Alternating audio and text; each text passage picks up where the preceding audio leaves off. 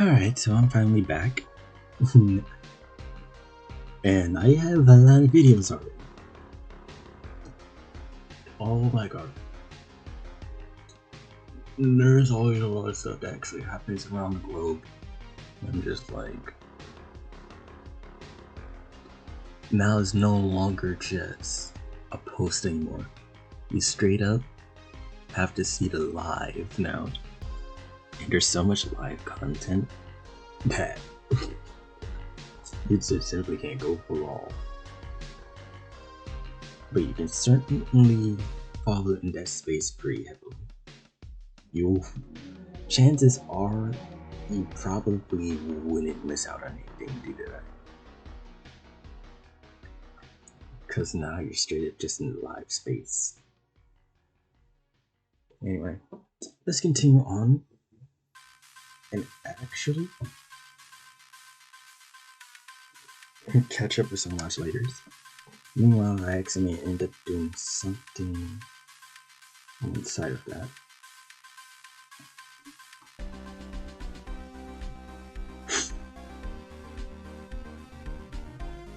This music will play in the background because why not?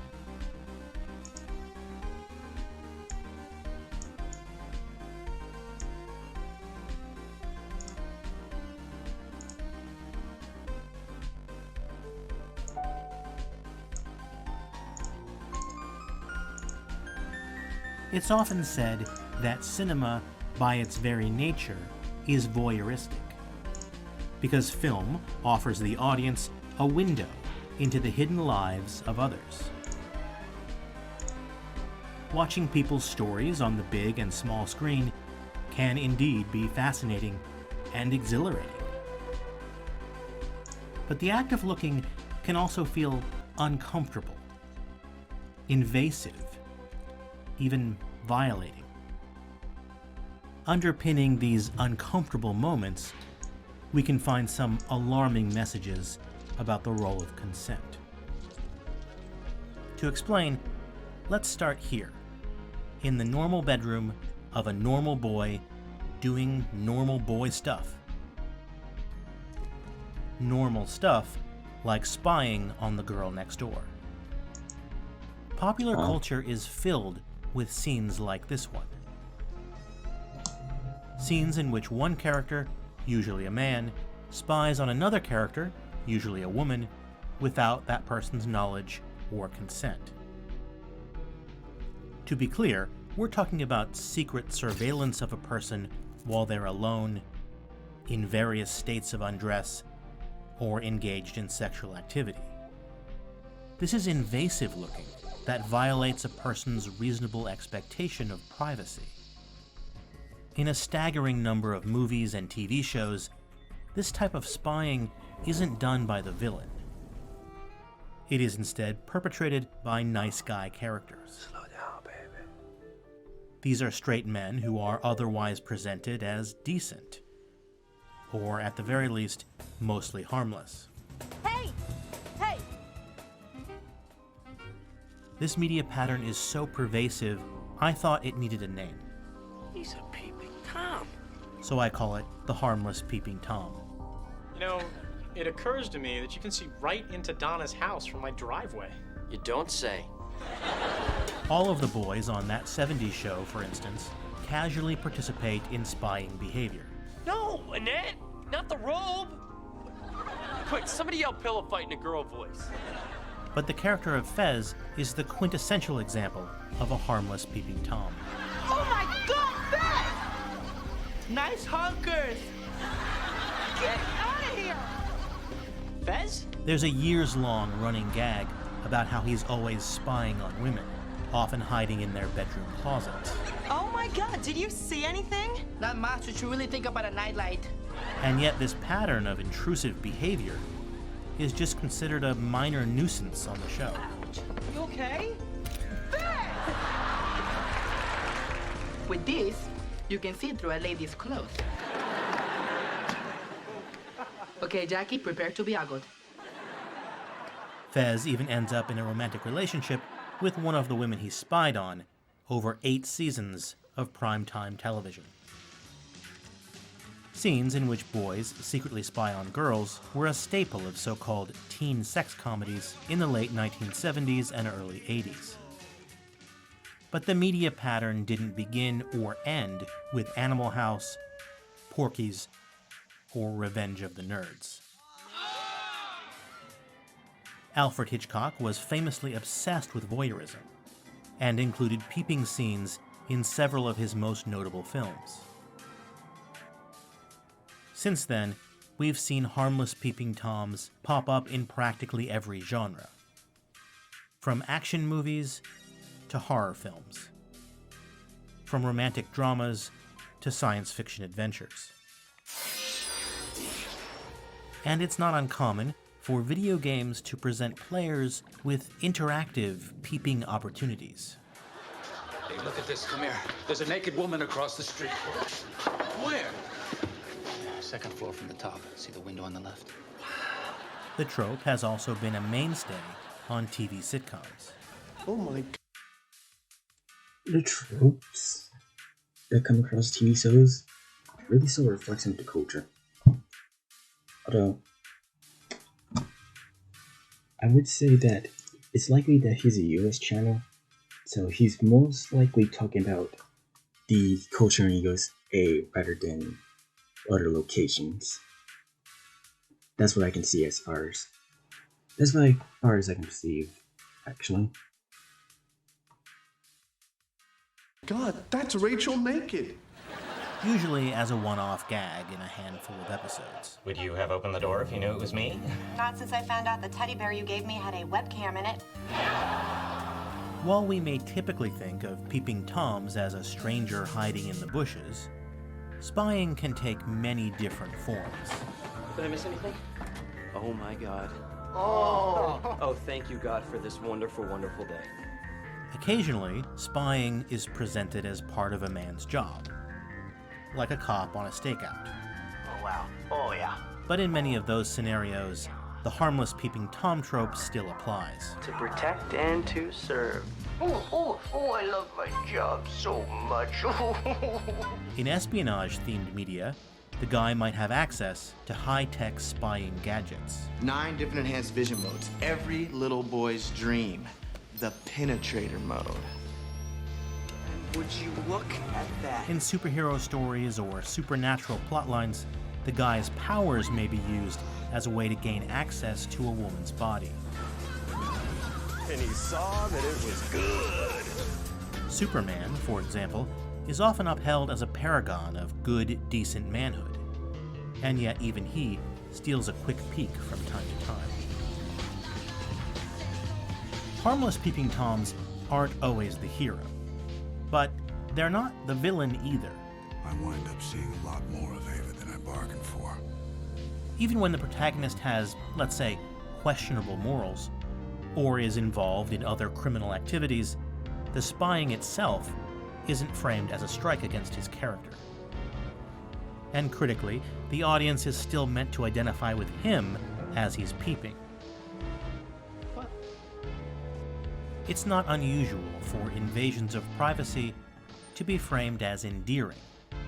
Excuse me. Oh! I think you're in my palm. Close your eyes. Or just the innocuous behavior of a guy with a crush. Even when peeping is called out as pathetic, annoying, or a little creepy, It was an accident. You're an asshole. his actions are, more often than not, quickly forgiven and forgotten.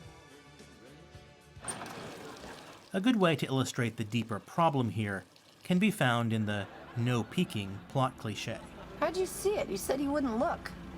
Sorry, as I told you, the hero always peeks. The setup is a familiar one. A woman needs to change clothes for some reason, but her guy friend is standing right there. You're not bothering me? So naturally, she asks him to turn around or close his eyes while she undresses. Would you please turn around? Why? Just turn around. Just look over there for a second. Yeah. Just turn around and look at the waterfall, Skippy. All right, please? Fine. Stand guard, no peeking. Does our protagonist respect her wishes? Of course not. Don't look. I said your eyes have to go over there. Most of the time, he peeks anyway. Turn around. Now. I have not been seeing that many movies. I've been seeing more Disney movies more than not. Has this trope really been coming across in your other genres? How heavily has this been going on?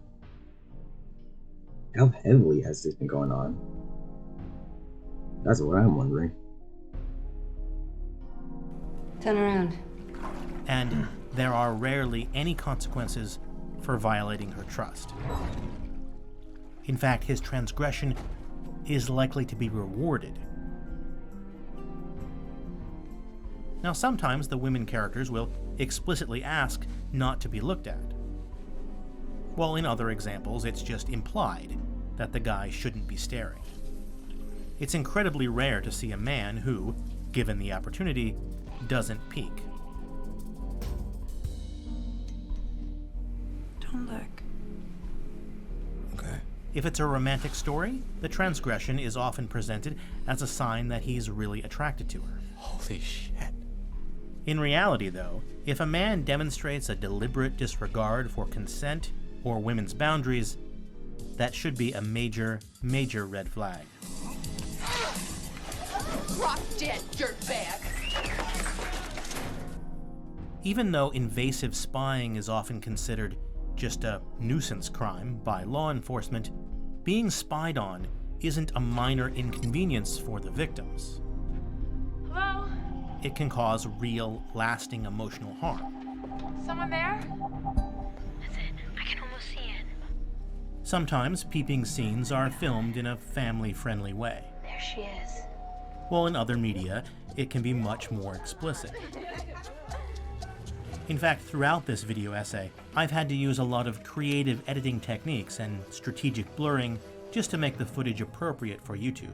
Oh, you imp, you've got nudity in there. Despite what some conservative groups would have you believe, the problem here is not the depictions of sex or nudity on screen. Depending on how it's framed, sex and nudity can be represented in all kinds of ways. Should be fine. The real issue with the harmless peeping Tom trope stems from the lack of consent between the characters in the story,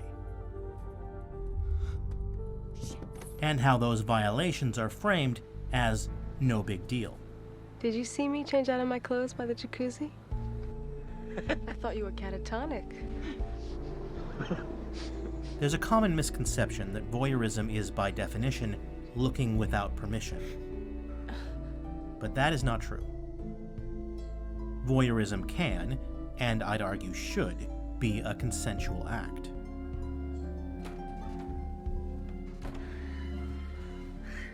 It is, of course, possible to film scenes, even voyeuristic ones, where characters look at each other in consensual ways. Steve? But cinematic depictions of consensual gazing are not anywhere near as prevalent as scenes where permission has not been granted.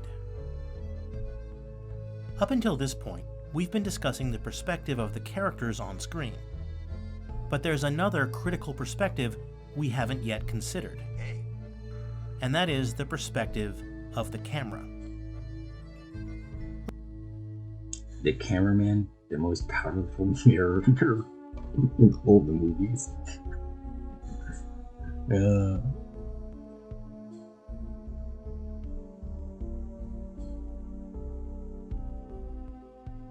Let's return for a moment to that normal boy's bedroom from earlier. Although, it's not a normal bedroom, is it? Shut. It's really a movie set. And that's not really a normal boy either. That's an actor, working from a script. In fact, everything we see here is a deliberate choice by the filmmakers. The woman is being put on display by the director, who is careful to position her body so the protagonist can get a good look. But these shots are also designed so the audience gets to peek along with him.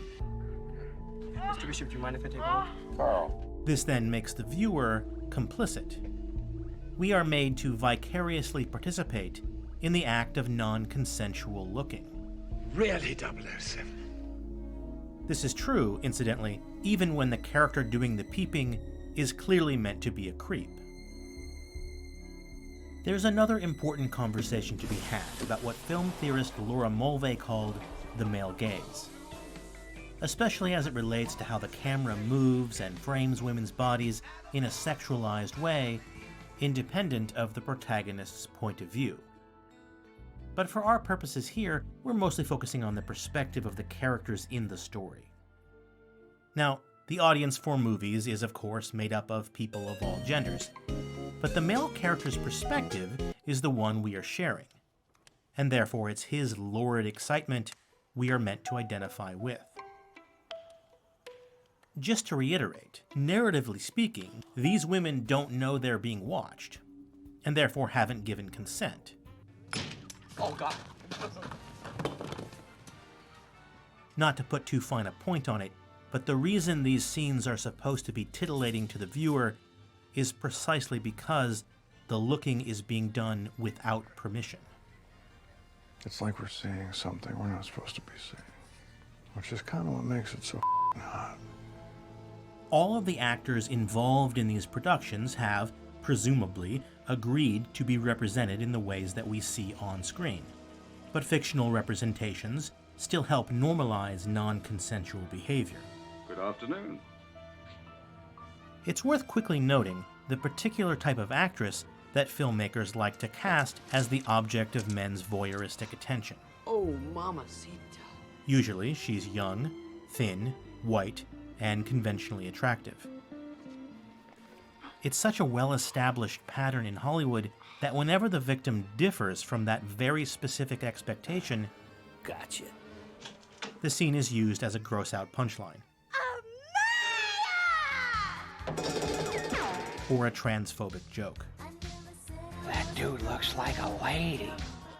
Hey, wow, look in that window. Scenes where boys surreptitiously spy on girls or women are especially common in coming-of-age stories. In these type of narratives, spying is often presented as a rite of passage.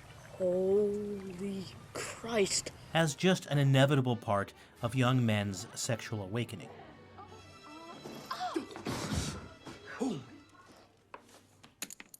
The boys may be initially presented as shy, awkward, or cowardly where women are concerned. And it's through their peeping behavior that they're able to gain self-confidence. According to the visual language of cinema, spying on girls is a formative experience for boys. So much so that it takes on an almost spiritual significance. In this way, the transition from boyhood into manhood is built on the violation of women's bodies. She was really deep in thought because she left herself unguarded a few times. And I got to see halfway up her thighs that led to the golden palace of the Himalayas. Sometimes the boys are presented as melancholy loners. But in other scenarios, peeping is framed as a social activity. Her hands are moving down. I gotta see this. The act of objectifying women Holy shit! then becomes a bonding experience for young men. An experience that also reinforces their shared sense of male dominance. Bank it and spank it, boys. Shit, get down! Dude! Now, don't get me wrong, sexual curiosity is completely normal. However, non-consensual behavior should never be confused with healthy sexual exploration. The default should always be an expectation of privacy. Dude, I'm changing. Sorry. In John Berger's 1972 TV series, Ways of Seeing, he observes that the act of looking isn't passive, it's active. Men dream of women. Women dream of themselves being dreamt of. Men look at women. Women watch themselves being looked at. I don't want to deny the crucial part that seeing plays in sexuality, but there's a great difference between being seen as oneself naked or seeing another in that way and a body being put on display. Now, Berger was talking about society as reflected in European oil paintings, but his observation could just as easily be applied to cinema. The male characters are active and fully dressed, while the women are passive and exposed, unprepared to be seen, and therefore framed as vulnerable. This sets up an automatic power dynamic wherein the man has the upper hand. The message these scenarios send to women and girls is that being spied on should be taken as a compliment. So you were watching me. But for how long? Yikes. That's all I can say there. But, no, actually, no. That would set up to actually lead to some toxic reflection culture, actually. Because there's going to be generations that end up watching this, and then if they end up learning or going about it just in their own way, then what's going to happen is that they're going to think that this is actually normal until they see the prior generations. Then it's for them to decide what will be normal or what's not normal. Just a night? A week? 2 weeks since I moved in? Because men's sexual attention is always supposed to be flattering, regardless of whether or not those feelings are reciprocated. That's either the creepiest or the sweetest thing I've ever heard.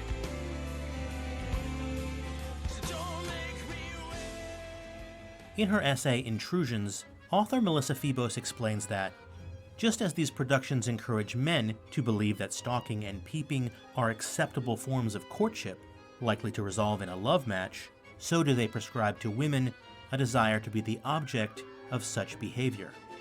I think maybe I ought to pull this curtain. There seems to be somebody staring at you from across the court. Oh, no, don't do that.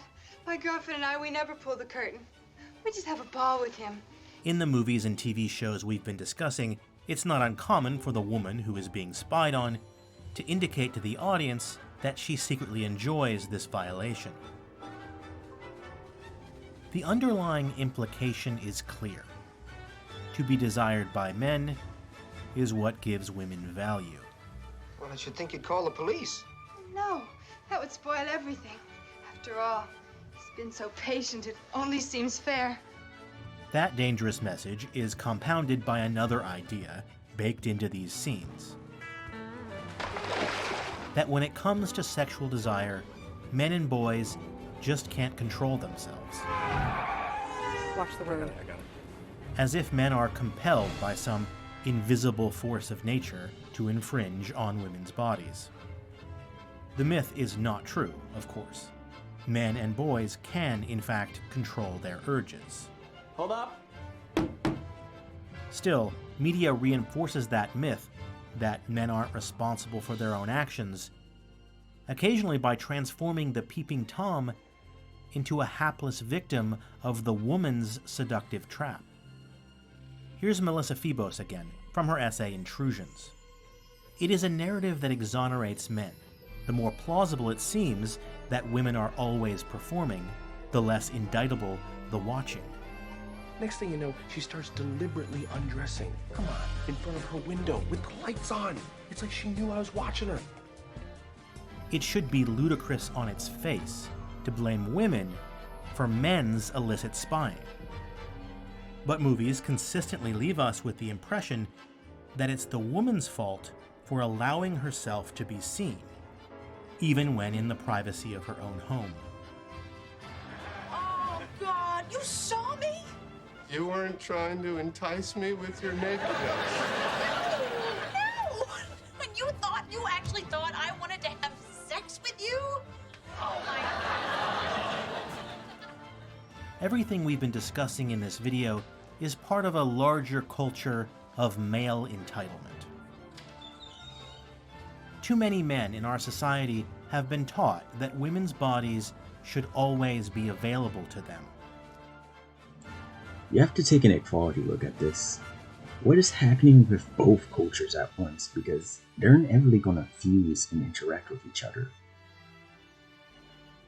Available to be evaluated, to be judged, to be compared, and to be used as fuel in their personal fantasies. I believe I'm going to think about her before I go to sleep tonight. Anybody thinks about her, it's going to be me. By this twisted logic, any woman who chooses not to put herself on display is then taking away men's right to look. Oh, come on, don't go in the other room. Oh, man. At the end of the day, the harmless peeping Tom trope is anything but harmless, because it works to reinforce that sense of entitlement by telling us again and again that nice guys deserve access to women's bodies. Did you sneak a peek at my goods? I wouldn't be much of a hero if I did. Yeah, but it's okay if you peeked a little. You deserve a peek for all the good stuff you do. And that therefore, permission isn't strictly necessary. Better view of my room than I thought. I've never seen you naked. It's too bad. I've got a great body. Turn around. Turn. You're just a man, like all the others. In recent years, we have seen a rise in gender-flip variations of the trope. While these spying moments do invert the expected object-subject power dynamics, simply switching up the genders where non-consensual behavior is concerned does not magically fix the problem, because it still reinforces that worldview where respecting someone's wishes in regards to their own body isn't important. As the old saying goes, two wrongs do not make a right. Learning about consent as it relates to looking, and not just touching, is essential. Oh my God. What? Especially given the reality of social media and the growing problem of intimate images shared without permission. I can have this? Yes. It's for you. Because you're the only man I ever want to gaze upon my body. In today's digital world, the private photos or videos of women can be a social currency among boys and men. Picture's worth 1,000 words. A currency that can grant a guy's status among his peers. That's hot. By providing evidence of a woman's submission to his sexual desires. It's not looking good, Tom. I just sent it to one other guy because he didn't believe that I'd had sex with Ruby. Again, we see how the act of exposing women's bodies without permission becomes a way for men to bond with each other over their shared sense of male entitlement. And the Oscar goes to... Oh, shit. TV shows like Euphoria, Sex Education, and Stargirl have all attempted to address the issue of unauthorized image sharing. Unfortunately, some TV writers just can't resist adding a big plot twist wherein it turns out the culprit is a mean girl, rather than the far more common situation in real life where the perpetrator is a current or ex-romantic partner. Joseph Lyman showed us the picture you gave him. What? Oh, your nude self-portrait. He showed it to everyone. The whole town's seen it. The freaking mayor saw it. The series Normal People includes a scene of a guy showing off a naked picture of his girlfriend. Rather than being impressed, the protagonist responds by saying it's not okay. Nothing gets a bit up showing pictures of your girlfriend like that. The moment is brief, but it's notable for two reasons. First, it's a rare example of a man calling out another guy for non-consensual behavior. And second, because the producers chose not to show that image to the audience. Even in media about how it's wrong to share private images, media makers will often ensure that the audience gets a clear view of the photos or video in question. The inclusions of these shots are unnecessary and, again, make the viewers complicit in non-consensual looking. Just as peeping is never the fault of the person who's being spied on, it is also never the fault of the people whose intimate images are distributed without their permission. The blame should rest entirely with those sharing or looking without consent. Never should have sent him those. he never should have shared them. It's still very rare to see male characters in media who honor women's privacy. It's even more rare to see men or boys intervening to prevent their peers from non-consensual looking. What? But those are the types of representations that we need. All right, closing. If we are to build a culture of affirmative and enthusiastic consent, it's critical to understand the ethics of looking. I hope you enjoyed that video. As you might imagine, these long-form video essays take an enormous amount of time to write, edit, and produce. So if you like this kind of media analysis, please consider going over to Patreon and helping to support this project there. I've also left a link to PayPal in the description below. There are no ads on any of this stuff, and there's no sponsorships either. Everything is 100% funded by viewers like you. Now, we've also got some other exciting news. We have recently started a podcast called Pop Culture Detective Audio Files, which is very similar to the video essays, only with more voices contributing to the analysis and in a slightly more casual format. You can listen and subscribe wherever you get your podcasts from, and I'll make sure to leave some links to that below as well if you're interested.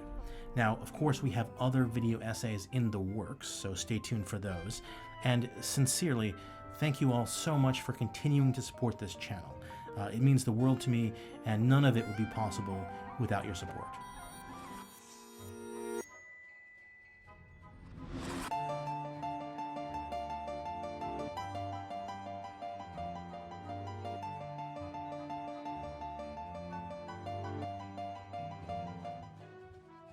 So not so long ago, I finally finished watching and rewatching and finally kind of understanding Dark, the Netflix TV show about time travel. And honestly, it has been absolutely mind-blowing. This is probably the best piece of fiction, any kind of fiction, in regards to time travel ever produced. The TV show is so complex that it literally required me to take notes in order to figure out what's actually happening and to understand the time progression in the story. But it's starting off with a movie? Oh, this is interesting. We're not really talking about Dark, even though if you enjoy time travel, you should definitely watch it. Although make sure to bring a lot of paper to take notes. Today, we are going to talk about time travel. Hello wonderful person, this is Anton, and today we're discussing this new study that tries to answer the question, is time travel actually possible? With the short answer in physics being, maybe. But I wanted to briefly discuss the ideas behind this paper and also talk about some of the other understanding we have in regards to this phenomenon, and also talk a little bit more about other understanding we have in regards to time travel phenomenon when it comes to actual scientific concepts. But I guess let's start with history. And before Dark came along and blew everyone's minds, the previous piece of fiction that was able to achieve the same was the iconic H.G. Wells' novel Time Machine, published back in 1895 and becoming an iconic story involving scientific time travel. But naturally, this is not the first time someone talked about time travel as a concept. As a matter of fact, there are quite a lot of different legends, a lot of different stories, and various other publications even before this that dealt with the time travel phenomenon to some extent. For example, the biggest one in Asia has to be the Chinese novel A Supplement to the Journey to the West. Written sometimes in the 1600s, this was a story of the Monkey King using various magical mirrors to travel to different locations and to also different points in time. But even before this, there are actual stories from thousands of years ago, for example from the Jewish tradition of the 1st century BC, such as the story of Honi HaMegel, a story of a scholar who fell asleep and woke up 70 years later, returning to a place where completely new people lived and nobody knew who he was. And it's actually a pretty common legend / myth in a lot of different ancient stories and a lot of ancient legends, this idea of falling asleep and waking up to a completely different world. This story naturally made its way to America as well, with the famous Rip Van Winkle by Washington Irving, written back in 1819. Once again, similar story, similar idea. Which naturally shows you that we had this idea of time travel and the fascination with time travel for a pretty long time. But it's really in the last few hundred years or so, and specifically in the last few decades, that this idea became more serious and became an actual scientific curiosity. And especially so after 1905, when Einstein proposed the idea of time dilation. The idea that you can literally change time by traveling at a different speed, and further solidified by the English astrophysicist Sir Arthur Eddington you see right here, who proposed the idea of arrow of time. The concept that's also related to the concept of entropy, meaning that the time seems to be forced to flow in a single direction. Then in 1935, Nathan Rosen and Albert Einstein made a proposition that in certain situations it's possible to actually connect two different points in space-time, in essence creating what we would refer to as a wormhole, a connection between the past and the future. Later on, in 1992, the iconic Stephen Hawking makes a different kind of a suggestion. Based on his understanding and studies of black holes, he suggests that time travel might actually be impossible, at least when it comes to time travel to the past. And to prove his point further, back in 2009, he held a highly publicized party known as the Time Party, a party to which only time travelers were invited. But the party that we all found out about and that was widely publicized only after it happened, to some extent proving his point, because nobody showed up to his party. So either time travel was impossible, or none of the time travelers wanted to go to the party to begin with. But despite Stephen Hawking ideas, there are still some scientific ideas and some scientific theories that do suggest time travel could be possible, at least to some extent. For example, we can definitely travel to the future, and we can travel to the future at different time frames. Today this is referred to as the famous time dilation, and this has been tested many times. As a matter of fact, right now, your head is experiencing time at slightly different time frame than your feet, and that's because due to gravity, the time at your feet flows slightly differently from the time where your head is. I guess unless you're sort of lying flat horizontally, but even in that case there is still a slight difference. And this machine that you see right here has recently proven this particular phenomenon at a distance of just a single millimeter, with a paper right here explaining the details. And so in some sense, even our body parts are sort of time traveling based on the amount of acceleration they're receiving. But obviously we're talking about extremely minute changes here, with numbers so small that we can't even comprehend them. But some dilation is quite useful to us, especially when it comes to satellite technology, and some other dilation is quite obviously detectable. For example, everything that happens inside a typical particle accelerator, such as the Large Hadron Collider, would experience tremendously powerful time dilation effects. For example, for a single proton traveling inside the particle accelerator, 1 second would be equal to roughly around 11 months for us, which obviously allows certain particles that only exist for a fraction of a second to exist much longer. And so obviously this presents an opportunity for us to possibly travel to the future by, for example, building something with extremely powerful acceleration or extremely powerful gravity, and by using this to sort of time dilate into the future. That's of course one of the biggest premises in the movie Interstellar, where by being next to an extremely powerful and fast-spinning black hole, the time dilation causes the astronauts to then find themselves years and years in the future. But what about traveling back in time? Well, that's where the story gets a little bit more complicated. Now obviously wormholes previously proposed by Einstein do present a potential opportunity to travel back in space-time, but at the moment they only exist theoretically and have never been seen anywhere in the universe. So is there any other way for us to somehow move back in time, and is it even possible? Well, mathematically it seems to be okay. For example, by changing Einsteinian formulas, it could become possible to prove that faster than light travel would result in traveling back in time. But this would violate several laws of physics, such as nothing can travel faster than light. On top of this, building any kind of a wormhole or any other way for us to travel through space-time backwards would also require some kind of exotic matter, for example negative energy. And today it's only believed to exist in theory, and unfortunately is not something we can actually produce, or something that we even understand that well. Now it's believed that dark energy might be negative energy, but it's still not known. Non-linear logic is awesome.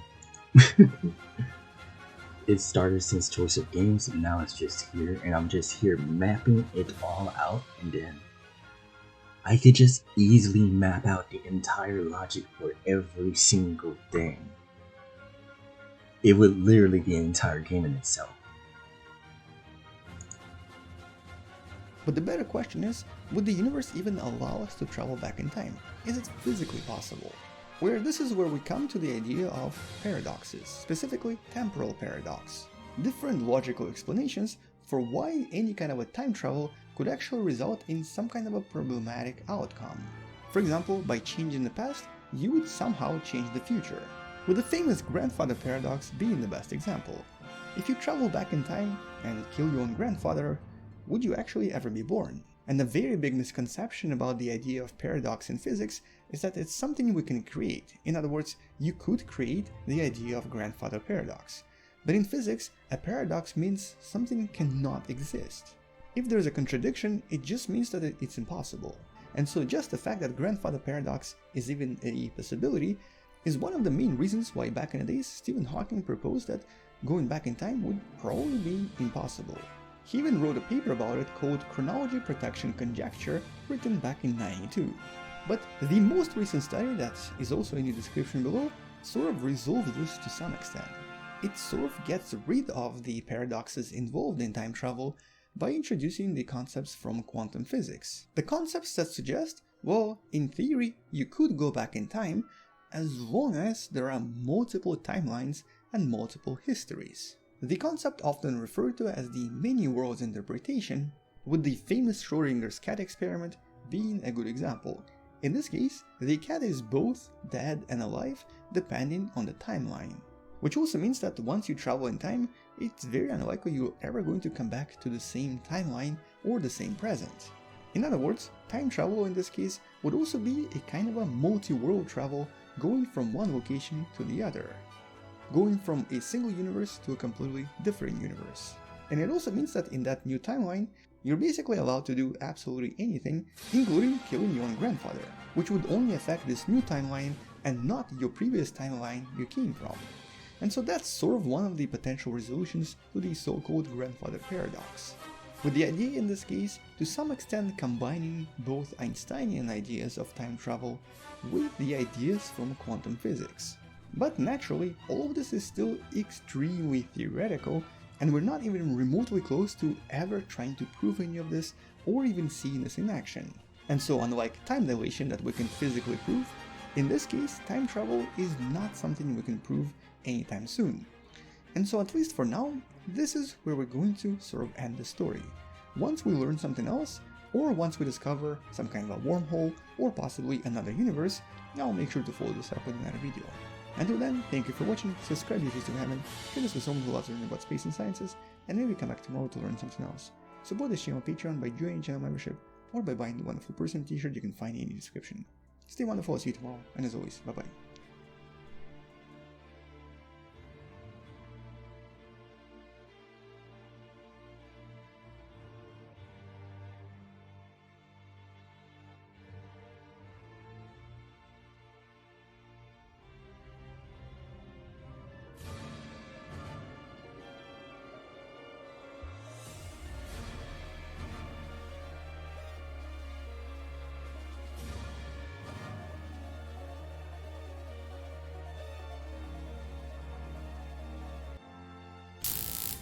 Obligatory, definitely do not try this one at home. In case you're curious how strong this magnet is, very strong. Okay, 3, 2, 1. Watch this before.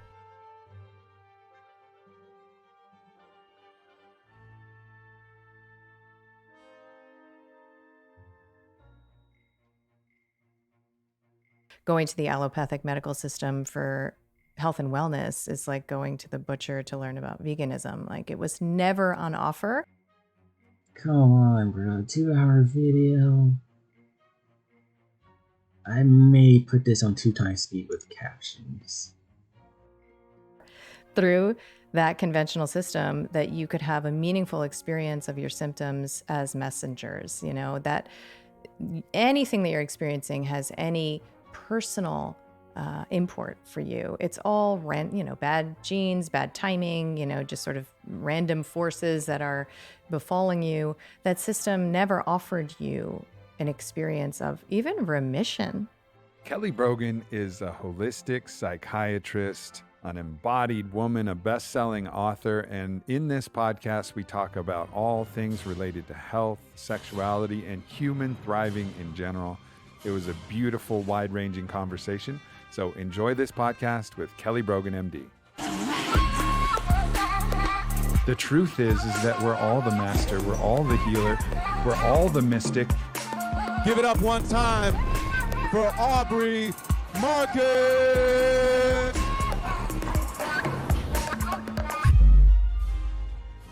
Kelly, it's good to have you here. It's great to be here. Yeah. So, an interesting thing that I like to do is we see a lot of the challenges in medicine and health and our psychological processes, and we can point at all these individuals, and I'm sure we'll burrow down into those. But if you had to gather up all of that information that you've accumulated and become aware of, and you're working with patients, your own personal journey, and say like, all right, what is the meta crisis of health that we're experiencing right now? Like, what is the ultimate meta crisis? What's that thing that's keeping us from seeing the truth in all of these different avenues? That's a beautiful question.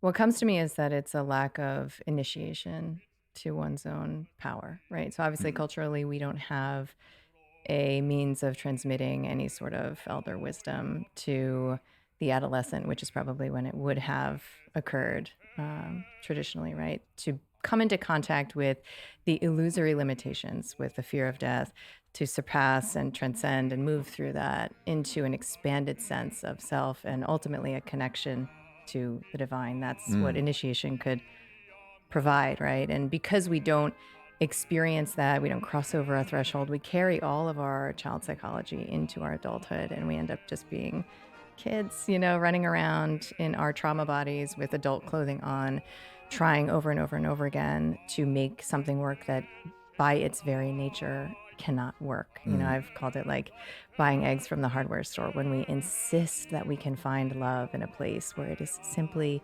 not available. That is one definition of suffering. So I think that as children, we are societally, familially enculturated to come into great conflict and enduring conflict with our animal beingness and our human feelingness, if you will. And so we develop this like psychological infrastructure that says, what I am, my very nature is wrong. It's bad. I am fundamentally rejection worthy. I am fundamentally broken. And so the curation begins, and that curation ultimately results in our personality and our defensive structure. And at some point, what I initially observed in my practice was like in your 30s or 40s, but now I think it's maybe like creeping earlier. I don't know. Collectively, there is a recognition that the strategy to procure love and connection and approval, it's like not really working. And even the most basic sense of okayness is not available. And that's when the mask like starts to slip, and you have two options. You can tape it on tighter, and just keep on keeping on, or you can say yes to the initiation. And it tends to be rather self-led at this point, and ultimately is a process of coming into greater connection with that felt human experience, and with what it is to simply be, you know, rather than constantly do and try to get that A+ on. Holy shit, it's so easy to add to the non-linear logic and to modify it too. It's so useful. Oh my god. This is the most useful thing that I ever came across. Oh my god. This is gonna help for even games. Like, I could literally just use this to map out games, and I could just put this in an image editor and turn this into a massive guide. Because then I can just track you. Here, here's the location, here's the next location, here's the next location. And it's just an entire map in itself. is literally just map creation. I mean, you can do the same with a mind map, but only to a more linear extent, because that has greater logic to it. But with the non-linear mapping that this is, because this is literally just storyboarding, you can add logic to it and whatever, and you can even just code it so you can automatically move throughout it whenever you're in the next area. So you can literally link it to other things, and then you'll be able to immediately see where you're going next and what you can find out from there. So it wouldn't just be flat anymore. It can actually transition. Holy fuck. On life that ultimately has failed to deliver the experience that we were hoping for. One of the things that I was talking to Matthias DeStefano, who's actually here in the house now, and we had a long conversation about the importance of remembering ourselves. Like if we think of our members, you know, like our arms, our legs, and there's a remembering of who, what we actually are in its totality, not the reductionist sense that the medical biology books will show us, but a cohesive remembering where all of the pieces are attached: our energy body, our emotional body, our mental body, our physical body, our spiritual body. All of these things are inextricably woven, and to have a remembering of ourself then can help guide us to what we actually need, because we all need help. We need different practices, we need different supplements. Sometimes we need the drugs, sometimes we just do, you know, some staph infection or something, some result of an environment that's creating something that's difficult for us to manage on our own. Sure, like blessings and gratitude that we have these things, but it must first come with a remembering of self, so we know how to choose from the various options and not be manipulated into that choice by the profit-driven medical industrial complex, which of course cannot be ignored, that energy is there and self-perpetuating an energy of, okay, well, we have a solution and it costs this much and you can bill your insurance for this and all of that. So there is some pressure on the other side, but there's also a great awakening of these initiatory practices that help us remember who we are. And that seems, I totally agree with you. That seems like step one, like let's remember. And then step two, let's look at all the solutions, because there's a lot of different options that you can start to choose from there. There's a Greek word, I don't speak Greek, but the word is anamnesia. And my understanding is that it means to remember something once known. And it arises from within. And I think, you know, those of us who've had that experience, it's this ineffable feeling of like expansive delight. Like, oh, of course, this is how it is, you know, of course. How could I have been so asleep? And then you feel almost compassion for the version of you that didn't quite remember to the extent, you know, that we do now. Yeah. I mean, in these moments of amnesia that I've experienced, it's both the exuberance of holy shit, this is good. And then looking back like, oh man, I lived a whole beautiful life without this knowledge. And if I would have just remembered this, everything would have been that much sweeter. Every kiss would have been sweeter. Every time I made love would have been more rich and full of eros. Every experience of my life could have been more enlivened, you know, and there's a grieving of that. And I think that's one of the reasons that keeps people from these experiences of transcendence, because you really have to look back and say like, all right, like or moving on. So not so long ago, I finally... You may be wrong about Tesla's stock valuation, and here's why. Tesla bulls are notorious for their excessive valuations. Ron Barron, a famous Tesla bull, has predicted that the firm will achieve a 3 to 5 return in 10 years. Cathie Wood's 5-year forecast is $3,000, implying a market size of $3 trillion. Skeptics, on the other hand, are on the polar end. Citigroup Incorporated has an underweight rating on the company, but boosted its price target to $313 on January 27th. JP Morgan Chase & Co. both have price estimates on more than 70% declined stock. Want to know why everybody is wrong about Tesla's stock valuation? Keep watching to find out. To start, we'll make a case for the bearish outlook. In the first quarter of the year, Tesla produced 305,000 vehicles and delivered 310,000, resulting in an annual manufacturing pace of approximately 1.2 million automobiles. Model S/X manufacturing and deliveries have plunged to near zero levels, with lease accounting for 17% of new vehicles. The company's new Roadster may have aided in the revival of this business segment, but there's no indication that it will be released anytime soon. The company's automobile business, in our opinion, is divided into 4 divisions. The first category includes low-cost vehicles, Model 3 and Model Y. Second are the high-end Ferrari-like vehicles, Roadster. The third category comprises mid-high-end vehicles, Model S and X. The fourth area of focus is self-driving cars and the company's work in this area. The firm made a big deal about the upcoming Roadster. However, the deadline has been repeatedly pushed back, and the most recent estimate is 2023. It's still unclear whether it will truly happen in 2023. The company's Model S and X come next. Those models, in our opinion, are what made Tesla what it is today. However, the company hasn't had a great performance in a long time, and sales are only a small percentage of the business. As a result, the company's annualized revenue is only a few $billion. Then there are self-driving cars. At the moment, this is still undecided. Sure, FSD beta exists, but the company keeps postponing that. Musk has promised that it would be released this year, but we don't know. Hence, the timeline is mostly unpredictable. Tesla has repeatedly pushed back its complete self-driving date, enraging customers who had paid a premium for the service and expected it sooner. Again, we're not implying that Tesla won't prevail. However, a good case study would be Waymo, whose valuation has dropped from $200 billion to $30 billion. Finally, we'll take a look at the Model 3 and Model Y.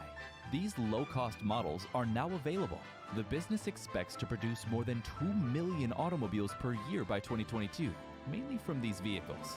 We see Tesla moving closer to becoming a mass market manufacturer with more competition.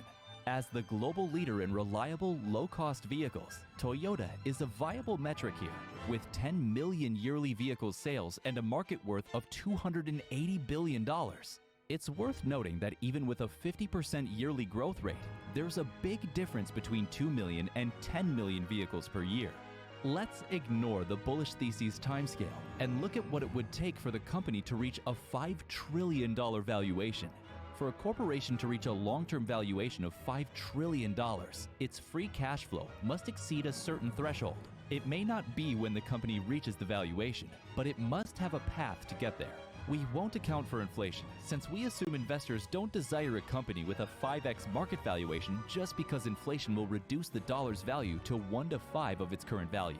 The most liberal estimate is $5,000 profit per vehicle delivered, multiplied by 5 million yearly vehicle sales. Assuming the company accomplishes it, that's a total of $25 billion in free cash flow. At our 8% yield, we're allocating $300 billion to the self-driving business, or 10 times the percent valuation of Waymo. Another business is energy storage. The company currently has a 7% market share, and we'll give it the benefit of the doubt that it can triple that to nearly 20% in the future years and decades. Some could argue that it's too low, given the company's success, but this is an industry that's never had a substantial moat. We'll also give a 20% margin, assuming $150 per kilowatt hour by 2030. This equates to $6 billion in FCF and $30 billion in capital expenditures. We are now looking at EVs like the Roadster and even the Model S and X in the high-end automobile market. We believe the best method to appraise this company is to compare it to its peers' earnings. A high-end luxury business may be valued as much as Mercedes-Benz and BMW combined, or around $30 billion in free cash flow. Investors that are optimistic about Tesla continue to predict market-beating gains. Despite the company's valuation crossing the $1 trillion mark, this is the case. Despite the potential of other firms such as Apple to continue growing from this point, we believe Tesla may struggle due to its lack of significant free cash flow and path to shareholder returns. On the other hand, let's look from a different perspective. Many consider Tesla an expensive stock, but but as gas costs continue to increase, public opinion appears to be shifting. Tesla sales have already begun to skyrocket, and we believe this might just be the beginning.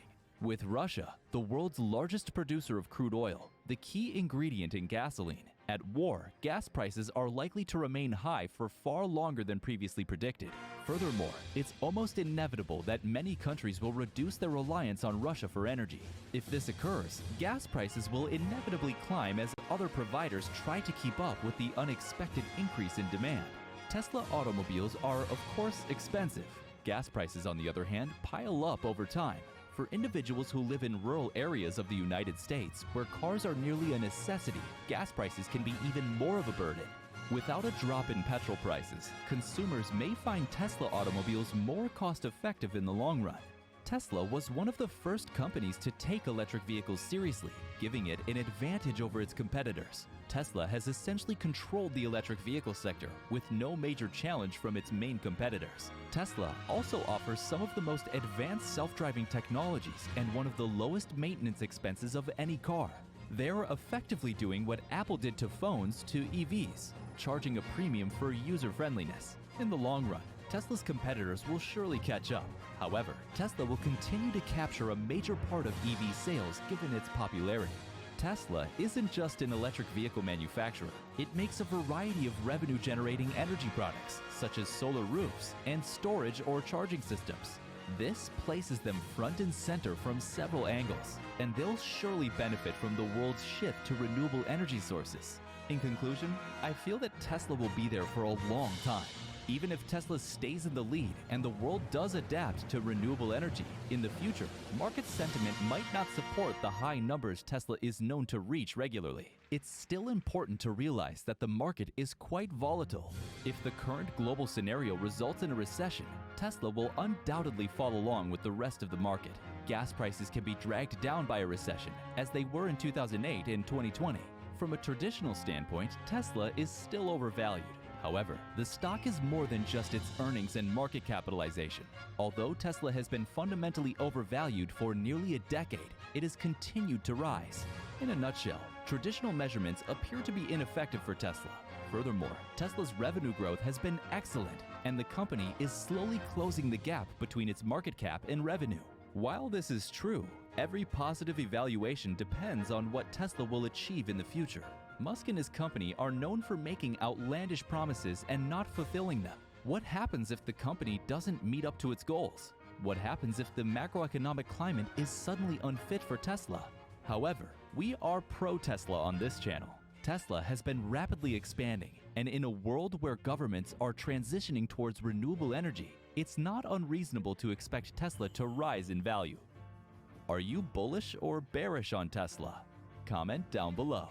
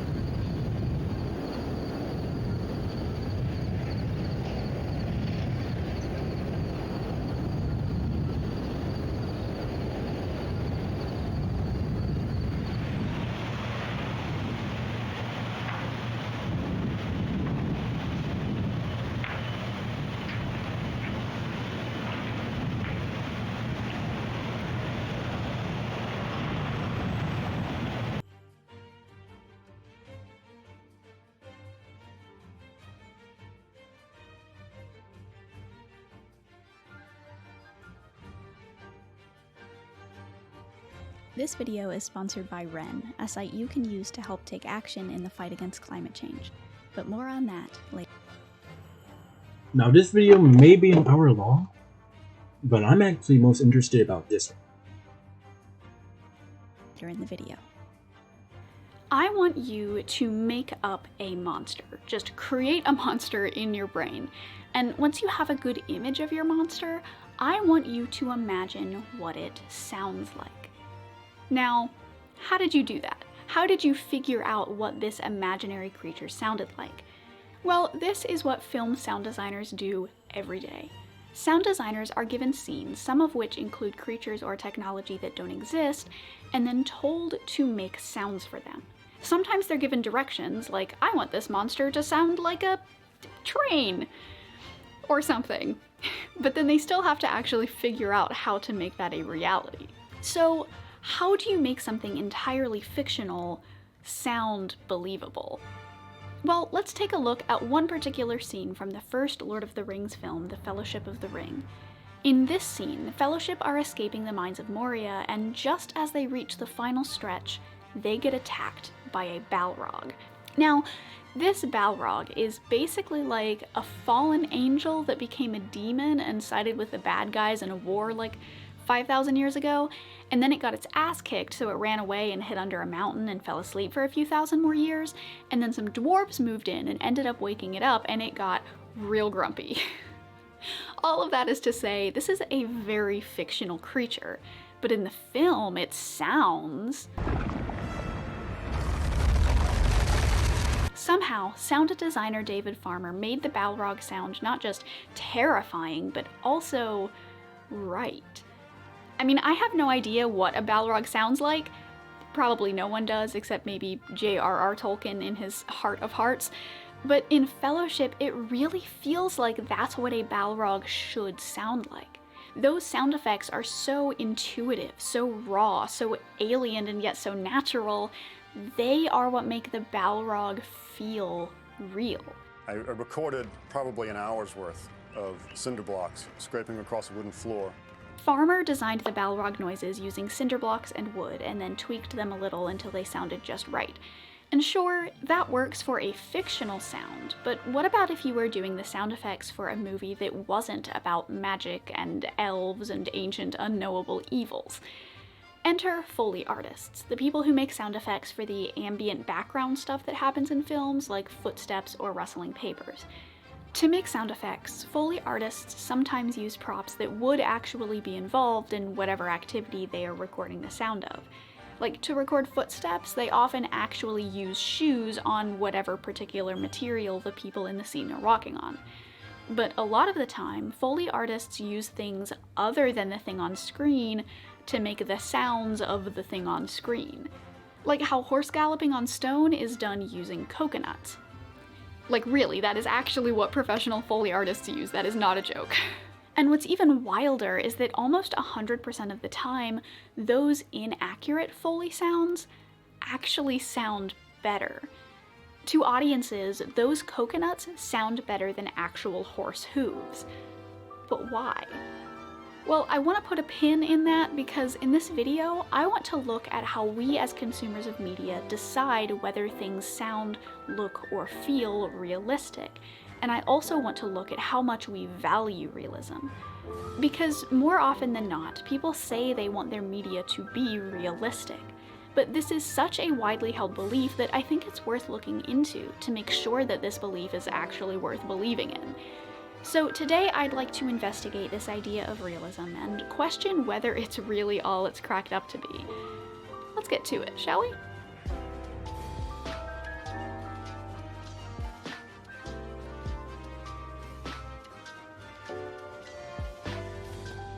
People like realism.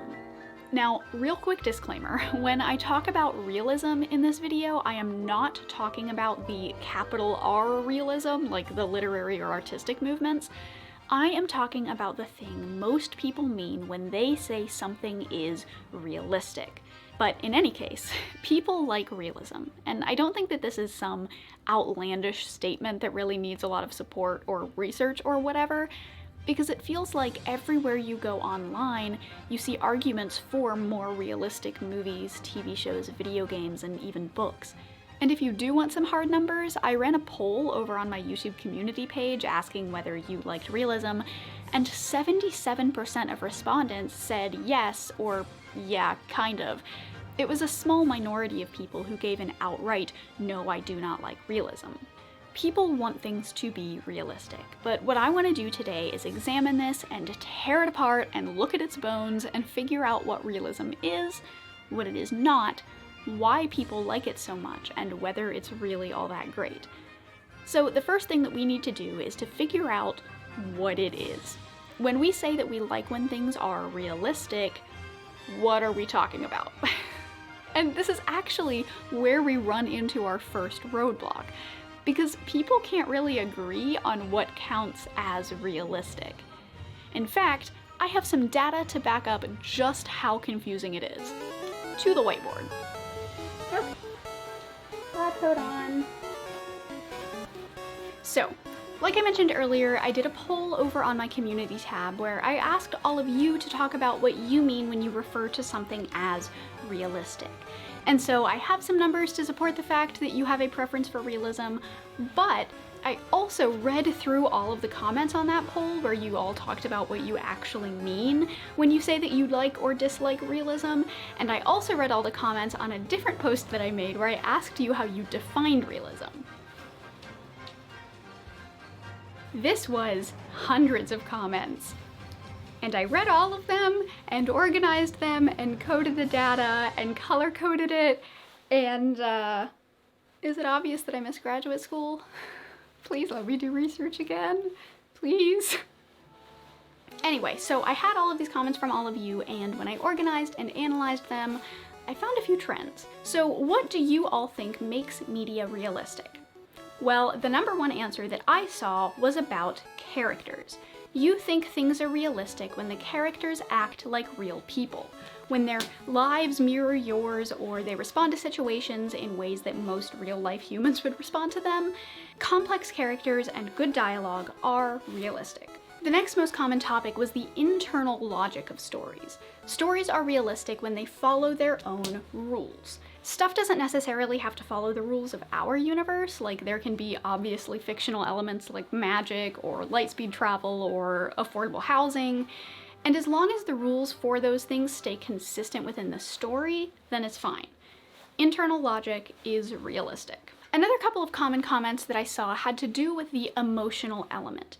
Things felt realistic when you could really connect with the stories of the characters, but also when stories were gritty.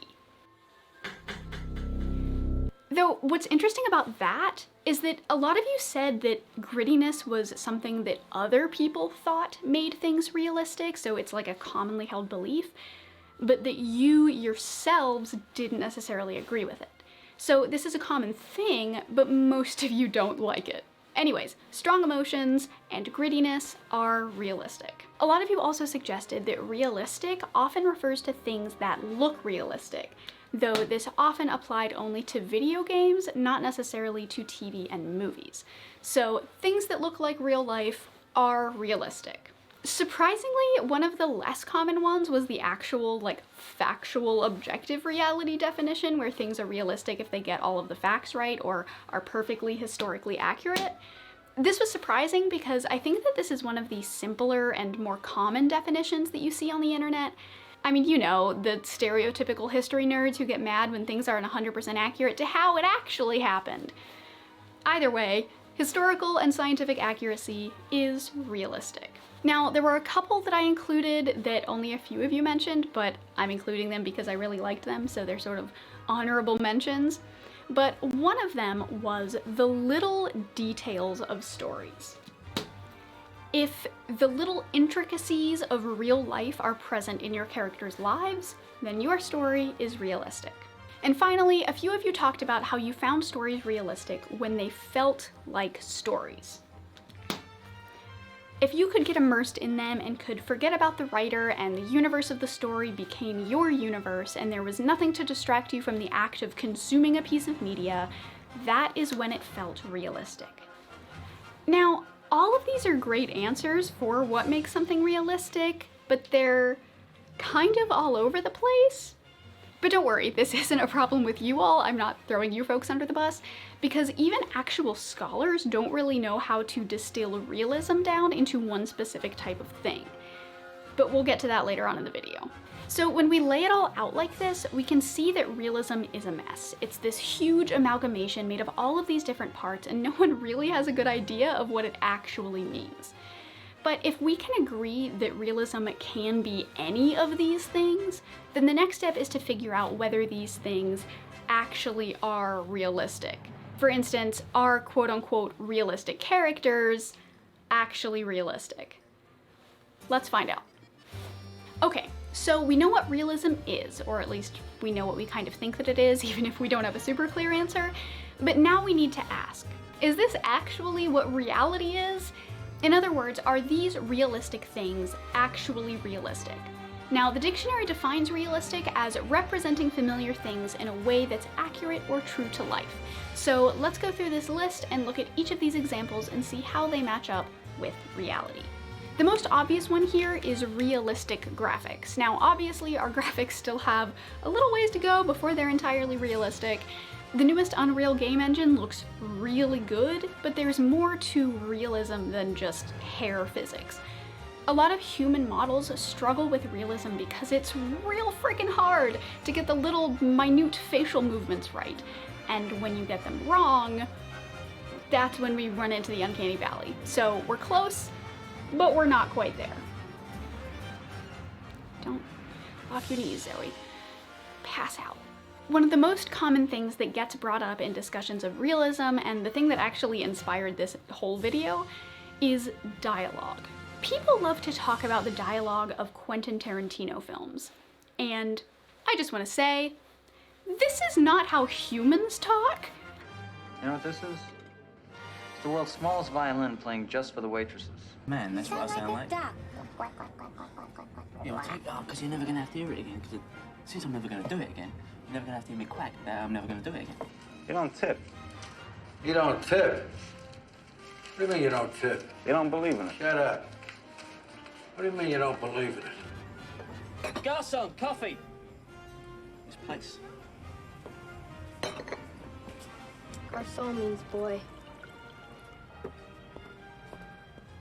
I mean, it's cool and it's fun and it's engaging and it's interesting, but it is not realistic. No humans talk like this.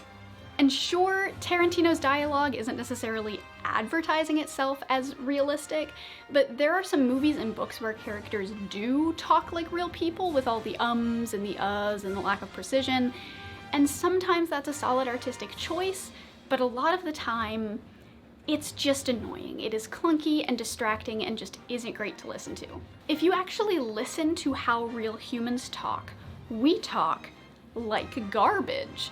We're not precise, we're not meaningful, we're not concise. We stumble over our words and use the wrong words, and people mishear things, and we have a bunch of filter words. Basically, we suck at talking. But dialogue in movies and books and even video games serves a purpose. So it doesn't sound like the purposeless talking that most humans do. It is not realistic. Our fiction follows heroes and chosen ones and people who have the perfect skill sets to solve the problems they're faced with, and people who are orphans or broken. And I'm not saying that's bad, we'll get to that later. I'm just saying that these characters aren't exactly the average person. If our characters were realistic, they would be boring as fuck. There's a reason that most of our fiction isn't about just regular, normal people. Our fiction is about extraordinary people, or about normal people in extraordinary circumstances, or it's about normal people in normal situations as viewed through an extraordinary lens. In any case, it is not realistic. We also say that we like things to be historically or factually accurate, but that's also limiting. If we're stuck trying to make things exactly like they happened in real life, it often isn't a very engaging story, because real life isn't a story. Real life doesn't have clear heroes and villains and character arcs and plot arcs. Real life doesn't follow a 3-act structure. Our histories don't fit neatly into the hero's journey. War movies or games often create fictional characters who weren't actually real humans in a real war, and biopics often dramatize events to make the story more engaging. And even realistic science fiction often has to bend the laws of physics to make things work. And like in Arrival, which is one of my favorite films, the whole plot is based on the real-life Sapir-Whorf hypothesis, but taken to an absurdly extreme degree. If the film had been scientifically accurate, we wouldn't have had a story. In this same vein, can you imagine if video games were realistic? A lot of games, especially things like the Assassin's Creed series for instance, market themselves as being historically and geographically realistic. Now obviously they're not perfectly realistic. I don't think Leonardo da Vinci was best friends with time-traveling assassins, but can you imagine how bad these games would be if they used realistic gravity? So much of the appeal of the Assassin's Creed games are in the ways that the character climbs up huge buildings and then leaps down from them, landing unharmed in a wagon of hay. If this were realistic, it would be bad. You would fall quickly, painfully, and splat onto the ground, and that is not very cool. And in these games, you want to be cool. Time-traveling assassins are just objectively cool. All of this is to say that realism and realistic, at least the way we use them, are often inaccurate. Things we call realistic often are not. But Zoe, you might be asking, so what if the way that we use realism is inaccurate? The definition has just shifted over time and now means something completely different from what it used to. And to that I say, okay, but couple of things. I might be a descriptivist, but I also think that precision in language is important. And if you say you want things to be realistic, you should actually mean that you want things to be realistic. But that's nearly impossible when our definition is so muddled. None of us knows what anyone else means when they say they want things to be realistic. Sometimes we have some general ideas, but for the most part, there is so much disparity between our different definitions that it makes the word pretty much meaningless for any sort of actual media analysis communication. And also, when you use a term that isn't accurate, it can actually hide some of its more insidious elements. But we'll get to that. Now that we've seen how realism as a term is inaccurate, it would be easy to just finish there, pack up, head home boys, job's done, good work, we'll go again tomorrow. But I don't want to do that, because while I do think that the word realism is inaccurate, I think it would be premature to suggest that it's just the word that's the problem. No, I think that we should also interrogate the concept of realism. We can agree that it's bad to label things realistic when they aren't, but should we even be trying to make things realistic in the first place? Now, before you type an angry comment, I am not going to be arguing that we should never strive for verisimilitude or anything like that. I just want to stop and take a genuine look at an ideal that we sort of take for granted. It's just kind of assumed that we want things to be realistic, that realism is some kind of ideal, but I think that we should question that assumption. So let's do that. Should I be on the couch? Can you take me seriously when I'm not in a lab coat? Do I need to start wearing a lab coat in every video? All right, so let's put realism on the stand and look at all the ways the entire concept of making things like reality could be bad. Let's begin with the CSI effect. The CSI effect is a phenomenon that happens when jurors watch too much CSI or other crime-related drama and then expect the courtroom to function the same way they see on TV. They expect there to be lots of scientific evidence, and they expect all the scientific evidence to be sound and solid and perfect, but that's not how most cases are, and the CSI effect occurs when this difference between expectation and reality affects how the jurors act. And the CSI effect is just one answer to the question, what happens when people actually expect these pieces of media to be accurate or semi-accurate representations of reality? It's been well documented that the media we consume shapes the way we view the world, and that's especially true when our media is realistic or is presented as representative of reality. Just like watching a lot of CSI caused viewers to have skewed ideas of how much scientific evidence to expect and the weight of that scientific evidence, so too can other realistic media give us skewed ideas of anything, really.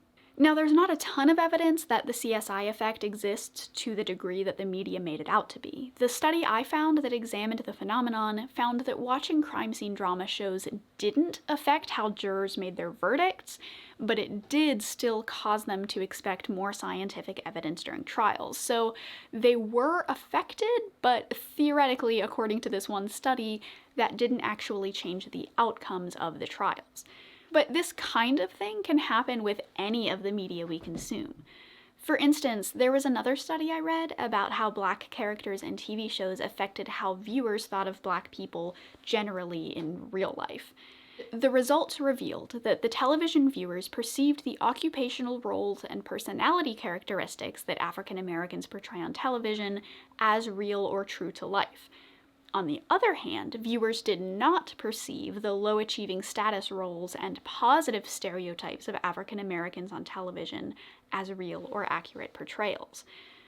In other words, the participants, 85% of whom were white in this study, thought that most of what they saw about Black characters was true to the reality of actual Black people in real life. Except for the good stuff. The positive stereotypes, that wasn't accurate. When media is presented as realistic, people take it to be actually representative of reality, and that can perpetuate a lot of really bad shit.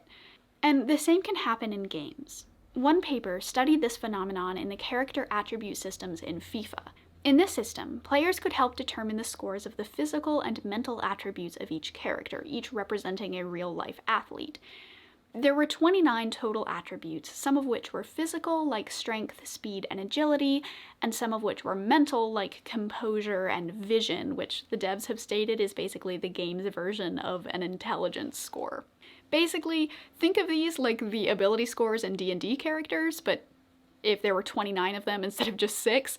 I'm sort of assuming that if you're watching my channel, you're more familiar with TTRPGs than you are with sports games. Anyway, in the FIFA Ultimate Team game mode, the characters' scores were based on input from players. Basically, players could decide which character was stronger or faster or more composed or more intelligent. But when the authors of the study analyzed the statistics of the characters, the way each character's attributes had been scored revealed some clear racial biases. White characters were often scored with higher mental stats, but lower physical stats, and characters who were Black or Hispanic or Latino had disproportionately lower mental stats and higher physical stats. Now, the authors didn't speculate whether this was intentional or not, but it goes to show that the veneer of realism that's presented in the statistics of a realistic, complex sports game like FIFA can cover up the more insidious elements of racism that can seep through. Because the game is realistic, when racism is able to be coded into it and platformed on it, that racism is seen as realistic too.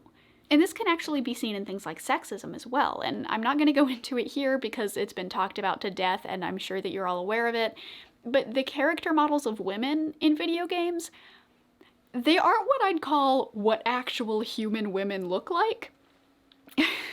But because women in games often don't look like real human women, even in games with more realistic graphics, players often have skewed ideas of what women actually look like. And this can be seen in the recent viral tweet where someone was complaining about the character art for Aloy, the main character from Horizon Zero Dawn. This promotional shot for the sequel, Horizon Forbidden West, featured a close-up shot of Aloy's face, and this included showing the little peach fuzz hairs on her cheeks. Now, this user's blatant transphobia aside, what this tweet tells us is that this person doesn't know what women look like, and also just isn't aware of the fact that as mammals, we are literally all covered in hair all over our bodies. But it also tells us that there are a lot of people who have such a skewed idea of what women look like that even when something objectively realistic like hair is shown on women, people don't think it's actually realistic because they are so used to the women they see in games or on magazines or in animated films and TV shows. The art and beauty industries have convinced the world that women look not how any actual human women look. All of that is to say that all kinds of negative garbage can be reinforced and made to seem representative of reality when it's presented in realistic media. So we need to be careful about what is seen as realistic and to be aware of how that realism can skew our perceptions. In a similar vein, realism can be dangerous because of how it can be weaponized. Remember when Battlefield 5 came out and the trailer and the promotional art had the audacity to feature a woman? And we all know how women were never involved in the war effort in any capacity and also never fought on the front lines.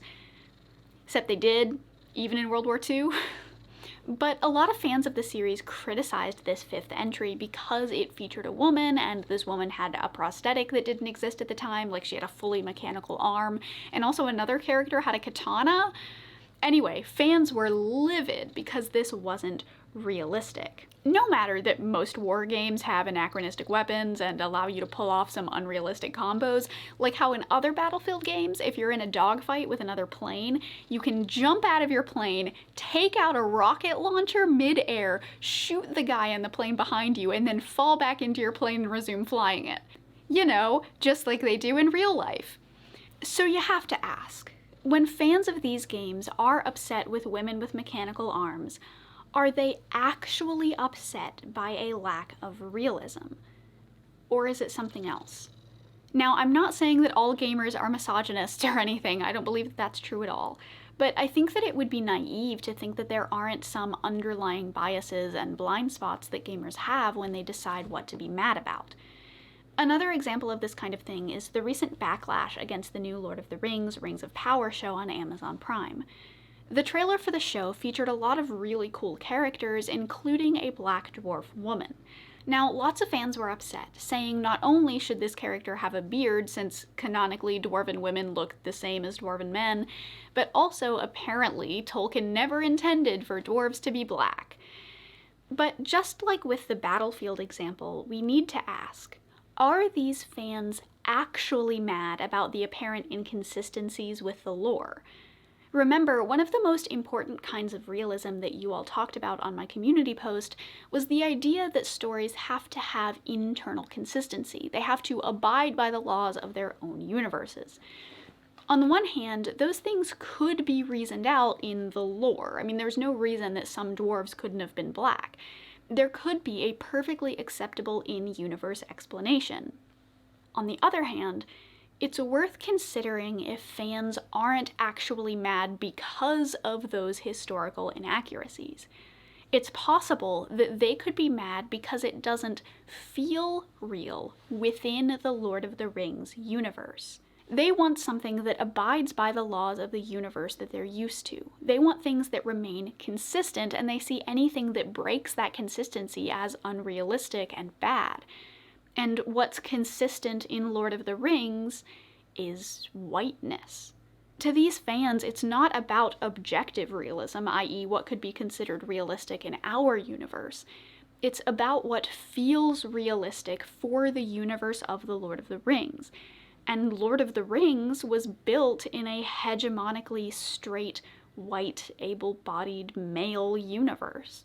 And to be clear, I am not saying that's a good thing. I am saying it's a bad thing, in fact. But I think that it helps shed light on the reasoning behind some of these beliefs. It explains them, but it does not excuse them. And what's hard about this is that some people genuinely do care about accuracy. There are lots of fans who are glad to see more representation in Lord of the Rings, and genuinely do just wish the dwarf princess had a beard.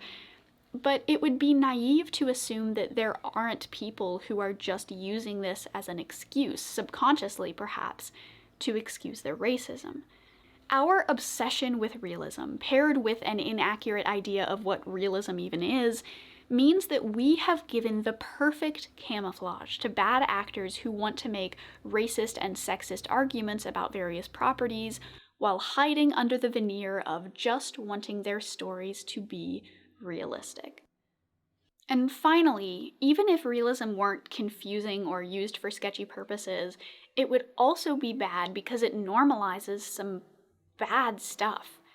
When we were talking, I don't know if you can hear the neighbors are mowing their lawn. Don't they know that I'm filming? See, it's just realistic to have like stuff going on in the background. In fact, all video essays should just have random shit going on in the background because it's like real life. Okay. When we were talking about the community post data earlier, and I mentioned that a lot of you suggested that grittiness was often seen by others as being realistic, most of you said that you didn't really like it or agree with it. But this dark and gritty position, as you rightly pointed out, is fairly common, so I do think that it's worth talking about here. So why is it that people think grittiness is realistic? Well, according to everyone's favorite feral raccoon man Slavoj Žižek, one reason that violence feels realistic is because the universe in which we live is somehow a universe of dead conventions and artificiality. So the only authentic, real experience must be some extremely violent, shattering experience. In other words, when everything else in our world feels fake, the only thing that feels real anymore is violence. And I think that that has some merit, but it isn't a perfect answer. We definitely feel like TV has gotten fake, and that's part of what caused the rise of emotional tell-all reality shows and gross-out shows like Fear Factor, because we were sick of the sanitized nature of media. But I don't think that that gives us a totally complete picture. One thing that's caused the rise in gritty media over the past couple decades can be found by looking at what it's a response to. A lot of the fiction we grew up on, like Disney movies, are really peaceful, and anytime there's violence, it mostly happens off-screen or is watered down. And because of that, we often associate peacefulness with children and childhood. And so as you grow up, you naturally want to move on from that and make things that are more adult. But this grittiness trend didn't really explode until the mid-2000s, which was right after some very bad things. Events like 9/11 and the ensuing war and the housing crash and the Great Recession showed us that life is hard and unfair and painful and dangerous and dark and gritty. Artists wanted to reflect on these events as a way to process them, and audiences were really receptive to them because they helped us work through a lot of the pain that we felt. Gritty art felt more real to us because we knew what it was like to experience those kinds of tragedies. And it was cathartic to see superheroes overcome that tragedy and enact justice, or you could argue revenge, and bring some semblance of balance back to the world. And this is why we ended up getting things like Christopher Nolan's Batman trilogy and the iffy adaptation of Watchmen. But what about gritty heroes specifically? Well, David Goyer, the screenwriter of the Christopher Nolan Batman films, had this to say about Batman. Batman is the most realistic of the superheroes. There's a grittiness and grimness to him. In the pantheon of DC Comics heroes, Batman is the only one who's really conflicted. Green Lantern isn't tortured or tormented, and nor is the Flash. But Batman is. Conflicted heroes are more interesting to watch because they're more human. We can relate to them. But scholar Will Brooker, in his book Hunting the Dark Knight, argues that this view of Batman, this idea that grittiness and grimness and conflict and torture and torment are realistic, is actually built on a very specific view of masculinity. As he says, in the context of the Batman films, realism took on the meaning of an angry, violent masculinity and often an emphasis on technology. And we can see this everywhere, from Batman to Geralt of Rivia to Ethan Hunt to literally any of the men in Game of Thrones. And this masculinity even affects women in these kinds of properties. And I want to give a quick content warning for the topics listed here on screen. If you don't want to hear me talk about any of these, then go ahead and skip to the timestamp shown below. The way that masculinity affects women often manifests as physical violence, especially sexual assault. Shows like Game of Thrones and Westworld are seen as showing the gritty realism of the darkness of real life by featuring physical and sexual violence directed toward women. In our current media landscape, fiction gets gritty realism points for explicitly showing harm coming to women. This can be seen in comics, too. The Killing Joke, a 1988 Batman graphic novel that was adapted into a film in 2016, features this exact kind of thing. Joker, the main character of the graphic novel, at one point shoots Barbara Gordon, paralyzing her, and then he strips her and photographs her writhing in pain, naked on the floor. But this gritty story isn't about Barbara Gordon. It's about Joker and Barbara's father James and Batman. So this awful, terrible, traumatic experience is used as fuel to further torment the men of the story, like when Joker shares the photographs of Barbara with her father to torture him. Grittiness for men is a pain and conflict that makes them stronger. Grittiness for women is physical violence, exploitation, and loss of agency. Let's move on. Another angle of this grittiness argument is how it highlights and sanitizes the military. As Ben Pardy argues in his paper Selling Marvel Superheroes, gritty superheroes themselves aren't realistic. The notion of realism in superhero films is absurd, as there's nothing realistic or grounded about superheroes battling back alien invasions led by a figure from Norse mythology. So these movies get their realism instead from the near unquestioned presence of the military, which acts as a signifier of realism and quality to the American audience. In other words, grittiness, ultraviolence, and the ubiquitous presence of the military is what makes these films feel realistic.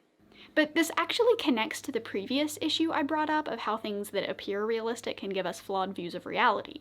When these games and films are seen as realistic, they sort of glamorize war. This is what scholar Laurie Crow suggests in the book The Militarization of Childhood. The trend toward increasingly realistic portrayals of military technology situations is problematic. The blurring of any distinction between reality and fantasy functions to filter war, and the filtering leaves only clean war. Glamorous fighting sequences, the superiority of technology, and insurmountable power over one's enemies. Realistic battle sequences and weaponry operate in the absence of any real consequences. There is rarely any blood in superhero movies, and the superhero almost never dies.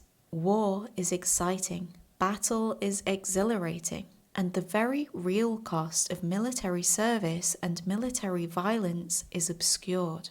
It is impossible to ignore the possibility that these representations are contributing to the popular acceptance and celebration of advanced warfighting capabilities of the United States, and educating children toward this very inclination.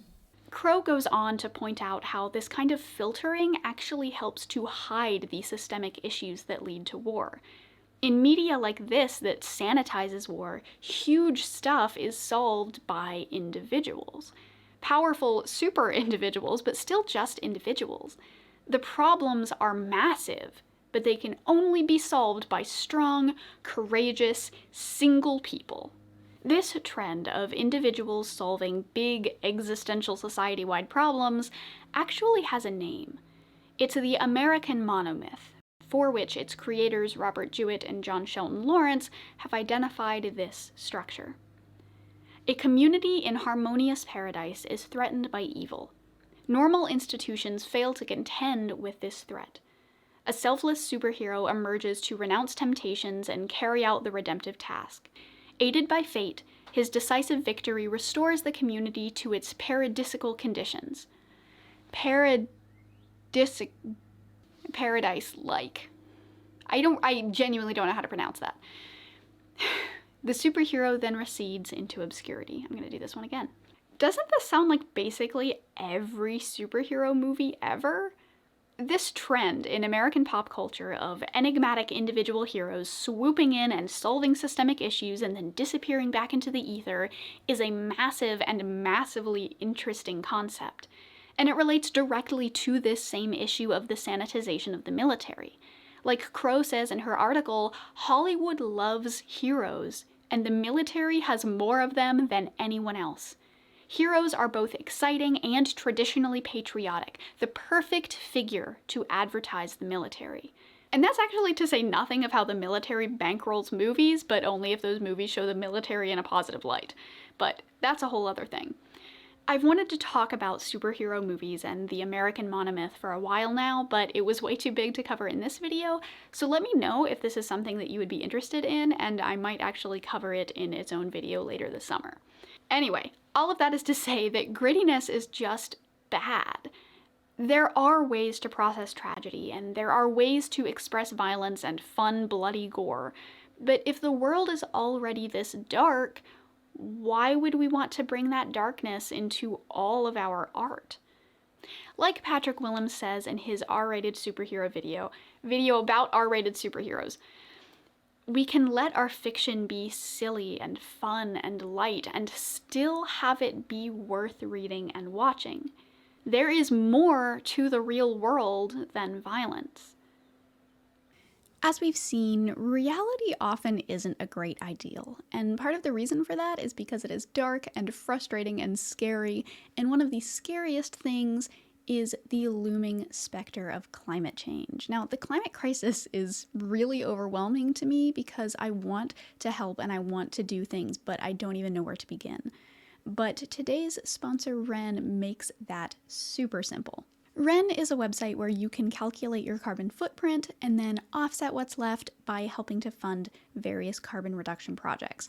So basically, you answer a few questions about your lifestyle, and then Wren takes that information and gives you a few concrete steps that you can take to reduce your carbon footprint. But nobody can reduce their carbon footprint all the way to zero. So to offset what's left, you can make monthly contributions of any size to a variety of really awesome carbon reduction projects. Like this project here that helps provide clean cooking fuel for refugees in Uganda.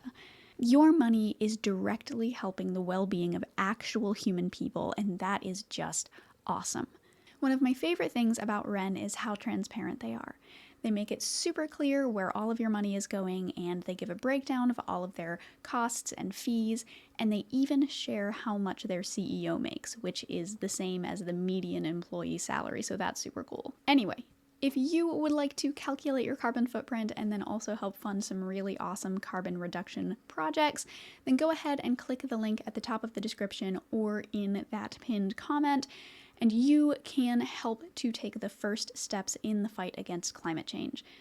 And the first 100 people to click that link will actually get an extra 10 trees planted in their name. That is 10 real-life trees. That's super cool. I'm into trees. I don't know why I said that. Okay. I've talked before on this channel about how I can afford to be really picky when it comes to sponsors because of all of my wonderful supporters on Patreon. And so I only work with companies who I genuinely believe in, and Wren is just doing some really incredible work that has done a lot of good in the world already. And by clicking that link, you're not just helping to support me and this channel, you are also helping out a group that I believe is actually making the world a better place. So be sure to check them out, and thanks again to Wren for sponsoring this video. Over and out. Back to the other Zoe. Other content, blast off. So clearly, realism isn't all it's cracked up to be. One could even say it's bad, actually. Hey, that's the name of the show. It's inaccurate, it's dangerous, and it's just bad. But that doesn't mean that we should just throw realism in the trash and then go on living our lives without a word to describe all the stuff we're talking about when we use the word realism. In fact, I think that it would probably be worse if we just threw this word out and didn't replace it. So what I propose is figuring out what exactly we enjoy about these quasi-realistic things, these things that we have called realistic, but that I've now shown are not actually realistic. And then once we figure out exactly what it is we enjoy and why we enjoy it, then we can figure out a better, more precise word with less baggage and ambiguity. Okay, so if the stuff that we like about our media isn't technically realism, then what is it? Well, let's go back to the whiteboard and see what we've got.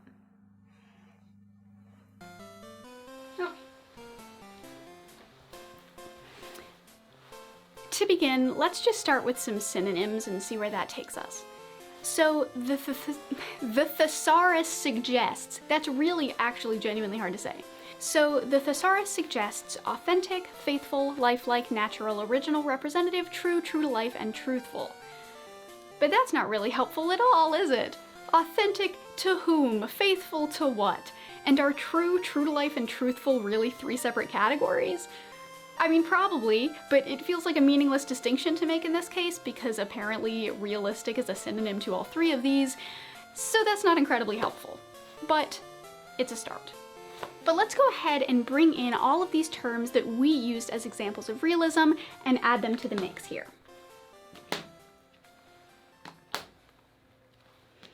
Just speed this up. Just fast forward. Now, while I think that you all are wonderful and have great ideas and these terms here are actually helpful, I do want to do my due diligence and actually corroborate your answers with what the experts have to say. Let's go do some research.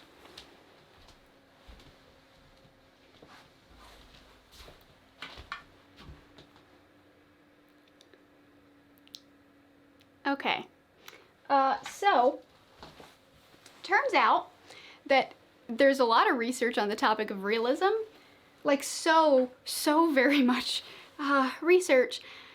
Realism is a pretty big topic and a lot of people have talked about it and no one really has a great handle on it.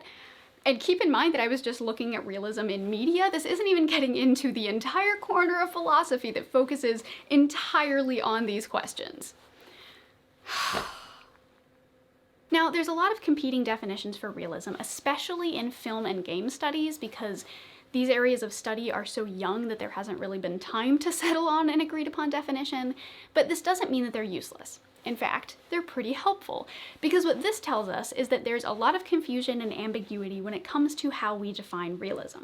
There are different definitions in literary studies and film studies and game studies, and so I looked at all of their definitions, or as many as I could get my hands on, and then organized the different terms that they use, and then compared that data with the data that I got from the community posts, and here's what we got.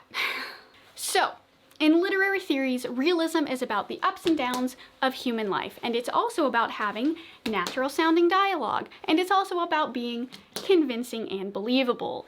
Literary theorist Peter Turchi compared realism to perspective in visual art, which suggests that what feels real is actually more of a, distortion. In film and other visual arts, realism is about trying to approximate the basic phenomenological qualities of the real world, and about being able to fool the audience into seeing something a certain way, like through perspective in visual art. Perspective, after all, is a purposeful distortion. You're drawing things not as they are objectively, but how they are perceived subjectively. Others argue that it's about showing ordinary everyday people, about emotional vulnerability, and about pseudo-intimacy, all of which are most readily found in reality TV shows and even vlogs. And then we have Zizek's view that realism comes from violent, shattering experiences, and also all of the arguments for grittiness, in all of the words that people use that are just synonyms of grittiness.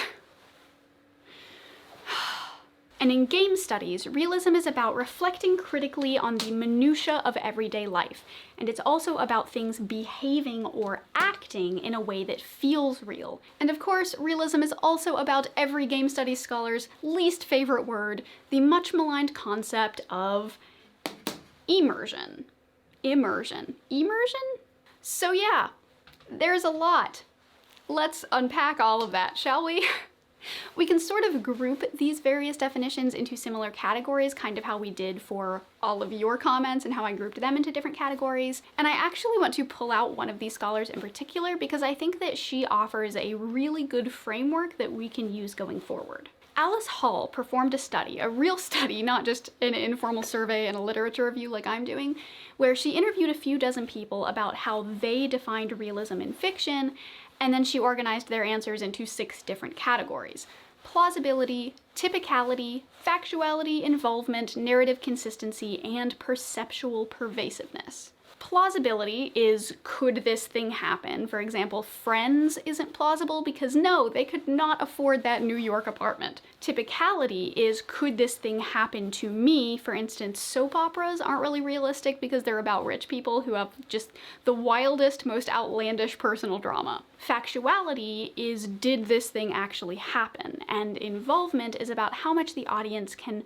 relate to or emotionally connect with their characters. Narrative consistency is when stories follow their own rules, when they're internally consistent, don't contradict themselves, and leave nothing jarringly unexplained. This is the kind of realism that shows up most in sci-fi and fantasy.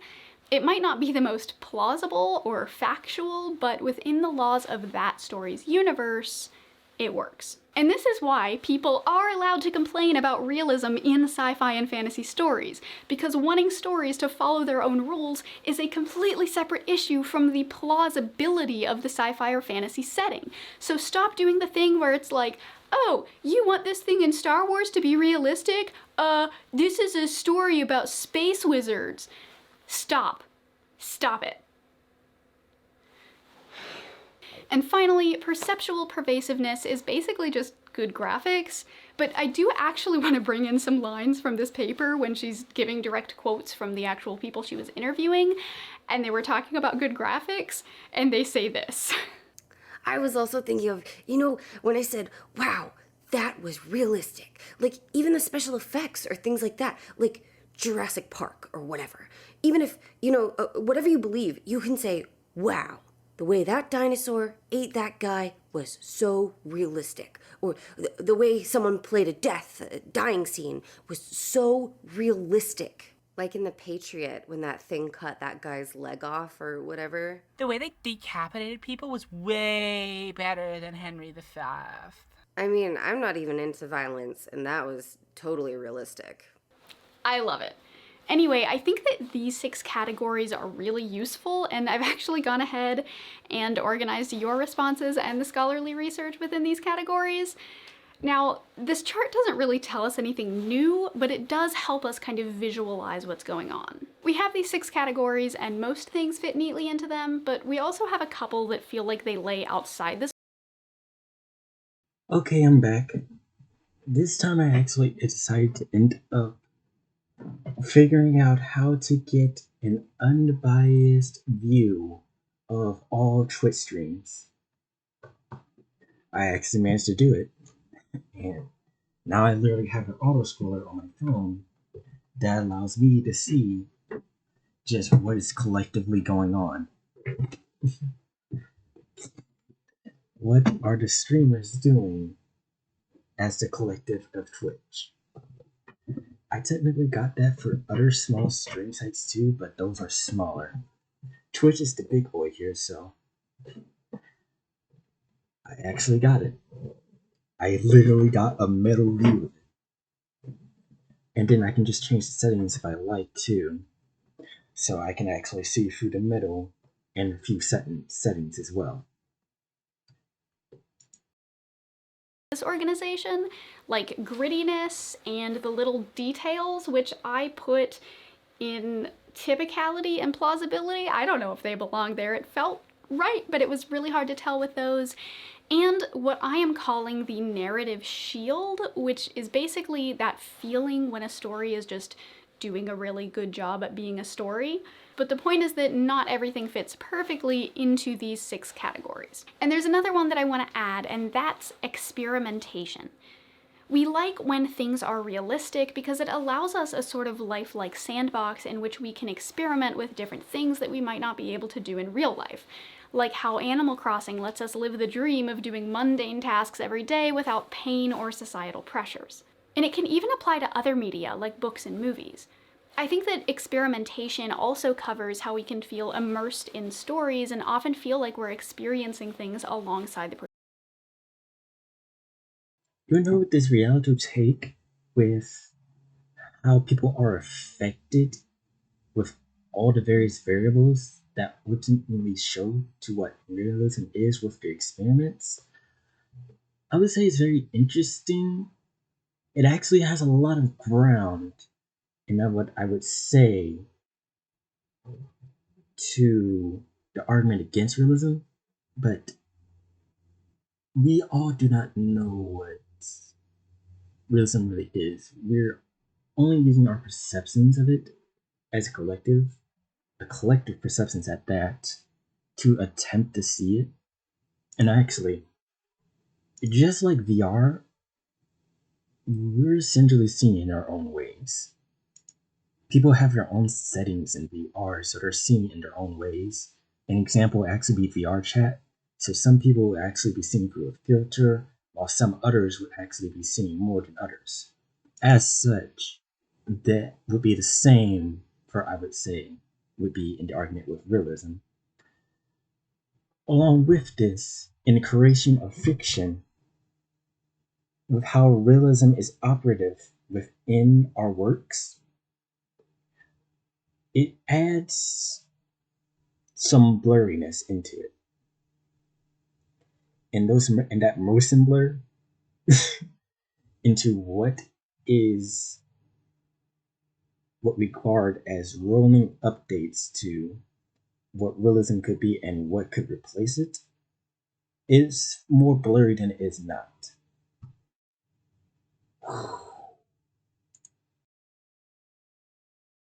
Protagonist. Stories allow us to feel what it's like to be another person or explore fantastical worlds. Every time we read or watch fiction, we get to experiment with what it would be like to live another life. Okay, so now we have our complete list. What do we do with this? It's kind of a mess, right? But it's actually a good mess because it means that no one really has an answer, which is great because that frees us from the responsibility of feeling like we have to have a good answer because no one has a good answer. So what we should do now is try to figure out why we actually like each of these categories. Because once we uncover the why, we can tease out a new, better, more precise word. So let's go ahead and do that.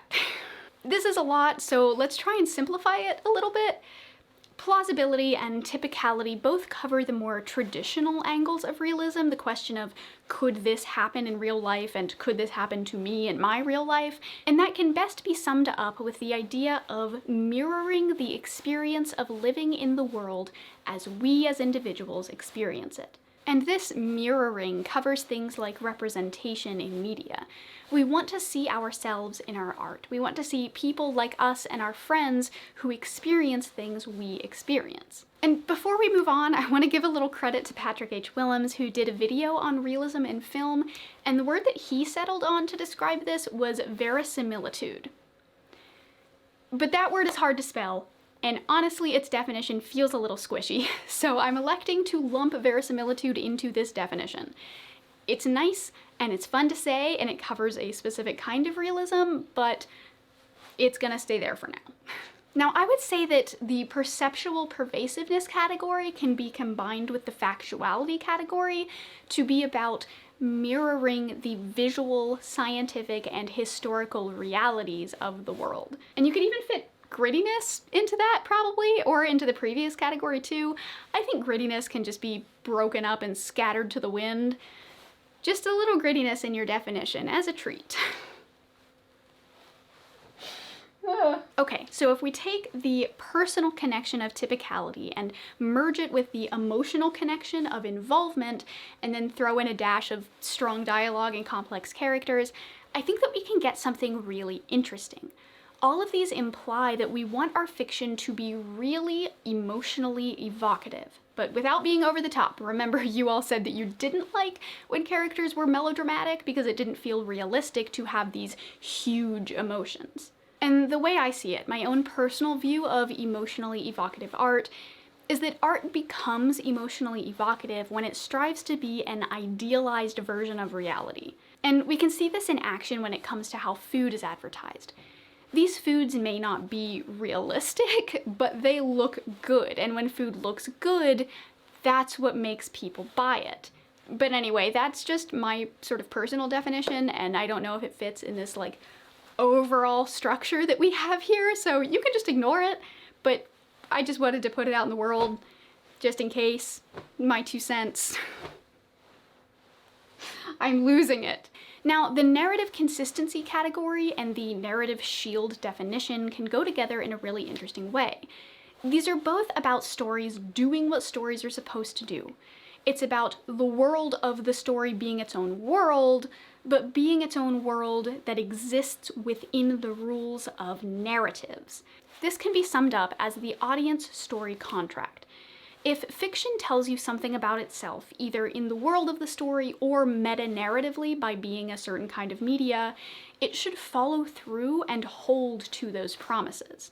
Like, when something happens in a story and it isn't exactly what would happen in reality, like someone shooting a gun close to someone else's head and that person not having their eardrums blown out, consider whether that realistic thing would actually help the story or whether it would make the story worse. Most of the time, those little unrealistic things are glossed over because it's what's best for the story.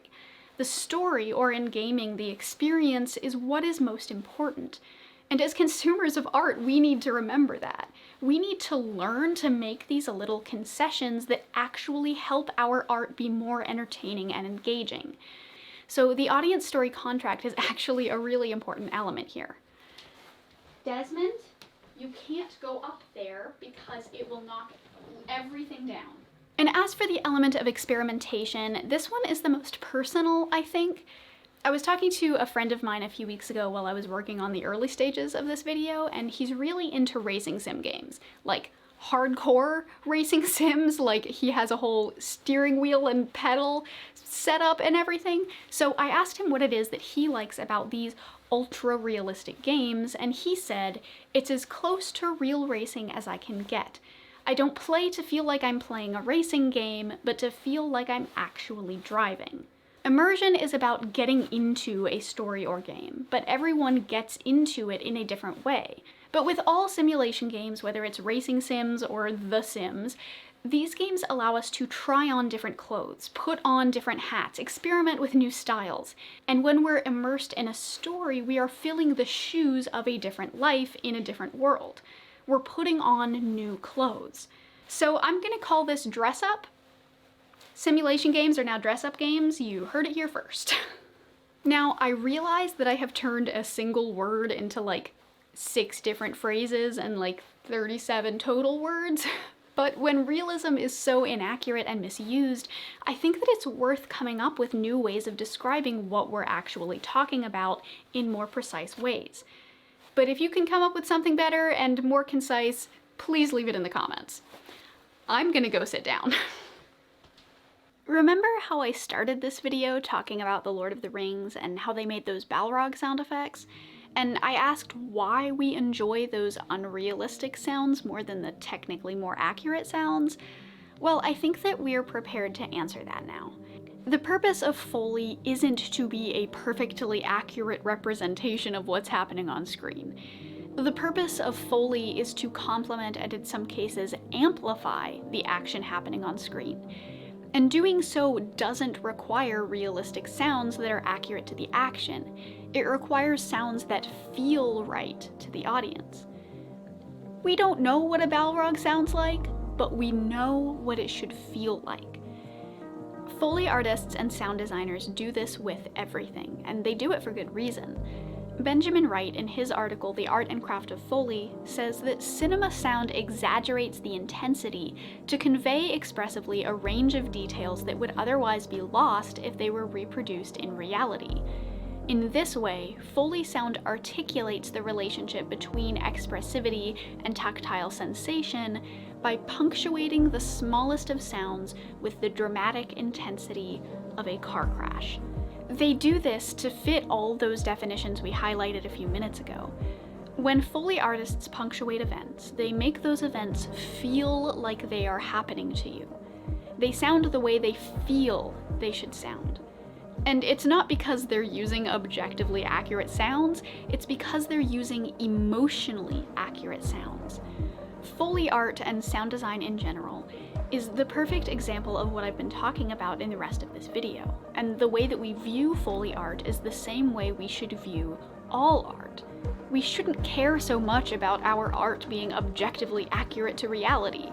We should care about our art being emotionally accurate. And you might be wondering, after all this time, even after we've gone through this whole video, why does this even matter? Well, it matters because I believe this obsession with realism is genuinely and markedly negatively affecting our media. When we're so caught up in whether we can make things more lifelike or more gritty or violent or whatever, we lose sight of what makes art worth engaging with in the first place. We don't go to art to just see the worst parts of the world reflected back to us. We don't go to art to watch the lives of normal, boring human beings. We go to art to be entertained, to be inspired, to be moved, to be surprised. And when everything is focused on whatever that flawed understanding of realism is, we lose all of that heart from our art. Like Da Vinci's The Last Supper. If he had painted a realistic dinner scene with everybody sitting not on the same side, this art wouldn't be as iconic as it is today. And there's a reason that Picasso started out with more realistic, lifelike portraits and then moved to his now signature style. He realized that making things look like real life isn't really all that engaging. And if you want to learn more about realism in visual art specifically, I recommend checking out Solar Sand's video on the topic, which I have linked in the description. Art is engaging when it makes things feel genuine, when it makes us feel things. And I think that this is actually connected to a larger issue with art that I've wanted to talk about for a long time, but just haven't gotten the chance to. The fear of sincerity. There's a growing trend in fiction where the stories and their characters are afraid of being sincere. They always have to make jokes, and there's never time for just sitting with emotionally resonant or challenging scenes. Like Patrick Willems suggests in his video on realism, many less realistic films are actually more sincere. They wholly exist in their version of reality, and they don't feel like they need to apologize for it. They are genuine and honest and emotionally real. Now, compare that to this clip from Marvel's Avengers Age of Ultron, where the movie feels like it has to apologize for itself. Okay, look, the city is flying. We're fighting an army of robots. And I have a bow and arrow. None of this makes sense. Now, this is a relatively new phenomenon, and it's only recently gotten a name. Some folks call it the Whedonification of media, after Joss Whedon, but it's also a part of a larger trend called squeecore, which is a whole thing. And like I said, this is actually something that I've wanted to talk about for a while, so if you would be interested in hearing me talk more about this specific trend, let me know down below, because I might just make a video on it this summer if you guys want me to. Anyway, this obsession with realism is, I believe, making our art worse. Near the beginning of the video, when I was talking about all the ways our realistic art isn't actually realistic, I wasn't trying to say that we should try to make our art more realistic. What I was trying to say was that aiming for realism is bad. Our art isn't realistic, and that's a good thing. This is true for games, too. Even our most realistic survival games or simulation games know where to draw the line, because too much realism in those situations is boring and makes for bad games. No one wants to have to brush their teeth in video games to avoid digital gingivitis. Digingivitis. But this isn't to say that you can't run your D&D games with realistic encumbrance rules or actually include toothbrushing in your survival sims. This is to say that if you do decide to do those things, you shouldn't just do them because you think more rules and stats equals realism and realism equals good. Because doing realism just for the sake of doing realism is bad, actually.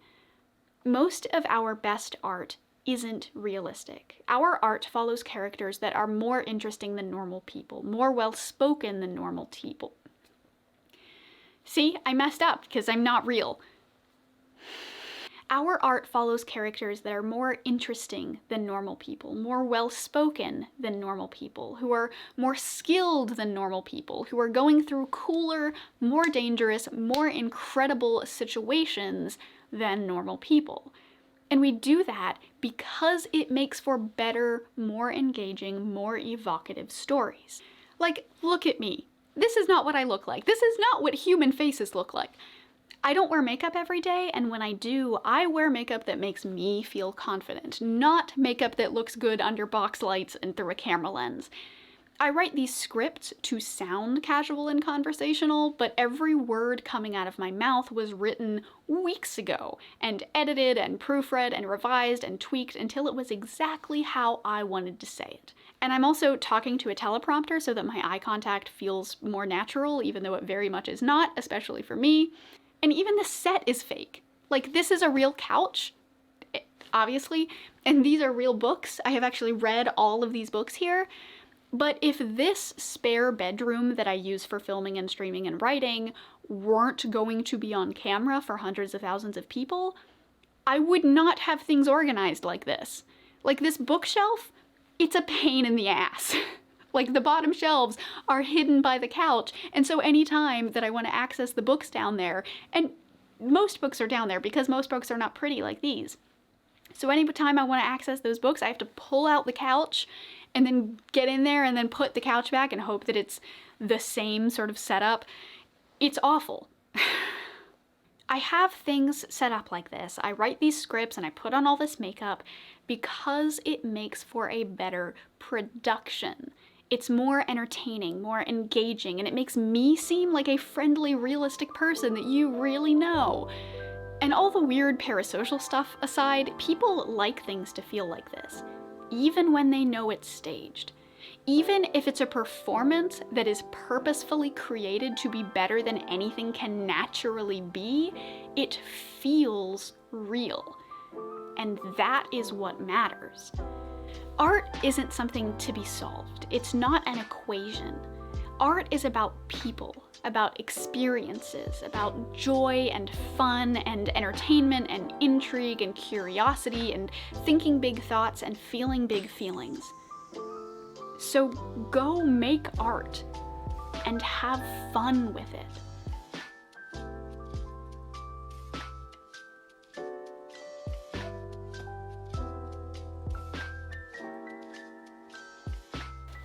Thanks for sticking around to the end of the video. This was a big one. It took a lot of research and energy. It genuinely took a lot out of me. So if you enjoyed it, then please consider supporting me over on Patreon, which I have linked in the description. Joining the Patreon is really the best way to support this channel, and it really does give me the freedom to continue making big concept videos like this. And like I mentioned in the video, there's a lot of related things that I kind of want to talk about, but I couldn't find a way to fit them in here, like the stuff about superheroes and the American Monomyth and Squeakcore. So if you want to see videos on either of those, be sure to let me know in the comments and I can start working on those scripts.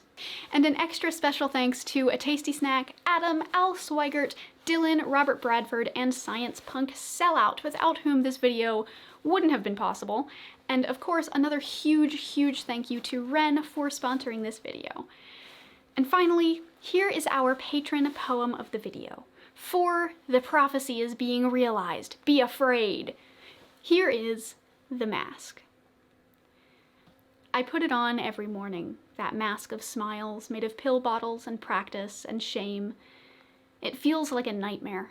It digs into my face like wisdom teeth coming in from outside, and it hurts. And then suddenly I'm running, but I can't breathe or scream or tell anyone that I'm here. They just see me as I run and I smile, and they smile back. Until next time, stay safe, stay warm, and I will see y'all again soon, I hope. Bye, folks.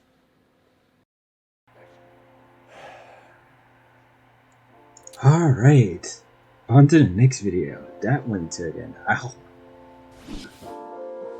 Designed to bring a balance of performance and cost to gamers, the BG5 M.2 SSD from Kioxia is an obvious choice. The BG5 SSD utilizes Kioxia's 5th generation 112-layer BiCS flash 3D memory and uses a DRAM-less architecture leveraging host memory buffer technology to maintain affordable power and efficiency. And for those needing a more robust storage and professional use, Kioxia CD7 features PCIe Gen 5 and 32 gigatransfers per second, perfect for enterprise and data center solutions. To see the complete list of storage options from Kioxia, whether it be for everyday use in PC gaming or professional enterprise and data center solutions, follow the sponsored link in the description below.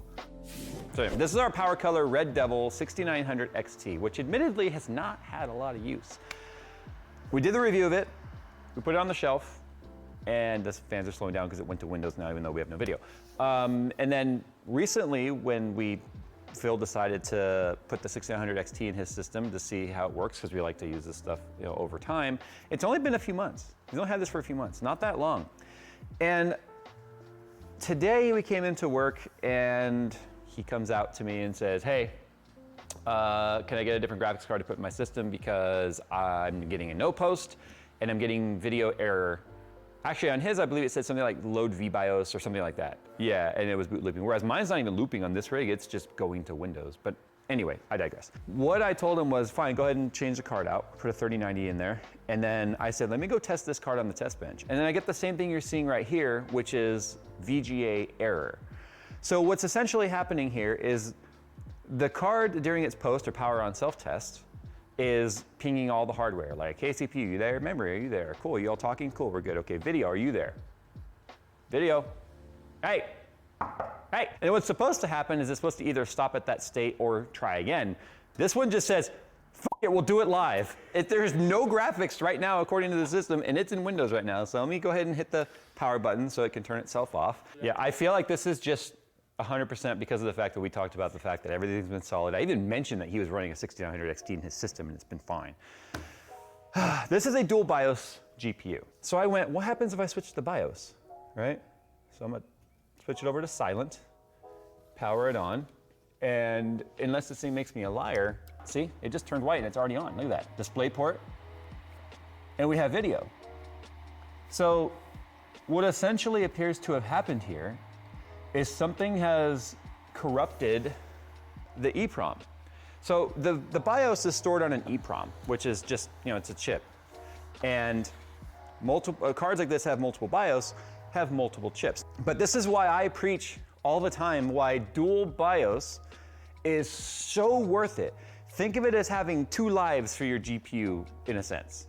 Because you just saw right now, I brought it back to life. Like if this was a single BIOS card right now, this thing is bricked. Completely bricked. The best case scenario you could possibly hope for is using a second GPU as a primary graphics adapter, putting this in a secondary slot, hoping that it's not borked to the point to where the OS doesn't even see it as a VGA adapter, and then you can load AMD's VBIOS flash utility, which is very similar to NVFlash, to then flash that drive while something else is actually presenting the image. That's also why iGPUs are also very handy as well in this particular situation, Intel CPUs and certain AMD APUs. So anyway, I'm not gonna show you a tutorial on how to do this. I've already done this video. In fact, I had to reference it because it's been so long since I've done this. I watched my own video to remember how to do this. But there are some tools you're gonna need. It's a utility called AMD VBFlash for video BIOS. And you're gonna obviously need the BIOS. So the first thing I'm doing here is I'm pulling up Tech Power Up GPU-Z, and I am going to hit this little button right here, which is Save File. This is the BIOS that's currently loaded. Well, where I'm gonna save it is actually to where the program is that I have. So I've got the latest version. Now here's an important thing. If you're using an older version of VBFlash or AMD VBFlash, then the card's generation, it won't work. So if you look at like, again, Tech Power Up has it, GPU-Z has it, or Guru 3D has it, all the reputable sites that are known for this sort of stuff. Now we have to unlock the ROM. The ROM's technically locked first. So we have to do AMD VBFlash.exe-unlock ROM 0. So that's just basically allowing you to put the RAM in or the EEPROM, it says ROM, right? Put the EEPROM ROM into an unlocked state where it allows itself to be overridden. Now here's the thing. If I flash it right now, it's just gonna flash that. So here's the part a lot of people don't realize. You can flip the BIOS switch while it's booted. Once the ROM has been loaded, it doesn't do anything with that again. It loads it and then that's it. You can switch that switch back and forth and nothing will happen. It will continue to use whatever ROM was loaded at the time the PC was initialized. So now what I can do is if I go to flash it, actually, you know what, well, here's what we'll do. We'll make this even more interesting. I'm not gonna use the utility there. I'm gonna use the actual GUI, because it does have a GUI. I'm just old school, I like to use command prompt, but it does have this GUI that makes it interesting. So if I go ahead and say right now, load image, silent ROM OEM, and I'm gonna make sure I'm still on the silent BIOS, okay? If I hit program, watch what it's gonna say. The version of BIOS is already installed. So it's just like, bro, what are you doing? The sad part about that is if you're having weird BIOS issues or something and you want to just overwrite it, you can't. You'd have to do it the way I was going to show you on command prompt. So I decided instead of trying to load the silent BIOS on there, I just downloaded from Tech PowerUp the official BIOS for it. There's like 7 different BIOS for the Red Devil. There's the Ultimate, there's the Liquid Devil, there's all that. So I made sure by going into GPU-Z that the actual ROM was the same number. So I downloaded that and I renamed it to OC OEM right there. So now I'm going to do load image and I'm going to do OEM, OC OEM, and program. So we are in the, I'm glad I double checked that we are in the OC BIOS, otherwise I'd be flashing the OC on the silent. But you can see it's actually flashing now. So if the ROM matches, it won't override, which is the downside of this particular piece of program with the GUI anyway, is there might even be an option in there to override. There's vBIOS was programmed successfully. So now what I'm curious about is if this will boot. I'm gonna do a full shutdown. I don't want to do a restart. I'm just gonna do a shutdown and then we'll see. Now, if this doesn't work, that means something other than the BIOS is what's causing the vBIOS or EVGA error, or VGA error. Such a shill, I know. Yeah, it's still hanging on a red light for VGA.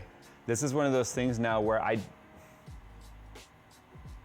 it's possible that that EEPROM itself has failed in some way, because that's the only thing different.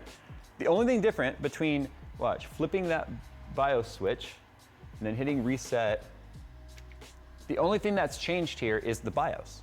So that tells me that that EEPROM might have failed in some way. It still works enough to be able to be written, but it's failed in the sense that, see, there we go. It's failed in the sense that it's not initializing the GPU. Now there's some precursor to this. We were starting to think something was weird with this card just the last couple of days. In downtime, we like to play Rocket League around here. We just like to throw 3 or 4 matches in there and then, you know, trash talk. And usually Phil beats the crap out of Nick and I, but that's fine. He started noticing his FPS was all over the place. By all over the place, we mean, it went as low as like what, 30 FPS at one point? 40-ish, yeah. Yeah. I looked over and I was like, what is happening to your system? And then he went in there and was messing with the settings and it would like work fine. And then he would restart the game or come in the next day and it'd be all trash again. So then he reinstalled the driver. No, the driver uninstalled itself. Oh, that's right. The driver did uninstall itself. I forgot about that. You went in there and you right-clicked and you were like AMD utility, like the graphics, the Radeon stuff was gone, just completely gone. So you suddenly ended up on just a basic VGA driver from like Microsoft. And then you reinstalled the driver and then you still were having some weird issues after that. All the way up to the point to where we left yesterday. We were playing, everything was fine. He came in this morning and this is what he was experiencing. So at some point between when we left yesterday and we came in this morning, it just died. I honestly believe that that particular chip has failed in the card. And now that's unfortunate because, well, what does this card cost? I'm curious. Current pricing, the non-ultimate on Amazon is $1,049. It's actually, $999 was the MSRP for this card. So, not this card, but just, that's actually pretty good. They're ranging all over the place as you would expect. So everywhere from $1,500 to $1,600. So that's a lot of money for a graphics card that just suddenly now lost one of its 2 lives. Let's just say it doesn't instill confidence in trying to continue to use this card. What I'm probably gonna do right now is flash the OC BIOS onto the silent BIOS. That way we at least get that fan curve and stuff back. Yeah, I think if there's anything you're gonna take away from this video, so it should be how beneficial dual BIOS, both motherboards for CPUs and graphics cards are. In fact, there's even some graphics cards that have triple BIOS and some motherboards that have triple BIOS. So it allows you to not only just tinker around with stuff, but it also allows you to be able to get back up and running if you need it. So yeah, it's unfortunate that the most flagship of AMD cards that we have took a dump on us. The irony is that I tried to kill our 3090 during that whole like New World thing, and we couldn't. But without doing anything, 1/2 of our 6900 XT took a crap. And Phil actually liked this card. He did like this card. I mean, he missed the specific RTX level, he missed the particular RTX level performance in games like Control and other games, but one of the weird indicators that we had too yesterday was he loaded up No Man's Sky when it was initializing shaders, which already is choppy when the game starts, but it persisted for a long time. So that could be because of the fact it was the first time loading the game with this card. Hindsight tells us this was happening because Phil was just like, what is happening with my computer? It was like iGPU frame rates for sure. Yeah. It was really bad. All right, guys, do you have a suggestion on what we could do to bring this card back? I have no way of actually troubleshooting what the issue is if I can't get it to post. You know, if I can switch the BIOS, that means everything else physical-wise on the card is fine. I actually got something from the public domain on Twitch. That's amazing. And that's 24/7 too. Power traces, power delivery, the GPU itself, the memory, all that stuff is clearly working. One of the things I didn't show you guys yet, I guess, is the fact that it does boost up and load just fine in that particular BIOS. I would have loved to have gotten it to boot on the other BIOS to show you, but I mean, 150, 160 FPS right there in 1440p heaven, everything maxed out, so it's absolutely fine. And that, so I do know BIOS chips can fail, and I think that's what's happened with this one. And that is not a serviceable part. I mean, if you sent it to them, they could potentially RMA it and replace that particular BIOS chip, but at least we're up and running with a separate BIOS. What do you guys think we should do with this card? And don't say giveaway. I would not give this away. I can't trust it. All right, guys, thanks for watching. We'll see you in the next one.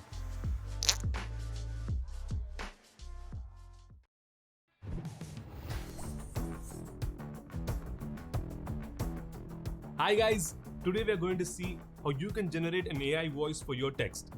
Let's say you have a text and you want to make it into a speech. Now instead of recording your own voice or paying someone to do it, you want to create an automatic voice for your text. You can do that by watching this video.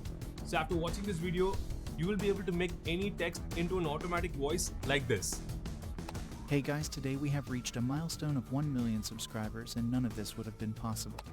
All you need to do is just enter your text and you'll get your automatic voice generated for you. It's that easy. Okay, now the best part in this video is that Already we'll got also this, see but how you can let's automatically continue. create your own voice for your text For without review. actually recording your voice. This means if you enter your text, you can automatically get your voice for your text like this. Hey guys, today we have reached a milestone of 1 million subscribers. Sounds interesting, right? So let's get started. We are going to generate the AI voice for your text in just 3 steps. The first step is to install a software called Descript on your computer. It can be Windows or Mac. This is the software which is going to help us generate the AI voice. So to install the software, just click the link below this video And it will take you to the Descript website. Now click Get Started. And it will ask you to sign up to Descript. You can use Google Sign Up or you can enter these details to create an account. I'm going to sign up with Google. So let's click on it. And select your Google account. As soon as you click Sign Up, your Descript account will be created. And Descript will be downloaded to your computer. Okay, now to install this on your computer, just click on it. And as you can see, Descript is installing on our computer. Once it's done, you will get a window like this. So this means you have successfully installed Descript. Okay, once you have installed Descript, we can now go to step 2, which is to generate the AI voice for your text. So to generate the AI voice, first we need to sign in to our Descript account. So let's click Sign In. And you will get these options in a new tab on your browser. Now click Open Descript. And you will get this page in the Descript software. Here you can select any option you want. I'm going to select this. Now click Continue. And for this page, you can click Skip. And you will get this page. This means you have signed in to your Descript account. Okay, now to generate AI voice, let's click Start a new project. And you will get this pop-up window. Now here you can enter any name you want. I'm going to enter Generating AI Voice for Text. Now click Create Project. And you will get this page. Okay, this is the place where we are going to generate the voice. To generate the AI voice, just type any text you want here.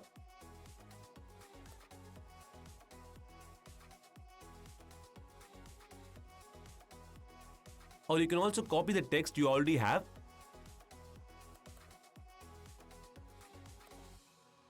and then paste it here.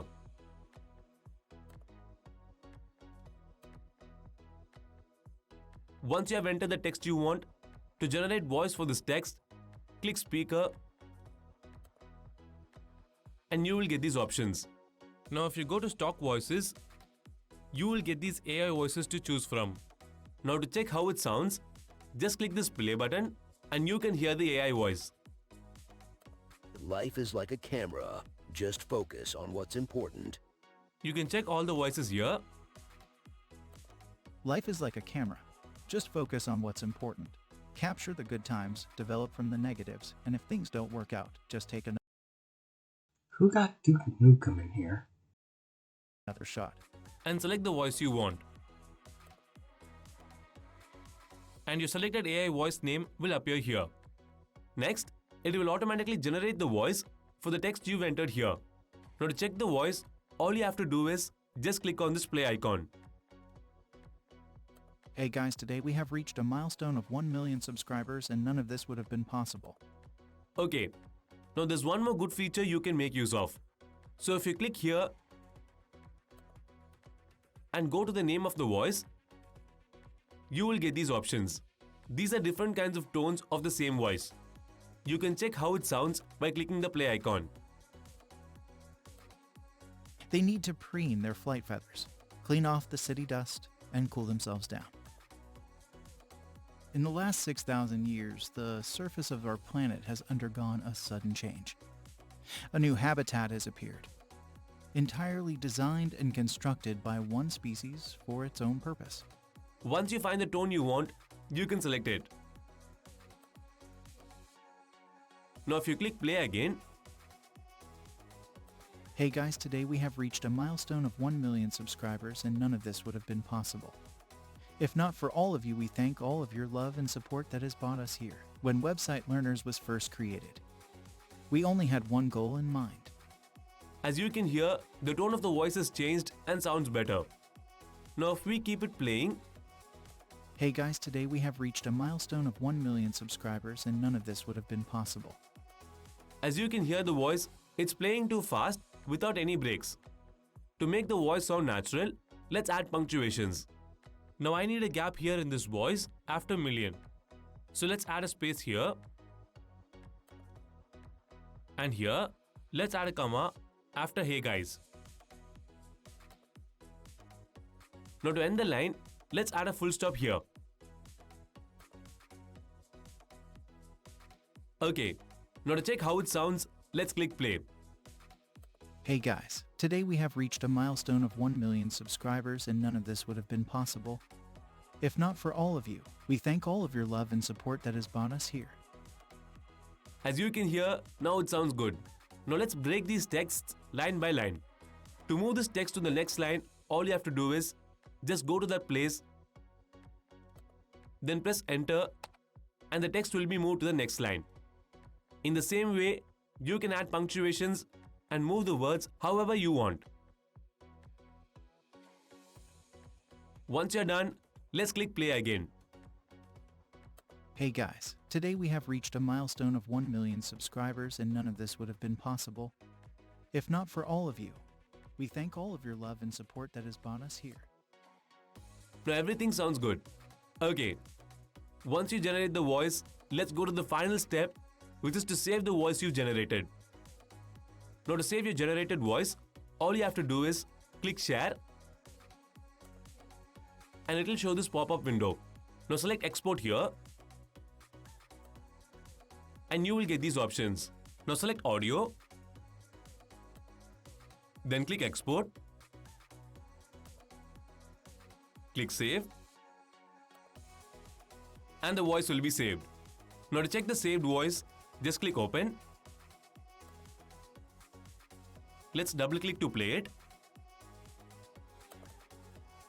Hey guys, today we have reached a milestone of 1 million subscribers and none of this would have been possible. If not for all of you. And as you can see, we have successfully generated the AI voice for the text. Now you can use this generated voice in your videos or for any purpose you want. Okay, so now you know how you can generate a voice for your text.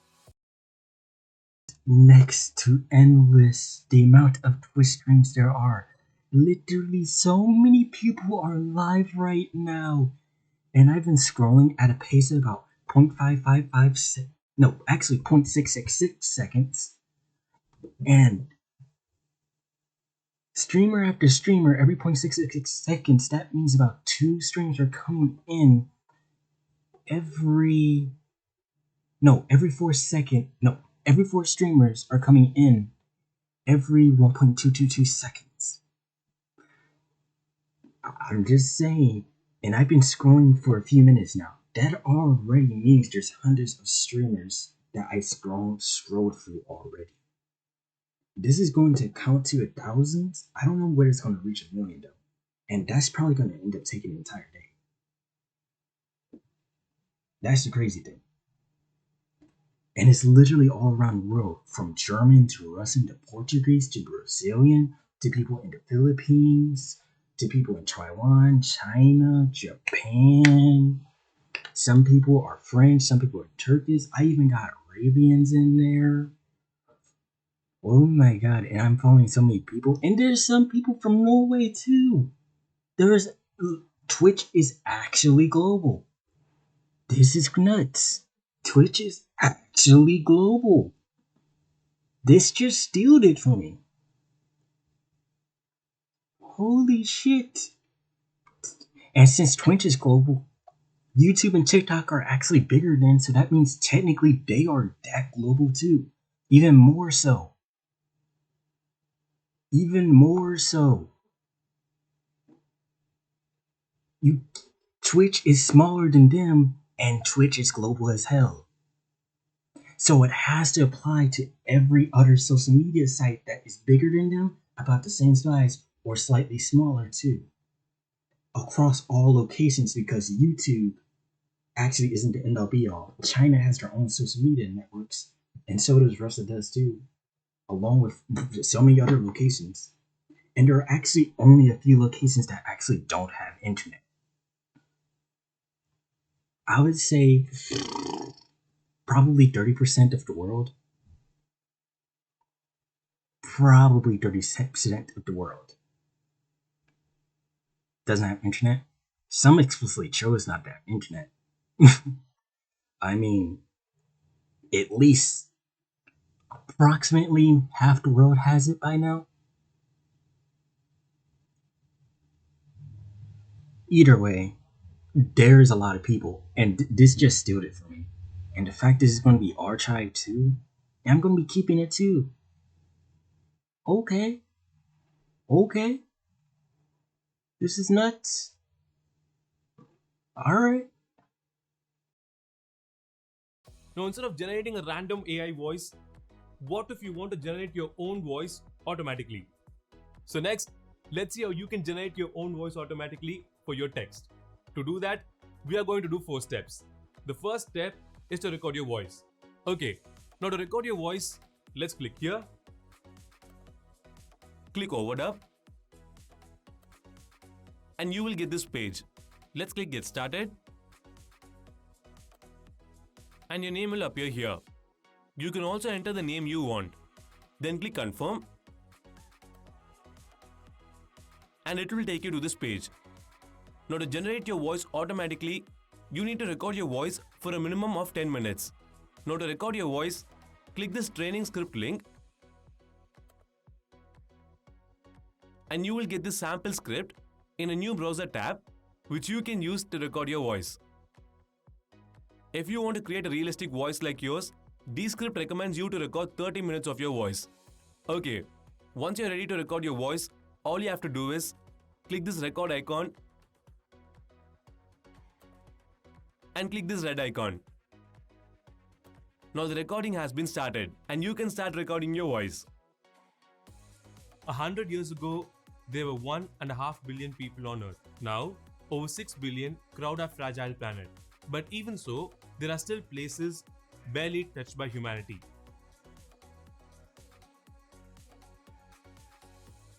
Once you're done, to stop recording, you can click this red icon and it will automatically generate the text for the words you speak. Now to check your recorded voice, just click speaker,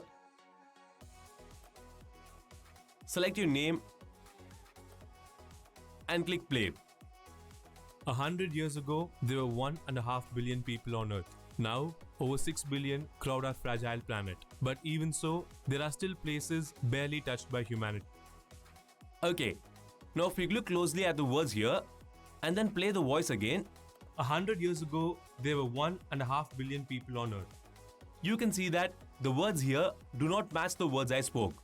In the voice, we have there were, but the words we have here are the were. So to match with the voice, let's correct the words. Now to correct the words, let's select the words you want.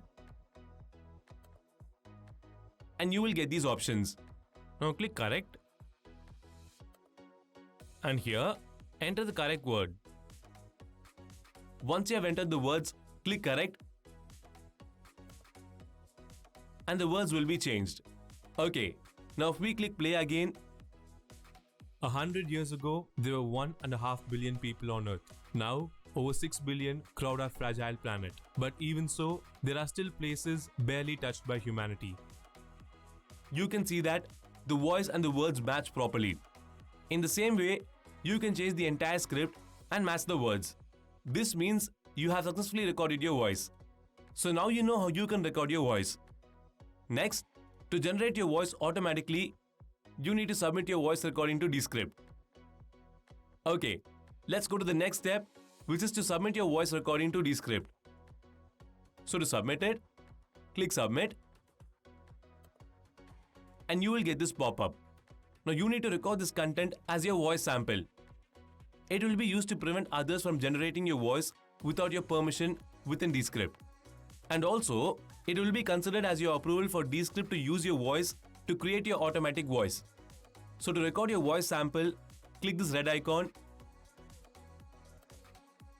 and speak the words here. I hereby verify that I, Brian, am currently speaking and that I like Descript to create an overdubbed version of my voice.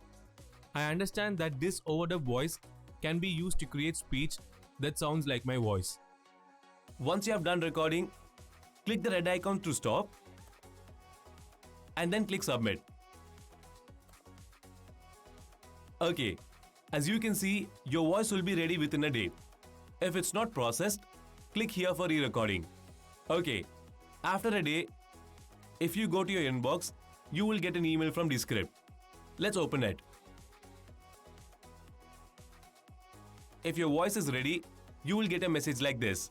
This means you have successfully created your automatic voice. Okay, so let's go to the third step to generate your voice automatically for your text. To do that, let's go to Descript. Now click New and select Project. Here you can enter any name you want. I'm going to enter Brian's automatic voice. Now let's click Create Project. Like we did before, enter the text you want here.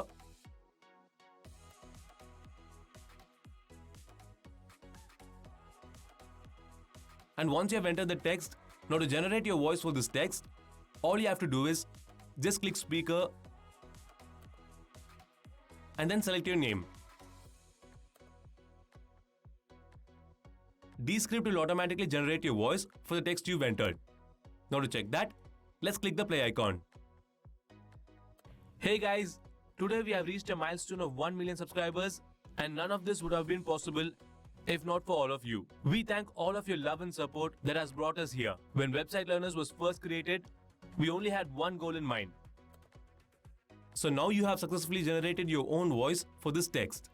Okay, now let's go to the final step, which is to save your generated voice. Like we did before, to save your generated voice, let's click Share and select Export. Now click Audio and then click Export. Finally, click Save and your generated voice will be saved. To check how it sounds, click Open. Now let's double click to play it. Hey guys, today we have reached a milestone of 1 million subscribers, and none of this would have been possible if not for all of you. So this is how you can generate your own voice for the text you want. Okay, now if we go back to Descript, here we have entered limited words. If we click here and click overdub, you can see that we have a limit of 1000 words for our voice. If you want to generate your voice for more than 1000 words, you have to upgrade your Descript account. You can choose a pro plan to get unlimited words for your automatic voice. To upgrade your plan, click upgrade and you will get this payment form. Enter your payment details and click update. Okay, this is how you can generate AI voice using Descript. Now if you want to hire voiceover artists, you can use Fiverr, where you can find voiceover artists from all around the world, and you can use our link in the description to get a 10% discount on your first order. Also make sure you click the subscribe button to see more videos from us. So thanks for watching. I'll see you in the next video. Take care. Bye bye.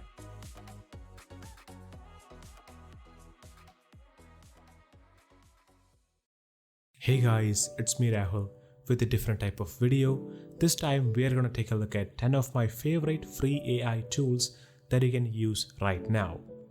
First one on the list is Copy.ai. It is an AI-based copywriter tool.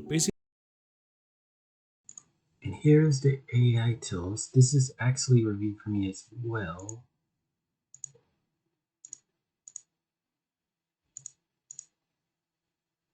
Basically, what a copywriter tool does is it gives you content that you can post on your blog or video when you give it a few descriptions about your topic that you want content on. So Copy AI can help you write Instagram captions, gives you a blog idea, product descriptions, Facebook content, startup ideas, viral ideas, a lot of things it can do. You just make an account in this website, then select a tool and fill in the necessary descriptions, and the AI will generate content on what you ask for. An awesome tool that is going to be really handy in the future. One of the hardest tasks, whether you are working or in a college or school, is creating presentations or PPTs. Coming up with good looking and amazing presentations is really hard without paying extra for good templates. That is where Beautiful.ai comes in. It is an AI-based presentation maker platform in which there are a ton of themes and templates to choose from, and it is pretty easy to edit and create stunning new presentations for your work or school. Hotpot AI offers a collection of AI tools for designers as well as for anyone. It has an AI picture restorer which removes scratches and basically restores your old photo into amazing pictures and makes it look brand new. AI Picture Colorizer turns your black and white photo into color, and there is a background remover tool, picture enlarger, and a lot more for designers. Check it out and explore all of the tools. Deep bulbs. Everything's feel like bulbs. I feel like bulbs. Ooh. Nostalgia became very popular on the internet when people started making reaction videos of their parents reacting to animated pictures of their grandparents. So Deep Nostalgia is a very cool app that will animate any photo of a person. So what makes it really cool is the fact that you can upload an old photo of your family and see them animate and living, which is pretty cool and creepy at the same time if they are dead already. Really amazing service from MyHeritage. I created a lot of cool animations with my old photos as well as with the photos of my grandparents. Having a nice looking picture is really important if you want that professional feel in your socials. Whether in LinkedIn or Twitter, having a distinct and catchy profile picture can make all the differences. So that is where PFP Maker comes in. It is a free online tool to create amazing professional profile pictures that fits you. It generates a lot of profile pictures, and you can also make small changes to already created profile pictures if you want to as well. Speaking of brands, getting a good logo for your brand is the most frustrating thing ever. So Brandmark.io makes it super easy. It will create a logo for your brand within 2 clicks. So you go to this website, type in your brand name and slogan if you have any, and give brand keywords that relate to your brand. Then pick a color style and done. The AI will generate amazing logos for you. You can also make minor edits to the suggested logos to better fit your need as well. But to get that PNG, you need to pay a hefty price.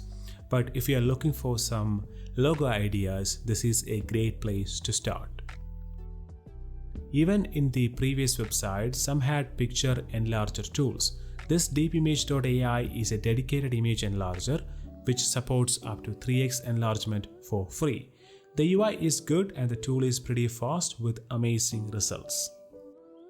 BigJPG does the same as deepimage.ai, but this service offers a little bit more options, like if your photo is an artwork, it scales image differently than normal photos and it supports up to 4x enlargement for free.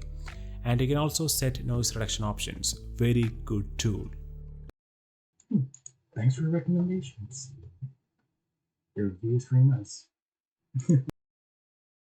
Lumen 5 is an online marketing video maker that makes it really easy to create branding or information videos within a couple of clicks. They have really great templates and various aspect ratios for various social media platforms. You can also edit each element of the video if you don't like the preset. And the best part is they have a ton of free stock photos and videos. You can also upload your own videos or any type of media. Definitely a good tool if you don't know how to work with complex tools like After Effects, but want to create a sick video for your brand. If you are struggling to find good names for your brand or YouTube channel, give Namelix a try. It is an AI-based name generator that will suggest good names for your brand depending on the keyword that you give. Also logos for your brand. Pretty cool and amazing piece of tool. So that's been it. Those are my favorite free AI-based tools that you can use right now. Hope you guys enjoyed this video. I have a list for making a second part of this. So subscribe for that. That's it. I'll talk to you guys in my next video. Goodbye.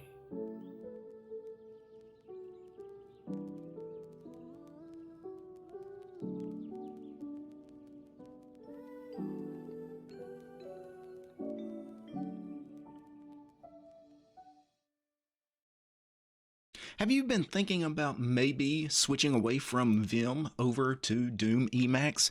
Doom Emacs is a fantastic IDE, a development environment, a text editor. Really, Doom Emacs, once you get into it, can be life-changing. It completely change your entire workflow, the way you do anything, the way you use your computer. And the problem with Doom Emacs is it's rather new user-friendly to get into if you had the right guide. And by the right guide, I mean when you read the Doom Emacs documentation, it kind of assumes you know how Emacs works, like you've played with Emacs before. You're not a complete Emacs noob. But many people that try Doom Emacs are actually Emacs noobs. The reason they're installing Doom Emacs is because they assume it's a new user-friendly Emacs distribution, and then they get into the documentation and they're just overwhelmed with so much stuff. Well, today I'm going to give you day one with Doom Emacs. Imagine today is your very first time using Doom Emacs. Follow along exactly what I do. I'm going to show you the really important key bindings you need to know about and the really important config files you need to know about on day one. And really, once you know this, you're set. So let me switch over to my desktop here, and this is Ubuntu 22.04, the latest Ubuntu LTS. And then let me do a Control-Alt-T here in Ubuntu to bring up a terminal. The very first thing you want to do before you install Doom Emacs is actually to do an install of the Emacs program. So you need vanilla Emacs, standard GNU Emacs installed before you can actually install Doom Emacs, because Doom Emacs is essentially a framework on top of Emacs, if that makes sense. So install Emacs first. That's one of the dependencies. There's a handful of dependencies for Doom Emacs, but almost all of them should be installed on your system. If it's a Linux system, they'll all be there by default. Typically, the one that won't be, of course, is Emacs. So install Emacs. And then now that I've got Emacs installed, I'm going to exit out of the terminal. And I'm just going to do a quick search here for Doom Emacs.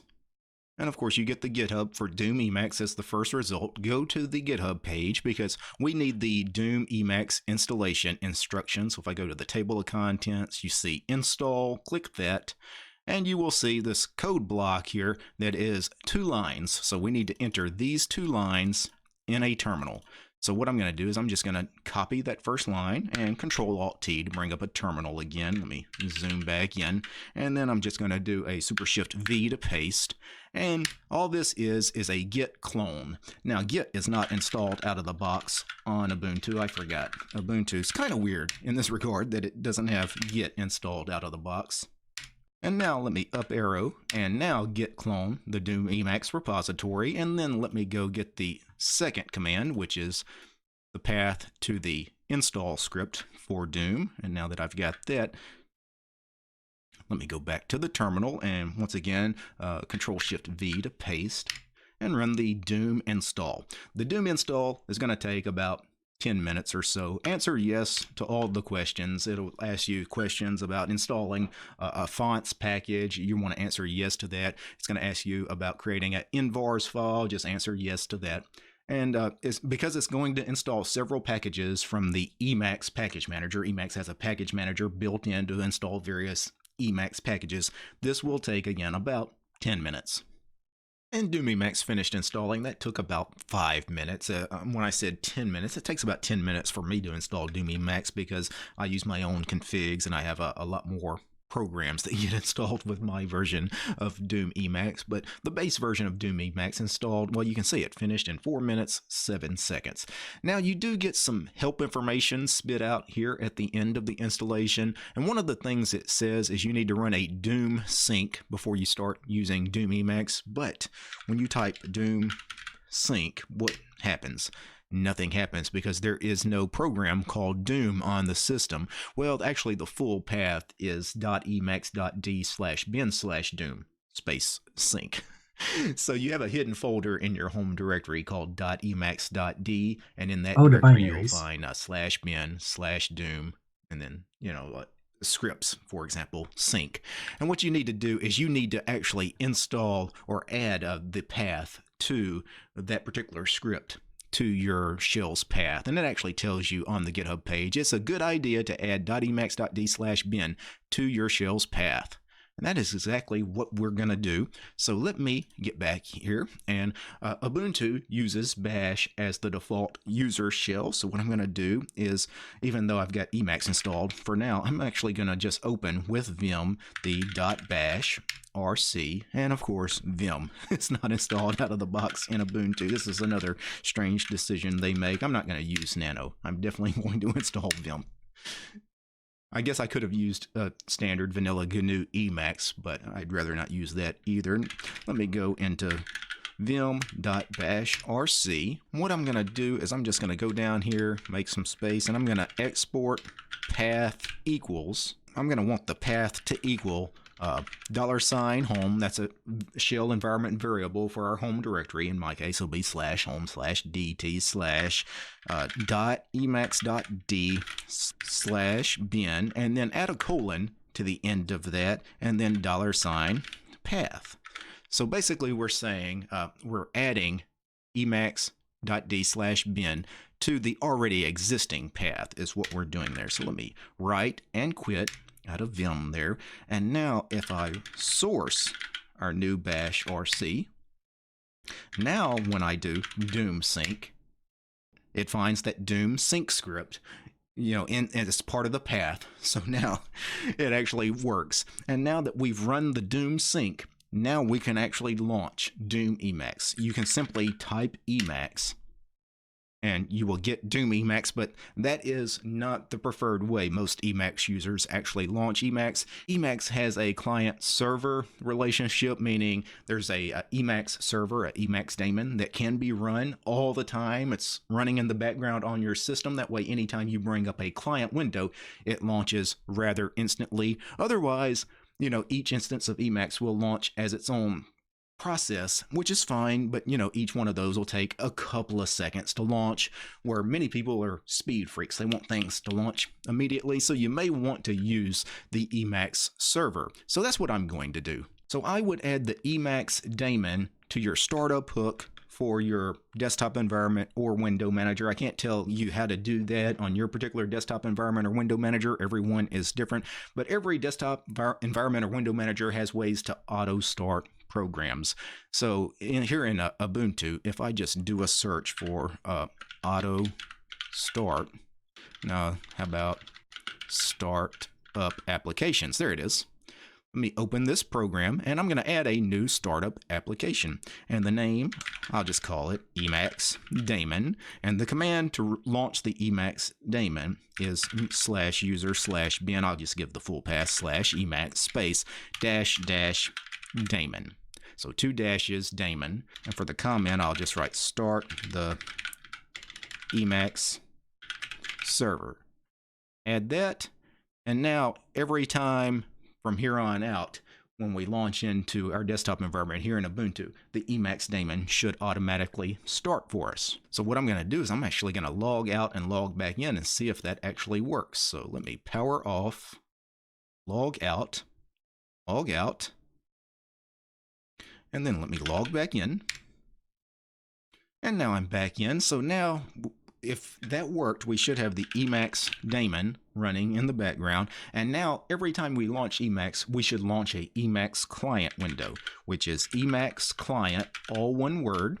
So if I just enter that, we get an error because you need some arguments with Emacs client. So I typically give Emacs client the following 2 flags. The first one, -C, is necessary. This means open Emacs client in a new window, meaning its own frame. So don't try to put it in an existing Emacs frame. Make it a new window, and then I also give it this important flag, -A. This is an alternate editor command. If for some reason the Emacs server is not running, and it can't launch an Emacs client if the Emacs server is not running, what alternative editor would you prefer us to run?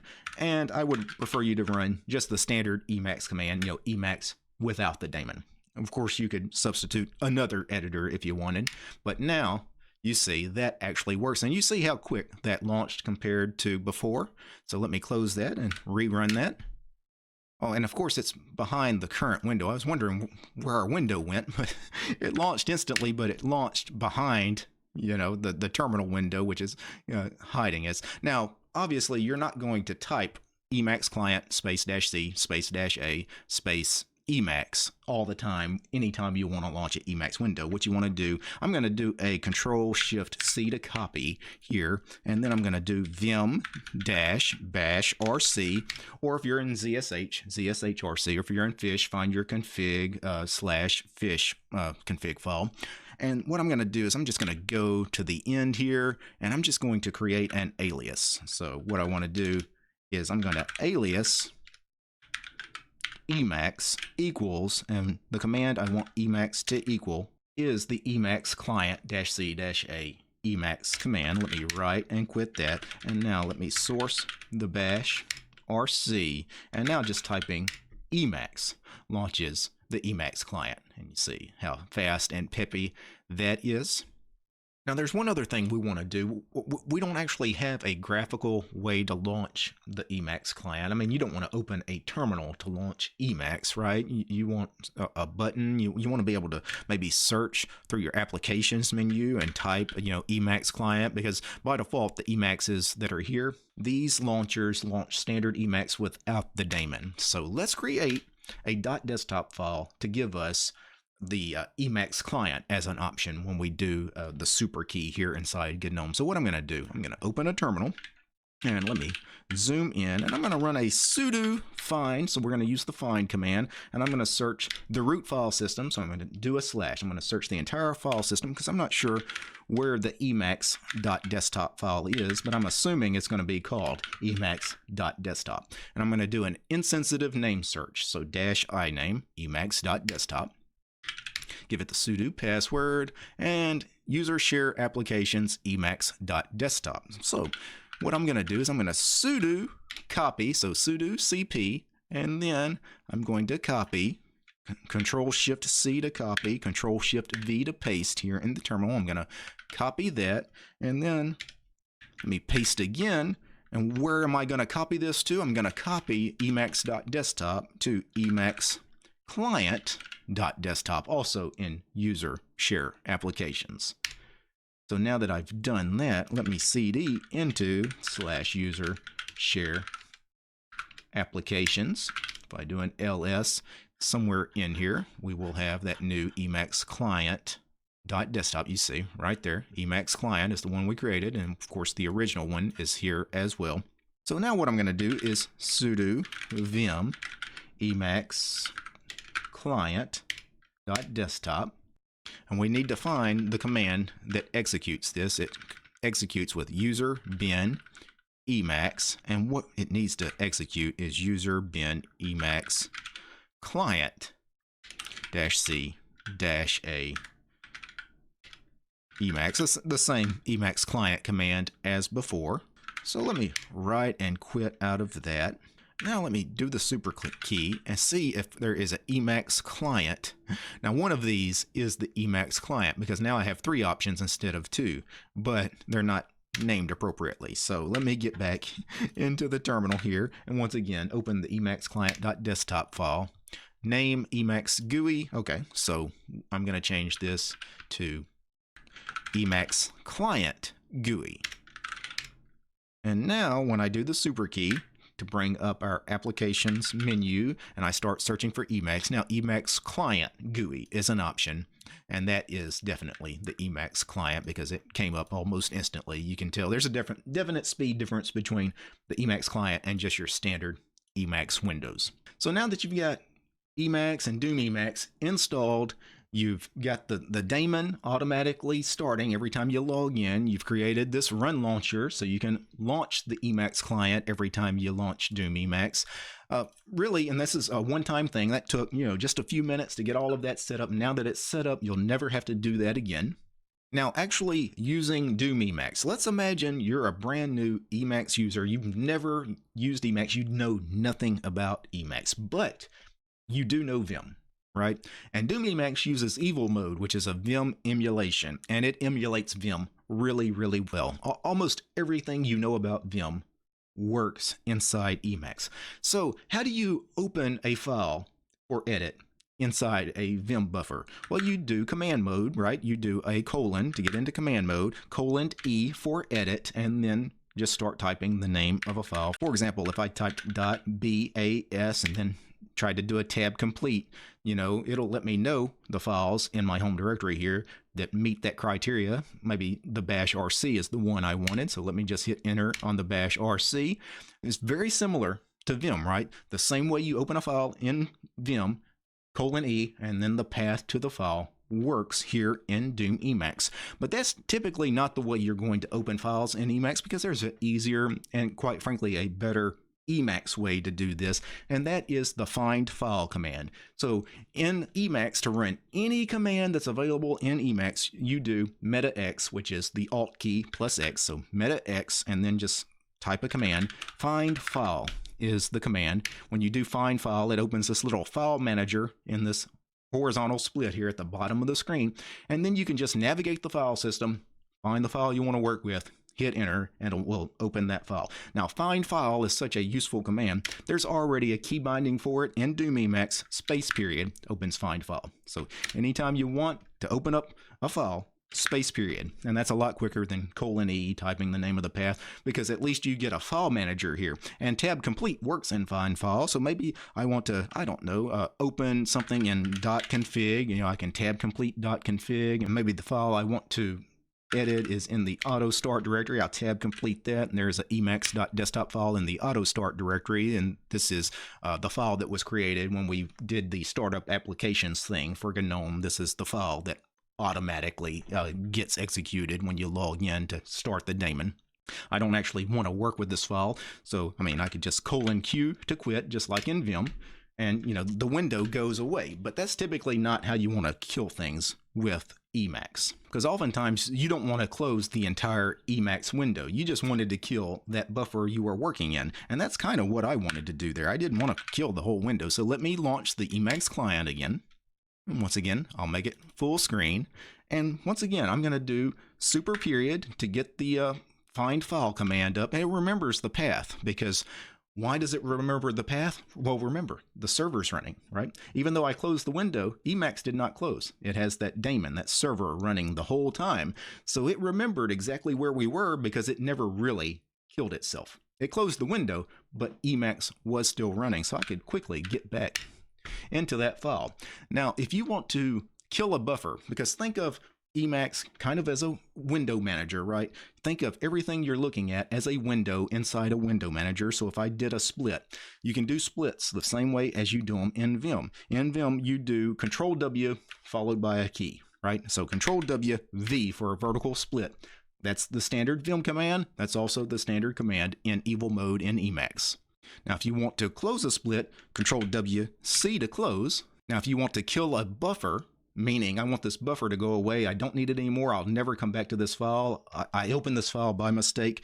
In Doom Emacs, to kill a buffer, you do space B for buffer and then K to kill. And that buffer goes away. It didn't close the window this time, it just killed that buffer, and it falls back to the buffer we were on previously, which was the dashboard here.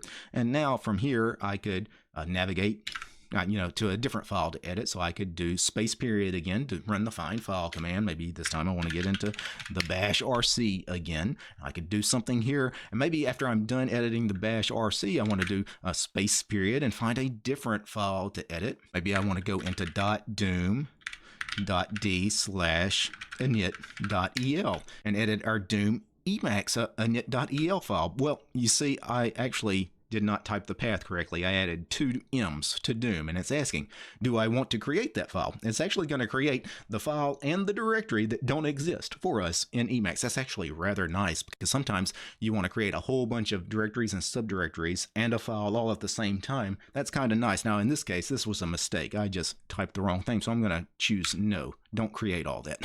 That's right.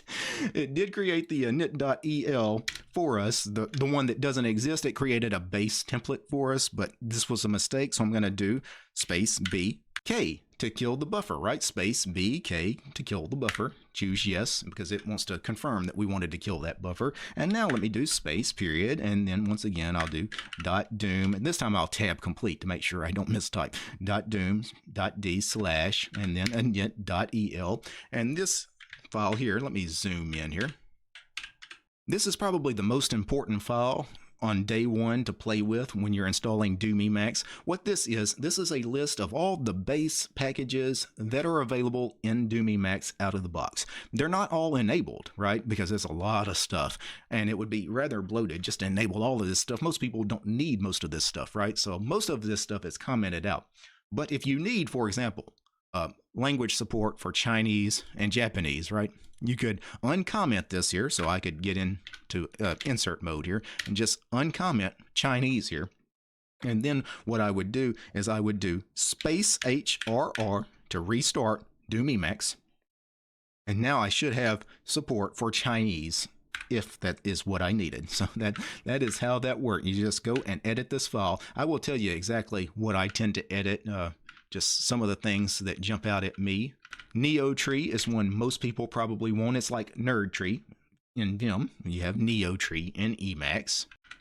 You have this terminal section here, and I definitely want to enable most of these terminals actually, because I do a lot with terminals. I want the eShell, and I want vTerm.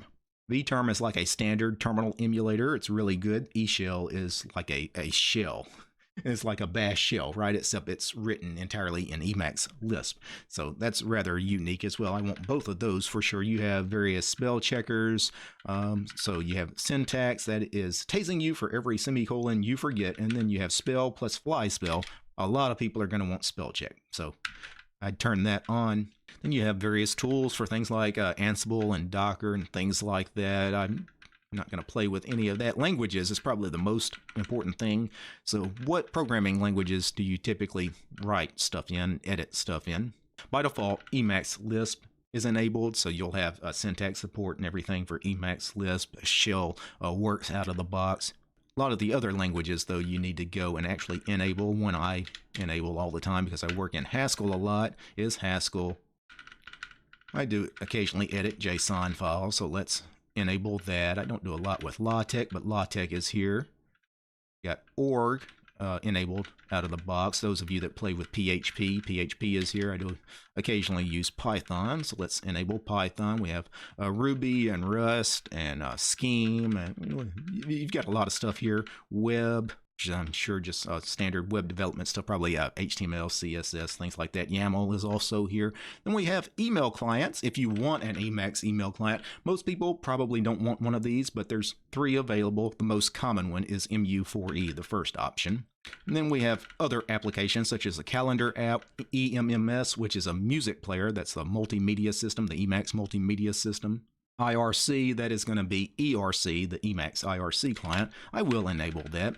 And let's imagine that's everything here in the init EL that I wanted installed and enabled. All I would do, what is the command to restart and resync Doom Emacs from inside it? Remember, space HRR. You'll use that command all the time. That's a command to know, space HRR. And usually you'll do this enough on day 1 because you're going to install some extra packages. You'll probably forever remember space HRR restarts Doom Emacs. And the config finished reloading. So now let me search for some of these programs that we enabled. NeoTree is here. If I run it, you can see it's just a nerd tree, right? We get this split and it's got a little representation of a file system here.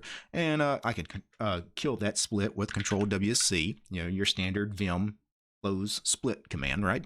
If I do meta-x EMMS, which was the multimedia player, I didn't enable that. Well, let's enable it just to make sure this works. So let me enable that and then write with :W space HRR. And it finished installing the EMMS module. So now let's do meta-x EMMS. And there you go. You have all these EMMS commands such as, you know, play file, find file. I don't have any music here in this VM anyway, but this is not an EMMS tutorial, but that is a multimedia player. It's an audio player, a music player built into Emacs if you need it. So there are 3 config files out of the box here in Doom Emacs. The first one you need to play with is the init.el, this file here we just played with. Now if I do space period to get into find file, and by default it's going to find a file in the current directory, so we're in .doom.d. So there's init.el. The other config files are config.el, and this is your actual config file. Meaning this is the config file where you go and edit things, where you create your own functions using Emacs Lisp that do various things, create your own widgets and various things. I'm not going to get into that into this video. On day 1, you don't know any Emacs Lisp anyway, so you're probably not going to do much with this file, but this is the file that you will eventually learn to play with. The other file that you will play with is packages.el.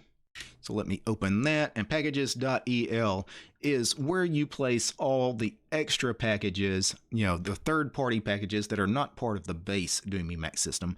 This is where you place those packages, and it's rather easy to do this. So you just go to the end of the file here, and all you do is, in parentheses, you type the word package exclamation space and then the name of the package that you want to install. For example, maybe I want this particular package. I know it exists, TLDR. You guys know the TLDR command in the terminal. Well, there is a Emacs package for it as well. So let me :W to write, and once again, space HRR to reload Doom Emacs with our new configs. Anytime you edit the init.el, the config.el, or the packages.el, space HRR.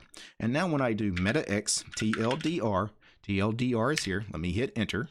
And it says this is the first time you've run TLDR. It's got to download all the TLDR data from the internet. And now we can actually search using TLDR. Maybe I want the TLDR for SID. And there is the TLDR for SID. And I could close this split by just making sure the cursor's over there and Control-W-C to close. Now remember, every window is a buffer. Everything you've opened is a buffer, and those buffers stay open. Unless you specifically killed a buffer, every buffer is open. How many things are open? How many buffers do I have open right now in Doom Emacs? Think about it. I had the config.el open a minute ago. I had the init.el open a minute ago, and I didn't kill those buffers. The Doom dashboard is still around. Also, you have some buffers that are always present in Emacs. There's a scratch buffer that's always available for you to just jot things down in. There's also a messages buffer that's always there. You can't kill it. The messages buffer is where you get like error messages and things inside Emacs. So there's several buffers open. If I do space B for buffer, P for previous, I go to the previous buffer. I go space B in for next buffer, right? Space B P for previous, space B in for next, right? So space B P for previous, space B P for previous. Now I'm back in the init.el. If I want to see all the buffers that are open, I could do meta X and then type iBuffer. So iBuffer is the program to see all buffers, and it has a key binding. You see space BI is the Doom Emacs key binding for it. But this is iBuffer here. Let me zoom in. And here are all of our buffers. We have the init.el, packages.el, config.el, and then we have the dashboard, the scratch, and the messages that we talked about. There was also the TLDR buffer. Remember, we were playing with that. So we have all of these buffers, and if I just go through the list and just pick one, it'll take us to that buffer. We could also kill buffers from the iBuffer window, or I could just go to the buffer and space B, K to kill, and once again, it's going to ask for confirmation, Y to actually kill the buffer. And then it's asking for confirmation again because it says this buffer has been modified. Do I want to kill it anyway? Sure. I don't know what modification I had made, but space BK to kill it anyway. So now you've got Emacs set up, right? You've got it installed. You got the daemon running. Now you know the basics of opening config files, and you know how to navigate the file system using dir-ed. You know the find file command, space period. Now if you want a proper file manager, like full screen file manager, do meta X and type the word dir-ed, D-I-R-E-D. dir-ed is the file manager, and you see it opens in a split. It looks just like find file. Matter of fact, find file is kind of the dir-ed file manager. So if I actually do space period for find file, so space period, maybe I navigate back to the home directory. If I hit enter right now and I don't give it a file name, I just give it the path to the home directory, watch what happens. The buffer actually becomes a dir-ed buffer. It becomes my home directory, right? And I can navigate the file system here. I can go into the videos directory and there is nothing there. So let me do a space BP for buffer previous. There are actual dir-ed commands, and there's a dir-ed previous, previous subdirectory, and you see a key binding. In my config files, I actually have several custom key bindings for me navigating dir-ed. I actually navigate dir-ed using the Vim keys. So just HJKL, and it's just one key press, and it's very fast. You guys can check out my Doom config on my .files repository on my GitLab if you want to check it out. But on day one, I definitely suggest learning the default key bindings for Doom Emacs before you start playing with other people's configs. But you know how to get to various files, to edit files. You know a little bit about the dir-ed file manager. The other thing you'll often need to do is open a terminal. And what I would suggest is if you enabled any of the terminals in the init.el, I would enable all of them. Do a meta X, look for a term. That's the most basic terminal emulator. It's going to ask you what shell to run. Now Bash is installed out of the box here in Ubuntu. That's the default shell, so I'm just going to choose Bash, and you get a basic little terminal emulator. If I did a ls command, it looks like a standard ls command, right? So you have a terminal available to you if you're working on a document or something, you're doing some programming, you write something, and maybe you need to go to the command line to, I don't know, run a compilation, actually compile something, or maybe debug something, or whatever terminal command you need to run. You have a terminal available to you, and of course I could have opened this in a split. As a matter of fact, if I do escape to get into normal mode, and then I do control WV for a vertical split, you see I get a vertical split. Now I've got the term open in both panes here, but what I'm going to do is I'm going to go to this pane. And now I'm going to do space FR for find recent file. That's the other big key binding you need to know. Space period, find file, space FR for find recent files. And because most of the time you're working on the same files all the time, space FR gives me a list of all the recent files I've worked in. Maybe I want to go back to the init.el. So let me open that, and you see now I have the init.el in this split, and I have a terminal in this split. It makes it rather convenient if you're going back and forth between editing a file and running commands in a terminal, which is something I often do. So if you know Vim, and now I've shown you a little bit of the basic Emacs key bindings to go along with the already existing Vim key bindings you should know if you're getting into Doom Emacs. Now, where people really struggle, if you don't know all of the Vim key bindings and then try to learn Doom Emacs, then it's very overwhelming because If you don't know how splits work and buffers work, and then you come to Doom Emacs, right? You never learned all that stuff in Vim. You probably are not really wanting to learn it in Emacs. Well, in Emacs, you really have to learn how splits and buffers work. It's not an option, where a lot of people can kind of get away with it in Vim. So just briefly, let's cover this one more time. I'm going to do a Control W to get into the other split. That's how you swap between splits, by the way, in Vim and also in Evil Mode in Emacs. It's Control W. You see my cursor went from this split over to this split. If I do Control W again, now my cursor's back in this split. Control WC closes that split. Now let's talk about specific Doom Emacs key bindings, because Control W is okay, but I would rather do things the Doom Emacs way. Doom Emacs, all their key bindings begin with space, and the way you do these splits in Doom Emacs, if you want to, you can use the standard Vim key bindings. They work, but this is much easier. Space WV for vertical split. So instead of Control WV, space WV, right? You don't have to do space W at the same time, right? It's 3 different presses, space WV.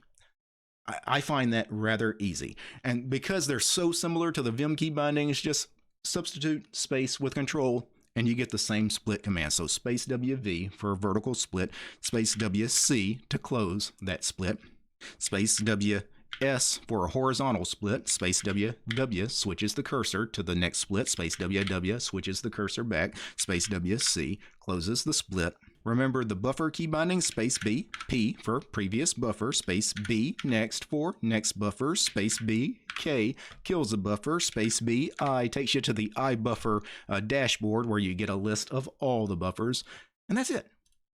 I mean, really, once you know those key bindings on day one, if you followed this video and learned space period for find files, space FR to find recent files, if you know the commands to open a file, you know the standard Vim commands, right? And then you know how to navigate splits and buffers, you are okay in Emacs, and specifically Doom Emacs. There is a much bigger learning curve ahead for you, but you'll get to that. You know, just getting work done, you can already get work done because you've got your text editor, you've got your file manager, you've got your terminal emulator, you've already got everything set up, and you're ready for success.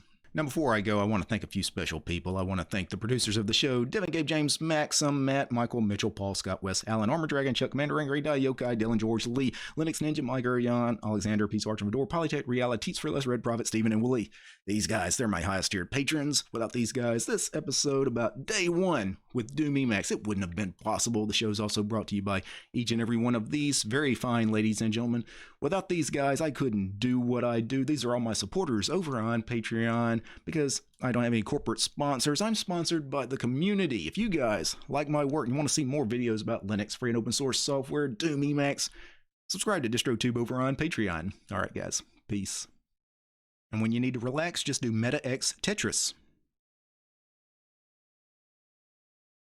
Hey everyone! Today I'm going to be explaining Backrooms Level 14, aka Paradise. This one's wacky. Hope you enjoy it. Let's get right into it, shall we? Also, don't forget to subscribe to this channel, because at 500,000 subscribers, I'm going to be buying the Backrooms pants and wearing them in a video. Alright, let's get into it.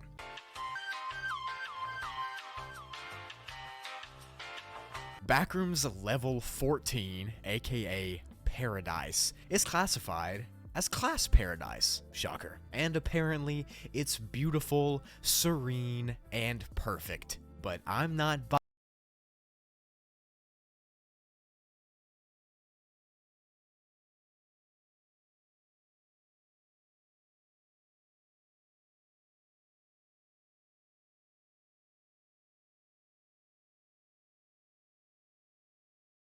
So today's video is guaranteed to blow I your can mind. tell I So have every now and then catch a up, new so software I'm will actually come going out to that will continue on change now. everything.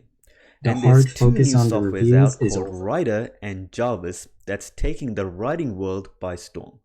So this is an AI assistant software or a writing assistant software that will write YouTube scripts for you. So getting a script written usually costs like at least $30 to $100 per script. So that's at least $30 per video, which is quite expensive. But this will write a script for you in any topic within seconds. So it's absolutely amazing. And usually I have like a detailed intro about what you're going to learn in the video. But for today's video, I can let the software speak for itself. So I'm just going to give a quick overview.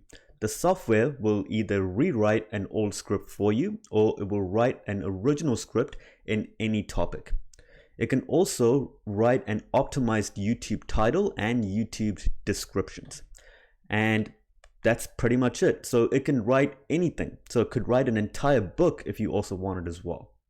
So before we get started with the video, I always come out with videos just like this that keep you guys updated with new softwares, new technologies.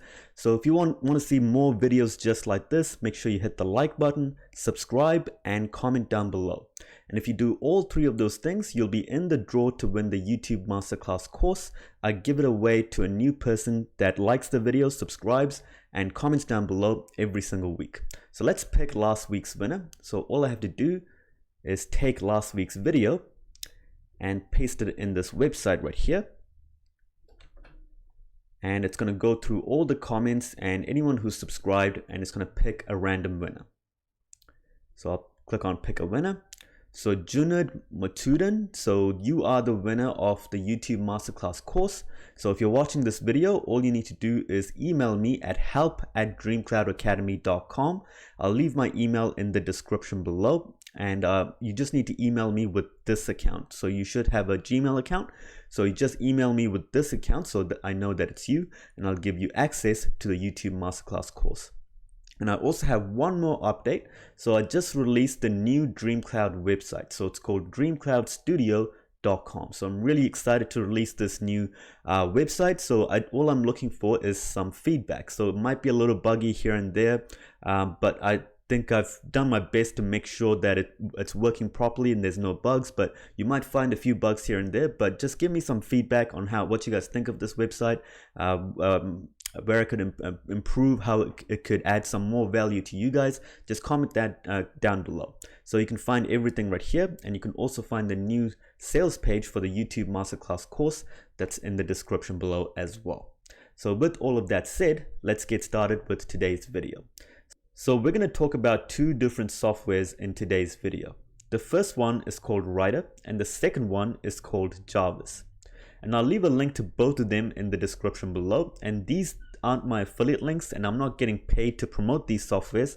I'm simply showing you guys the software because it's made my life and it's going to make your life a lot easier. So if you're a beginner, I recommend you start with Writer because they have a free account that you can make. And if you want, you can upgrade to the pro version, which is $30 per month. Then once you have some money to invest, then you should definitely upgrade to Jarvis. It is quite expensive. It's $100 to $119 per month. They also have a free account you can make as well, but they have some really useful features, some features that you can't find on Writer. But if you're a beginner, Writer is perfect for you and it's free to get started. So let's start with Writer.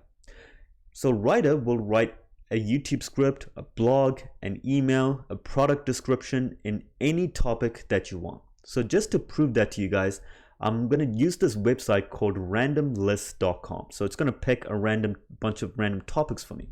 So I'm just going to click here and I've got a bunch of random topics here. So it says skating. So I could write something on skating, playing cards, parachuting, let's see, cycling. So let's try cycling. So I know nothing about cycling. So I'm going to copy that and let's go into writer.me. Then I'm going to click on start writing and then click on new document. So I'm just going to paste in, name this cycling and click on create. So the most important part is this right here on the left hand side. So you can select the language you want. So I'm going to choose English. Then you can select the level of tone that you want. So you can write a script that's assertive, that's convincing, that's enthusiastic, funny. But for this one, I want it to be informative. Then you have to choose the use case. So this is quite important. So you can write a blog, you can write a blog section, you can write a product description, you can write a YouTube channel description. There's so many different options here. But for a YouTube script, I usually use this one right here called blog idea and outline. So click on that and the keywords that you want. So this is about cycling. So I'm just going to type in cycling for beginners. So let's make a video on, or write a script called cycling for beginners. Then we're going to choose the variants. So what writer is going to do is it's going to write 3 different variants. So if you choose 3 different variants, it's going to write 3 different titles, 3 different blog outlines. So you'll see what I mean right here. So I'm just going to click on write, and within seconds it's going to come up with a bunch of titles, a bunch of outlines for you. So this isn't the script, these are just the outlines for the script. So the first title that it's given us is Cycling Tips for Beginners.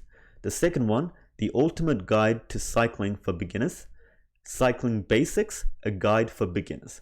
Just instantly, it just wrote all of that up for you. So now these are the outlines. So this isn't the script, it's just the outlines. So you just pick one of these. So I like this one right here.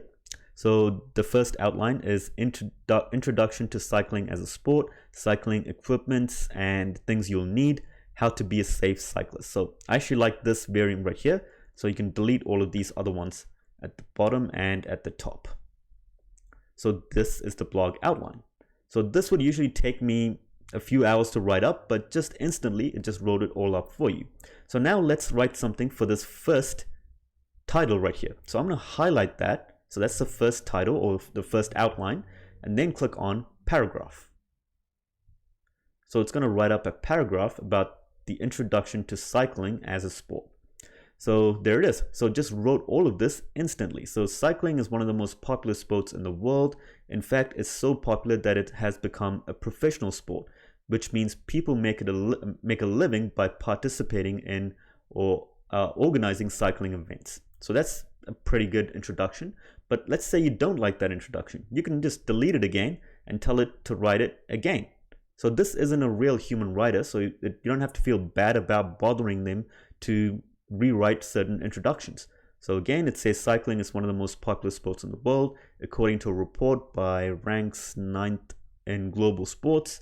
And you can see it's just written everything up like a human.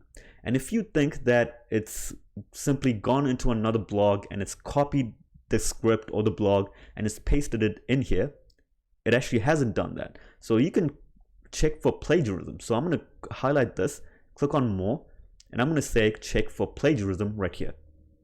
And it says no matches found.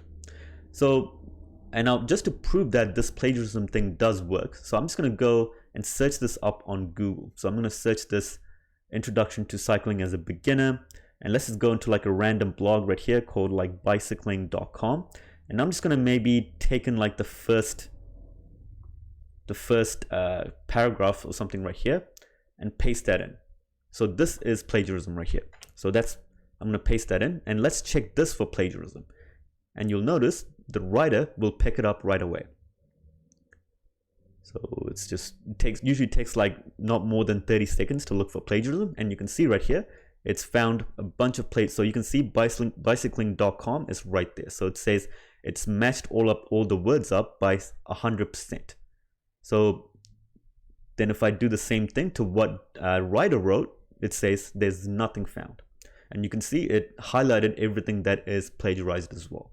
So I'm going to delete all of that and continue on to the next one. Cycling Equipment and Things You'll Need. So just simply highlight it and click on paragraph. And there's the second one, and let's highlight this one, click on paragraph, and it's just going to keep doing that over and over again. So now you have a script, and you've already written up a script that's we've already written up a script that's 317 words, and usually I write about 500 to 1,000 words for a YouTube script. So that's how amazing this software is, but it doesn't stop there. So let's say you have found a blog or an article that you like, so it's a really good article, and you want to rewrite it in your own words. So let's start with this one. I'm going to copy this first paragraph right here, and I'm going to go up. Let's just write this right below the, let's just write this as the introduction. So now just simply copied and pasted that in. So that's clearly plagiarism, but I can highlight this, and you can only highlight 300 characters at a time. So you can see how many characters I've highlighted right here. It says 104. So I have to highlight I'll just highlight 2 sentences right there. And I'm going to say rephrase. So it's going to rephrase this. So you can see it just rephrased exactly what that blog wrote. So before it was on that blog, it says, from the outside looking in, cycling looks simple. All you have to do is pedal. But it can sometimes be intimidating if you're brand new to getting back on the bike for the first time in a few years. So that's the blog right here. And then what Ryder rewrote is, cycling still may seem simple, but it can be complicated for beginners. You have to pedal, of course, but there are also other things you need to know to stay safe and make the experience more enjoyable. So that's completely rewritten, and it's still addressing the same topic that you copied and pasted. So let's highlight this and check for plagiarism. So sometimes it does find plagiarism, so it says no plagiarism found there. But if it does find plagiarism, I recommend you keep rephrasing it over and over again. So you can rephrase this as many times as you want, as long as there's only 300 characters right here. So I'm going to click on rephrase. I accidentally clicked on paragraph there. Let me just undo that and click on rephrase again. There we go. So it's just rephrased what we rephrased. So let's delete that and let's go into the next one. This one right here, and rephrase this. So I'm only highlighting the first part because it's the it only lets me choose 300 characters at a time. So we just rewrote everything right here at the top, and we can check it for plagiarism. And let's see if it does have some so no plagiarism. So it just completely rewrote this first paragraph instantly. And now you can use this as a YouTube script. So you can either rewrite an old script or an old blog, or you can write a completely original paragraph. So once that's done, now I want to show you guys how to create the YouTube titles and channel descriptions. So you can see right here, YouTube video description. So let's choose that. And it says what is the video title. So this is going to be the video title, the ultimate guide, cycling guide for beginners. And I'm going to say I want 3 different variants, and let's write that right below the conclusion. So let's see what it comes up with. So right here, it's got 3 different variants for a YouTube channel description. And the description that I've written for this video is written by either Ryder or Jarvis. So that is Ryder. It's the most beginner-friendly AI writing assistant software. It's free or an upgraded version, which is $30 per month. So that's Ryder for you. Now let's go into Jarvis. So this, I prefer this much more because it has way more features in here. So right here, this is the dashboard. These are the amount of words that I've written. Then my favorite part is this right here, templates. So you can use these templates to write anything. You can improve some of the old content that you've written. It will expand a sentence for you. There's this one right here called Explain It to a Child. So let's say I'm trying to create an informative video that's for beginners. And let's say I've kind of written it in a way that only like an intermediate level person would understand. Then all I have to do is simply copy and paste what I've written into Explain It to a Child, and it's going to explain it to a 5-year-old. So it's really good. So this is another feature. So it will take me forever to explain all of this right here, but there's plenty of different features that you can choose from. So the one that I want to choose is, I'm going to go into Documents, and I'm going to click on New, and I'll click on Start from Scratch. So right here, let's just stick with, actually let's pick another topic. So I'm going to click on Return Again, typewriters, whales. Let's not do typewriters. Pottery, sturtles. No, let's try beekeeping. Okay, so I don't know anything about beekeeping, so let's try that. So let's copy this and let's go into Jarvis and let's start typing this in. So the title, so beekeeping for beginners, or let's try history of beekeeping. So that's a bit more complicated. History of beekeeping. And let's copy this, and I'm going to paste that in here. So I'm going to highlight this, and I'm going to click on H1, which means this is the main heading. And then this is the fun part. So you can tell Jarvis to write something for you. So this says content description right here. So this is where you tell Jarvis what to write about. So you've given Jarvis a title, which is history of beekeeping. And then you have to tell Jarvis, this is what you should write about. But if you don't want to write this, you can simply go in here and type in write an article or write a content brief, which is what it's asking right here, content description / brief. So I'm just going to say content brief for the title above. So I'm saying write a content brief about this. And then you press Control or Alt if you Control or Command if you're on a Mac, and then press Enter. Make sure you're right here. The cursor should be right here, and then press Control or Command if you're on a Mac and press Enter, and then it will highlight it. Then it's going to write something for you. So it says write an article about the history of beekeeping. The practice of keeping bees goes back to ancient times. There's evidence that it's existed as early as 5000 BC. Bees were kept in order to harvest honey, but they also had a more practical purpose to pollinate crops and to help them grow. They're still used today for the same reason. So that's a really good intro right there. So I'm simply going to copy this and paste that in right here. So now we've got the title that we want, the content brief. So we've kind of given it a brief idea of what the script should be about, and we should also give it a keyword. But this isn't. You don't have to do this. So I'm just going to give it a history of beekeeping, and that's it. So now you come in here and simply simply click on compose, and it's just going to start writing for you. So there it is. So it will just stop every now and then, but you can just keep reading on. So the history of beekeeping can be traced back to all of this, blah, blah, blah. Then I'll click on compose again, and it's going to keep writing and writing and writing. So all I'm doing is I'm still clicking on compose over and over again. And you can see it's already written up 176 words. So usually I would have to pay a writer like at least $100 to write up a script like this. But just for $30 per month, I can get this software to rewrite or write a completely new script for me instantly. And you can see it's written up the outlines, the titles. So this is the history of utility. So I'll just copy that and highlight it. Then the next one, history of beekeeping in the ancient world. And then simply keep going and going. So let's say it wrote something that you don't want, or you want something a bit more different. You can highlight it again, and this means rephrase. So it's going to rephrase that for you, and it's going to rewrite it right here. And if you like that, you can just click on tick, or you can say write it again, and it's going to write it again for you.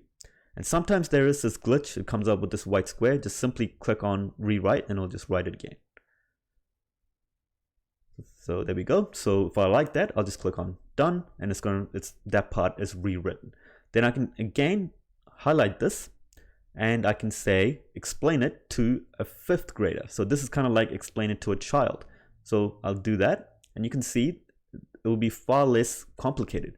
So beekeeping has been around for a long time. Egyptians, Greeks, blah blah blah. It has 2 purposes: to produce honey, to help with pollination. So you can see it's kind of explaining the obvious, like what beekeeping is, what its purposes are, and things like that. So it explains it a bit more in detail.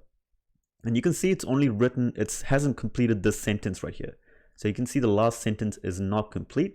It says it is when the smoker soothes the smoked, and then they can take the honey from. So it stopped right here. So I'll click right there, then I'll click on compose. And I'll just rewrite everything for you, or just finish the paragraph for you. So it's that simple. Then if you just click on pro tips right here, there's some tips right here for you. This is one here called boss mode cheat sheet. So you can see how I write a content brief for the title above. But that's not the only thing you can ask Jarvis to do.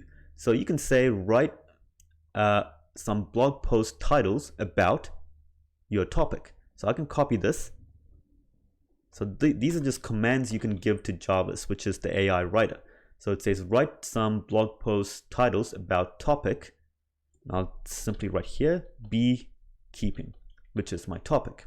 And again, just like before, press and hold Control or Command if you're on a Mac and press enter, and it's going to start writing for you. So there's the outlines. So if it only came up with 3, but I can ask it to write again. So let's say it's write blog post outlines about beekeeping, but I can make it more specific. So I can say write 7 blog post outlines. So it's going to come up with 7 blog post outlines about beekeeping. So there you go. So those are 7 different blog post outlines. So this is perfect for like a top 10 video. So you can say write 10 different blog post outlines about beekeeping, or 10 different countries you should travel to, and things like that. And it will just write it for you. And let's say you want something written about this topic right here. All you do is click on rephrase, or you can click on write a paragraph. So you can say right here, write a conclusion or a paragraph about the title above. So I'll just say write a paragraph for the title above. So I'll just make this into a title, and I'll click on H2, and I'll give the same command, which is Control or Command if you're on a Mac, and hit enter, and it's going to write something up. So just like that, you can get all of these written, all the scripts written up, and it'll be ready to go. So that's the script. And then there's also the templates. So let me go back to the YouTube templates. So let me close this. So there's video topic ideas that we can do, video script outline. So that's really good. The video script hook and introduction. But let's try video titles. So I'm going to do a title for this video right here. So what the video is about is an AI assistant software. Keywords to rank for. So I want to say AI assistant. Actually, I want to say YouTube script. YouTube script. So for this, for the keywords, make sure you just type in YouTube. Oh, so it's already written it up for me. But let me just make it a bit more detailed right here. YouTube scripts or AI YouTube script writer.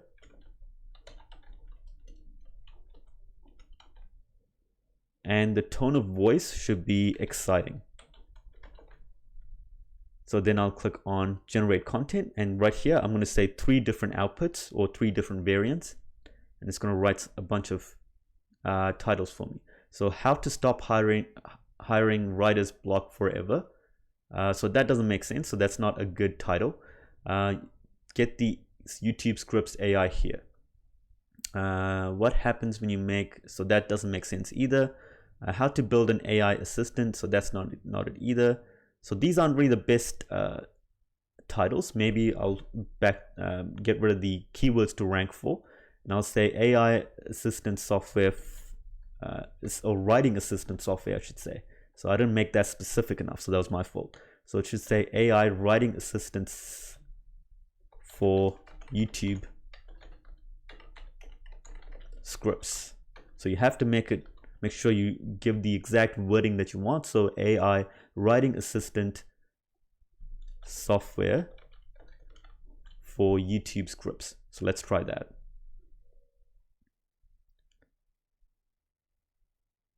So how to use YouTube scripts and build a lucrative channel. Let's see, indie filmmaker. So none of these are good. So I'm going to click on generate again. So there we go. Life-changing YouTube AI writer. Write your scripts faster, more easily, and with less stopping. So that's a really good title. Then there's the world's most advanced intelligence writing software for bloggers and writers who create YouTube videos. So that's also really good. So if I like this, I can just favorite it right here. So I'm going to go through a bunch of other titles as well, because usually I like to have how to in the titles. So I can also just type in how to write YouTube scripts. So that could be a title that I want. So I can click on generate, and I'll come up with a bunch of other ones right here. So hopefully we'll have how to. There we go. How to, that's not sci-fi. Nope, that's not what I want. How to write a successful YouTube video script step by step. No more lousy videos. So that's pretty good, but I would prefer if it had AI in there as well. So I can just put in AI. That's a really good title already, but I can just manually add in AI in there for me. So that's how you use Writer and Jarvis. So it's made everything so much easier for me. I can instantly write up a YouTube script. I don't have to, chase down my writers. I don't have to get them to annoy them to rewrite certain words and certain paragraphs and things like that. This will, I'm not a good writer. I'm good at like thinking up some good scripts and maybe even talking about it, but putting them into pen on paper, I'm just not good at that. Just writing it down, I'm terrible at it. So I'll write something really bad, but then I'll just get Writer or Jarvis to rewrite it for me, and that's it. I'll have a blog written, or I'll have a YouTube script ready, or I can even write up product descriptions, emails, SEO, so many different things right here. I only recently found this software, and I haven't even had enough times to go through all of this features. So once I have gone through all of these features, I'm going to make a detailed video, or even like a free step-by-step course. If you guys want to see that, make sure you subscribe to the YouTube channel. The course will be, if I do release a course on this, I will release it on my website, dreamcloudstudio.com. Make sure you guys check out this website and just let me know what you guys think in the description below. But that's it for today's video, and I will see you in the next one. There is so much more stuff to talk about, I can't do a big intro here. Spoilers for Xenoblade 1, 2, Torna, and Future Connected. This is going to almost entirely cover stuff that came out after my previous analysis video, which released on April 20th. So watch all of my previous videos if you're confused at anything. This is just going to be the week or so of content we've gotten since.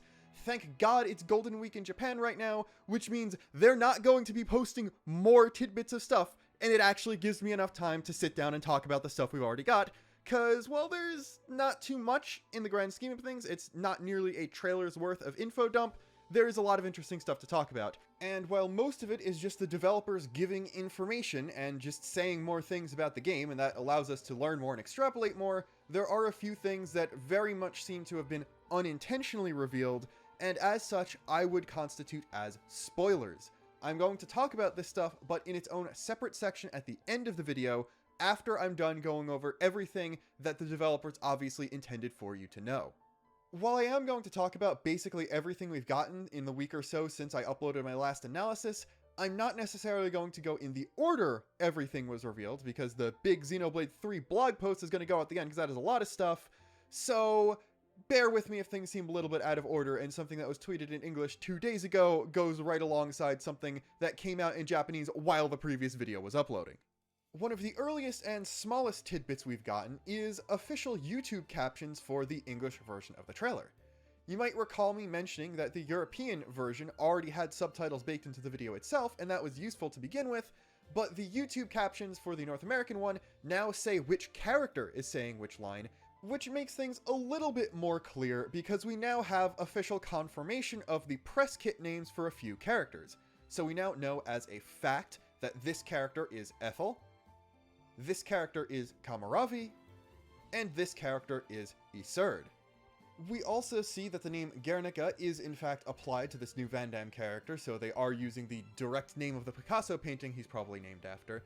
And the most interesting non-spoiler thing is, not that I have all that much time left, but soon, a line that I attributed to Senna, and some people who don't understand accents were very vehement on attributing to Mio, because Mio says something afterwards and is on screen there, is actually Nimue. So, not only do we know that Nimue is dead at some point in the game, but that we're getting at least some sort of flashback for her, which heavily suggests that yes, this character, the woman with the crystal arm, is Nimue, but also that her and Iserd might have as big of a role in this game's story as Jin and Laura did in Xenoblade 2. And We'll see later, this game's probably getting DLC, so I wouldn't be surprised if we've actually found our DLC campaign and they literally just do Torna, but again. Hopefully they're different enough to actually warrant doing the same thing a second time, and it isn't just literally Jin and Laura again. And hopefully there is a legitimate reason that Iserd wants to, like, attack and kill the party and stuff because Nimue died. So again, I do kind of hope that the party does inadvertently kill her in some way, or indirectly results in her getting killed, and it's not just Iserd being angry at the monster guys because he's told they're monster guys, which is the case with Ethel.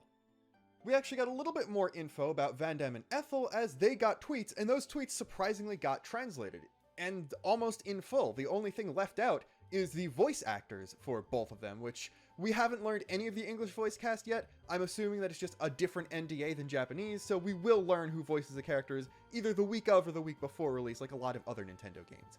I will say, Japanese Ethel is kind of terrifying because she has the same VA as Midian, who you might know from Being My Daughter fame, and Anya from Spy Family. So, like, how do you have that much range where you can play that and then this character? Genuinely impressed. Anyway, Ethel is the commander of Keves Colony 4 in Xenoblade Chronicles 3 and wields a pair of slender swords. Famous for defeating 3 enemy colonies at once with only 100 soldiers at her command, Silvercoat Ethel, as she is called, is well known to all the forces of Keves. Ethel's unwavering conviction and her beliefs in ingenuity have won her all the trust of those serving under her, but though Noah also hails from Keves, she attacks him and his group on sight, calling them monsters. This is more or less what we expected from this character already, I would think, where she is strong, passionate, well-loved by everyone from her nation, and heavily trusted by everyone. She's just that solid type of Dunban-esque character, but also believes almost too hard in her convictions and her loyalty to Keves, so that when something obviously fishy with being told to hunt down the Ouroboros is going on, she still tries to do it and just goes along with the narrative that they're monsters because that's what she was told. The whole little tidbit about her having defeated 3 colonies with only 100 soldiers is neat. It shows where she got this sort of reverence and respect from. And we also got Silvercoat Ethel, as opposed to just Silver Ethel, as her official title in English. So again, I wouldn't be surprised if we also have Crimson Lotus Kamaravi or something similar. And please give all the colony leaders titles, because it makes me think of Trails, and Trails is also a good series that you should all play. The other thing is, she defeated 3 enemy colonies. We are likely not going to have the full set of colonies from both nations present in the game, because there's a war on. Some of them have probably been destroyed already. So while yes, there's probably going to be another Colony 6 and another Colony 9, because this is a different world, I wouldn't be surprised if we don't get the entire numbering of 1 through 9, because some of them have just already been destroyed, like was the case for everything besides 6 and 9 in Xenoblade 1. As for the other of the 2 characters, meet Guernica Vandham, a mysterious man who appears before Noah and the others just as they face off on the battlefield in Xenoblade Chronicles 3. After informing the group about their true enemy, he urges them to seek a land pierced by a great sword. Again, there's not really much in here that we couldn't already tell, but I just think it's hilarious at how little they're actually doing to make it seem like he survives past the beginning of the game, because he very clearly dies. They don't say anything about him hunting down the party or helping the party or anything after he tells them to go to Sword March. They just say, yeah, he tells the group about their enemy, sends them off on their quest. What does he do after that? You'd think that if he knows about the real enemy, he'd help them, but no, he's totally dead. He's dying. The only question that remains is he part of the Wild Ride monster?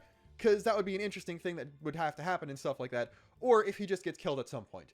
The interesting tidbit here is specifically his first name is Guernica and his last name is Vandham, and also that he appears before Noah and the others face off. So while we do see a couple scenes in the first trailer of them actually fighting against each other, it seems like that doesn't last very long and might even not have a gameplay portion to it before Vandham shows up and then the party has to fight Wild Ride. Speaking of Wild Ride, a name that I am so happy the community has decided to adopt for this character because it's really, really funny. I love when the intimidating villains get turned into memes almost immediately, and I wouldn't have a cool clickbaity title for this video if it wasn't catching on. He also got a tweet. After clashing on the battlefield, Noah, Mio, and their teams are suddenly attacked by a giant creature. Belonging to neither Keves nor Agnes, what is this behemoth that possesses such overwhelming power? Interesting, it says after they clash, while it says Vandham appears before they clash, so that lends heavily to the idea that Vandham is a part of this creature in some way. He could get eaten by it, and that explains why it has multiple cores as opposed to the party Ouroboros that only have 1 each, And many other things could happen, but Van Damme is not making it out of this altercation alive, is what I'm saying. As for Van Damme's actual past, there are a few things. His last name is Van Damme, which means Van Damme is his family name. It's not just a first name or a title or an assumed name like Xenoblade 2 Van Damme had. There are a couple schools of thought. One is he's a descendant of Vanguard from Xenoblade 1, the Defense Force Colonel of Colony 9, because his name was Van Damme in Japanese, and Colonel Vanguard could very easily be referring to his last name, not his first. He could somehow be connected to 2 Van Damme in some way, or I think the theory I like is that he is a descendant of Rex, and Rex, the orphan who did not know his parents, chose Van Damme's name as his last name, and then had a legacy honoring the guy he looked up to by taking his name for his own, but still keeping his own first name, so all of his descendants would also be named Van Damme. Some people have also thrown out the idea that since he has an eye patch over his left eye, that he is a deserter from the Agnes military specifically, because that's the eye that glows in Isurd's pink thing and for all of the Agnes Ouroboros members, so that's interesting. He could have almost had something implanted in him and ran away before that could happen, which led to him getting hunted down by Wild Ride and then killed and subsumed into it, or a lot of cool things like that. And either way, him being a deserter from the Agnes military does not mean he's not necessarily Rex's descendant too, so we could have our cake and eat it at the same time. There is one thing connected to Wild Ride that I would like to mention in this video, though, that I missed in the last analysis. The Mobius Up effect on Union Tion's special, in Japanese, is worded the same way as X-enemy type Slayer arts are in Xenoblade 2. So that means Mobius is an enemy type. And given the fact that Wild Ride's cores have an infinity symbol in them, and I was already drawing connections between that and the Mobius strip and the Ouroboros and all of that never-ending stuff, I'm pretty sure that Ouroboros is some type of creature that is the fusion we see, while Mobius is whatever type of creature Wild Ride is, which is connected to Ouroboros, but not the exact same thing, and Ouroboros versus Mobius is probably going to be some sort of conflict throughout the story. Is Mobius going to sort of be like the Fog Beast? Is Mobius a different name for Fog Beast? Is it going to be some other Gnosis-like thing? Is it going to be just some force going around subsuming people? An enemy nation that isn't one of the main two? I don't know, but what we do know is a little bit more about what Mobius is, and what that one battle effect I couldn't tell actually meant. Oh, also, the original name and the official name for the Japanese cover of the ending theme of Xenogears is Mobius. And guess what previous Xeno game had the most significant occurrence of the term Ouroboros prior to Xenoblade 3? Yeah, it's Xenogears again. This game is like the most spiritual successor to Xenogears out of all the Xeno games, and that's saying something because all the Xeno games are spiritual successors to Xenogears. Basically, what I'm trying to get at with all this Mobius talk is that Xenoblade 3 is going to be the first video game to sell 3 trillion copies. At this point, I'm now tiptoeing over the more interesting revelations because we also got 3 tweets each describing one of the main Ouroboros. The first one just says, have a look at Noah and Mio's appearance once they interlink and become Ouroboros. Check out the massive sword they wield during battle. It's pretty cool. And this tells us absolutely nothing, but makes me extremely uncomfortable because every time an official Nintendo thing says pretty cool, I'm assuming Chris Pratt is going to jump scare me again. And thankfully that doesn't happen here. As for the second one, here's a look at Lanz and Senna as an Ouroboros. Their Ouroboros has a massive form, which as you might guess is great for protecting their friends from powerful attacks. They'll be playing both offense and defense in this form. So it looks like that not only does the appearance of the Ouroboros take more of a cue from the Keves character, aka the non-Blade-like character, lending credence to the theory that this is some sort of Blade driver fusion-y thing, and is somehow reminiscent of the old Blade system with the Keves character acting as a driver, but it also looks like the role of each Ouroboros is going to be based on the default class of the Keves character that makes it up, as the Noah Mio one is a sword fighter who looks to be a glass cannon like Noah is going to be because he's a Xenoblade protagonist. The Lanz Senna one is big and armored and tanky and defensive like Lanz is with his greatsword class, and as we'll see, the Uni Tion one is a healer, but that's less significant because they're both healers in the default class, although again, this one's more feminine and is the only one with a female Keves character.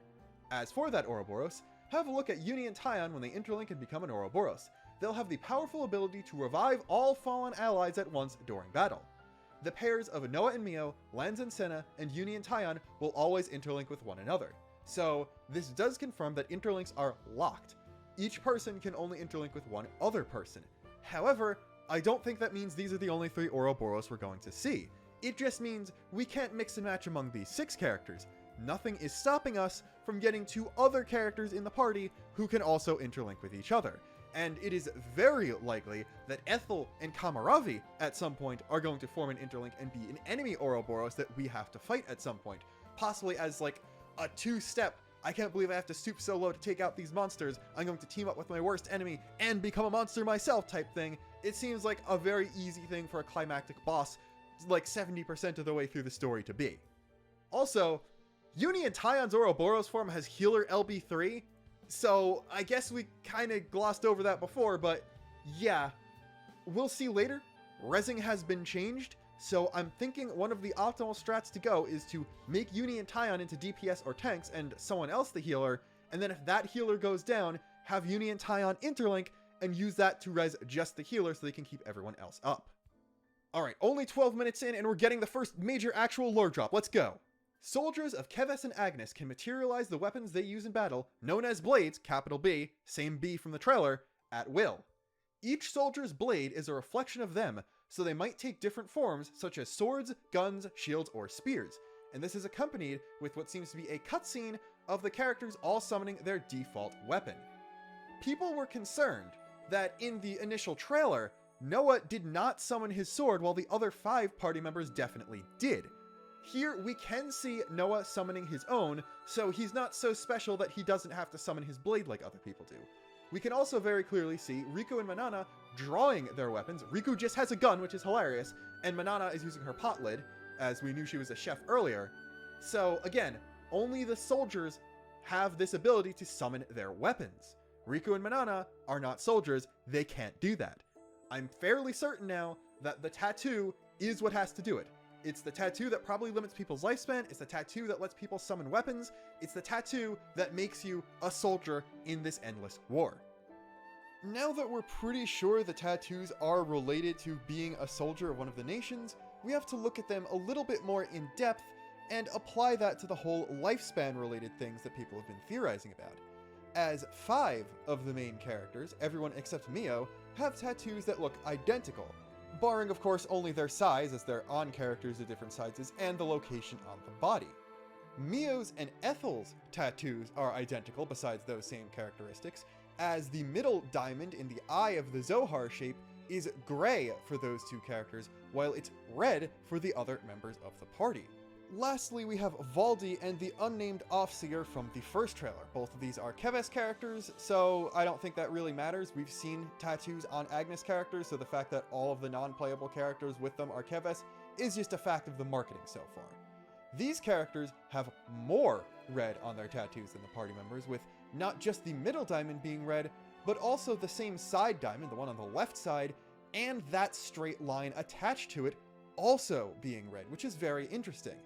I think you get where I'm going with this though, and that the diamonds or the amount of red or gray on your tattoo denotes how much lifespan you have left in your tattoo, and it seems like, again, the only people with the whole clock lifespan thing are the soldiers, the people who can summon the blades and as such would have the tattoo, so it being a direct showing of how much time you have left and other people being able to see that is very interesting and very plausible. I also only just thought of this now, and I'm going to insert it here in the video because it plays over the Valdi scene. Why is my name on here? That is said by Uni. I thought it was actually Valdi's VA, because I thought it was someone I hadn't heard, but no, it is just Uni. So ignore all the Valdi theorizing about that line I said in the last video, and just assume that Uni saw her name in some mysterious place, possibly like a record of soldiers, of people whose lifetimes are about to expire, or something like that.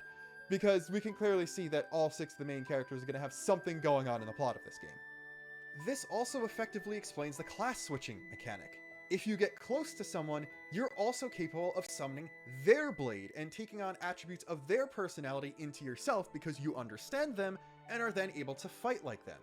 This also massively increases the possibility that if you cross-class arts from a different weapon type onto your own character, you will be able to swap weapons mid-fight. Probably just 2, you can only have a main class and a subclass, but it seems like that's the way things are going to go, and then you can also fuse arts from 2 weapons together to make fusion arts that have increased effects. This is also super interesting because I think that they're going to go a Bravely Default route with this, and that certain non-main party member characters who also have the tattoos and have blades are also going to give their classes to the party at some point. Because while the customization we see already is massive, it seems a little limiting to have just these 6 main characters and just the 6 classes that they start out with at the beginning.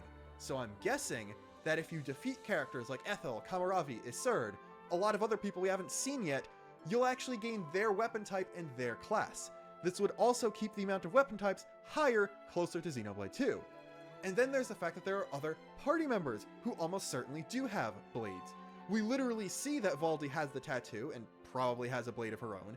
Xeon is clearly wearing Keves military gear, which means he almost certainly has a blade. And then there's also this new cat girl with the bow, who also probably has a blade and seems to be another one of the 7th party member characters. So it looks like we're not only going to get everybody being able to interchange weapons and stuff between each other, but also between slightly more minor characters, and that's really cool, and I can't wait to see them completely blow the lid off of this combat system and show off classes more than the original 6. We're about to jump over to the Japanese blog post, which talks a lot about the combat system and gives a bunch of details that haven't been translated yet, but we're going to very quickly go over the Xenoblade 3 ESRB blurb, like the thing describing why it has the rating it has, and talk about the things we see there. Some things are definitely spoilers, but I can talk about the things that aren't first. It's rated T for language, mild blood, suggestive themes, and violence, and also has an in-game purchases parentheses switch on it. This might seem like microtransactions, but this is the same thing Xenoblade 2 had. This is almost certainly referring to another DLC pass, which, oh boy, I'm excited. The ratings themselves are identical to what Xenoblade 1 had, and identical to Xenoblade 2, but swapping out the alcohol and tobacco reference for the blood, so this shouldn't be a surprise for anyone experienced with the series. The ESRB site gives a little blurb for each game explaining why it has the rating it does, so I'm just going to read through the entire Xenoblade 3 one, but omitting the spoiler sentences. This is a role-playing game in which players follow fighters through a conflict between 2 nations. From a third-person perspective, players complete quests and engage in melee battle against enemies, e.g. animals, creatures, human boss characters. Combat is heightened by impact sounds, explosions, and cries of pain. Cutscenes depict further instances of violence. Spoilers. Some fantasy characters / creatures are designed with revealing armor and/or anatomy, e.g. deep cleavage, partially exposed breasts. The words shit, arsehole, and bitch appear in the dialogue.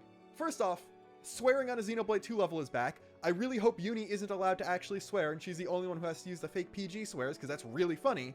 Second off, it specifically says arsehole and not asshole, which means they're keeping it as British as possible, which is good. Xenoblade 1 was more British than 2, which I think lent it a charm that 2 lacks because of that, so I hope they get a little bit more British. And then, thirdly, people were like, oh, revealing armor and/or anatomy, deep cleavage, partially exposed breasts, what characters have we not seen yet? Is Saito about to go super crazy like he did for some of the more out there Xenoblade 2 designs? Are we going to get another Dahlia? Like, deep cleavage and partially exposed breasts are on the Uni tie on Ouroboros. We've probably seen the most explicit any of the character designs are going to get, so don't get your hopes up too much for that. The most important things of all of this are in the spoiler section though, so moving on. Now we're on to the second Japanese blog post, which I am mildly terrified these are going to become a weekly thing once Golden Week is over, because that means I'm going to need to make a news video every week going over a large amount of things. But anyway, Xenoblade Note Volume 2, introducing the basics of battle of Xenoblade 3. And keep in mind, we've seen canceling was in the trailer. They do not talk about canceling here.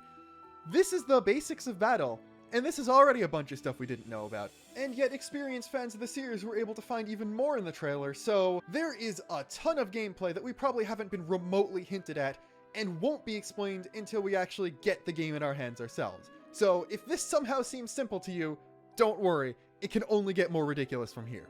We get a bunch of paragraphs of different info about different aspects of the battle system, and a bunch of little clips, which were enough for me to actually piece together the first 35 seconds or so of the main battle theme, which I'm probably going to upload as a short around the same time as this video goes public, so that's nice and cool. And I'm basically just going to go through the entire blog post, talking about each paragraph, and analyzing each little video clip.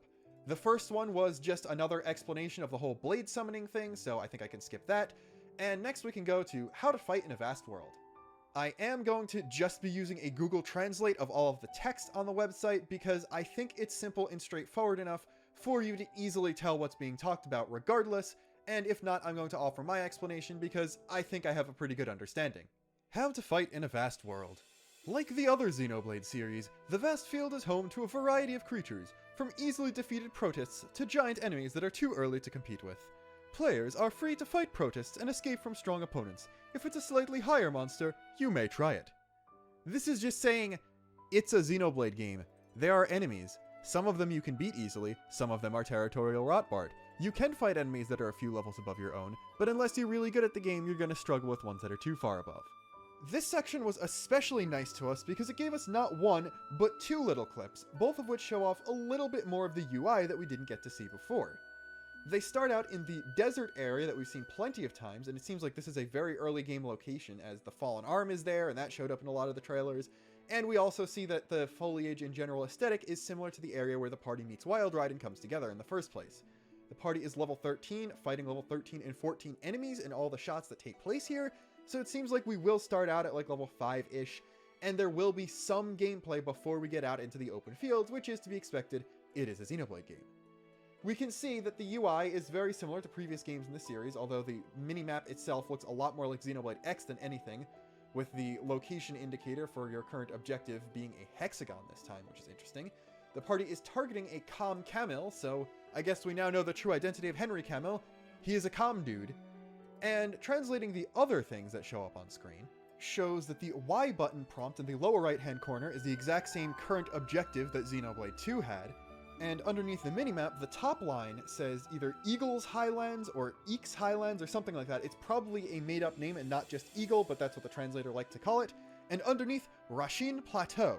So it looks like we're getting 2-level depth as far as location names go, where there's a wider, more broad area within a probably greater region, because I'm guessing there's this entire map is the desert of blah blah blah. Then there's the Eek's Highlands, which are this more craggy area that does have a few hills and mountains in the background. And then Rasheen Plateau is specifically where they are now. So again, it looks like basically everything except combat and story is drawing more from Xenoblade X than any other game in the series. The minimap itself is really straightforward. You can see some dots to represent enemies. There's a symbol in the upper right hand corner next to the question mark that looks like it's either some sort of enemy indicator that denotes a unique monster or something like that, or it could just be a piece of topography that just is hard to tell exactly what it's referring to by looking at the area, and it's a little bit hard to tell exactly how big of a range the minimap has, because while there is a question mark that obviously denotes a side quest you can accept, I can't see the NPC that would give it anywhere in this clip, so it's a little hard to tell exactly how much is being shown. There is a R-stick click in prompt to the right of the minimap, which, like Xenoblade 2 and Definitive Edition, will probably expand it to cover more of the screen, so that's straightforward, but I'm not sure what the 2 rectangle thing underneath the location name refers to, and we don't really get any indication anywhere in this clip. We get a few more interesting things once the party moves forward, and presumably the player hits A to start attacking the Calm Camel. Everyone does a little weapon flourish, and that looks nice and cool. We can see everyone is in their default outfits and using their default weapons, so no class changing has happened. And there's also this A button prompt that disappears once the enemy gets attacked. That just reads Sheath Weapon, so it's if you accidentally hit to attack the enemy, you can hold down the A button and basically stop before you draw aggro and bad things happen to you. As for the rest of the UI, there's a lot of stuff missing right now. The entire left half of the arts palette is gone, so it looks like not only do we not have access to cross-class arts yet, we also cannot interlink manually outside of the story combining our characters for us at this point in time. So despite Noah and Mio clearly having fused for the first time earlier, since the entire party is together and wearing their alternate outfits, it looks like there's going to have to be at least a little bit of story progress before that becomes an actual gameplay mechanic. So it seems like they are sort of drip-feeding new mechanics and new complexity to the battle system like Xenoblade 2 did, but not in such an egregious way, as we see confirmed cross-class arts in early level 20s footage, as well as the interlink button. So maybe you get all of that at the same time, maybe you get cross-class earlier once the party gets to know each other and you activate affinity links and stuff like that, but I am personally guessing that you don't get the ability to manually interlink in battle once all 3 pairs have done so.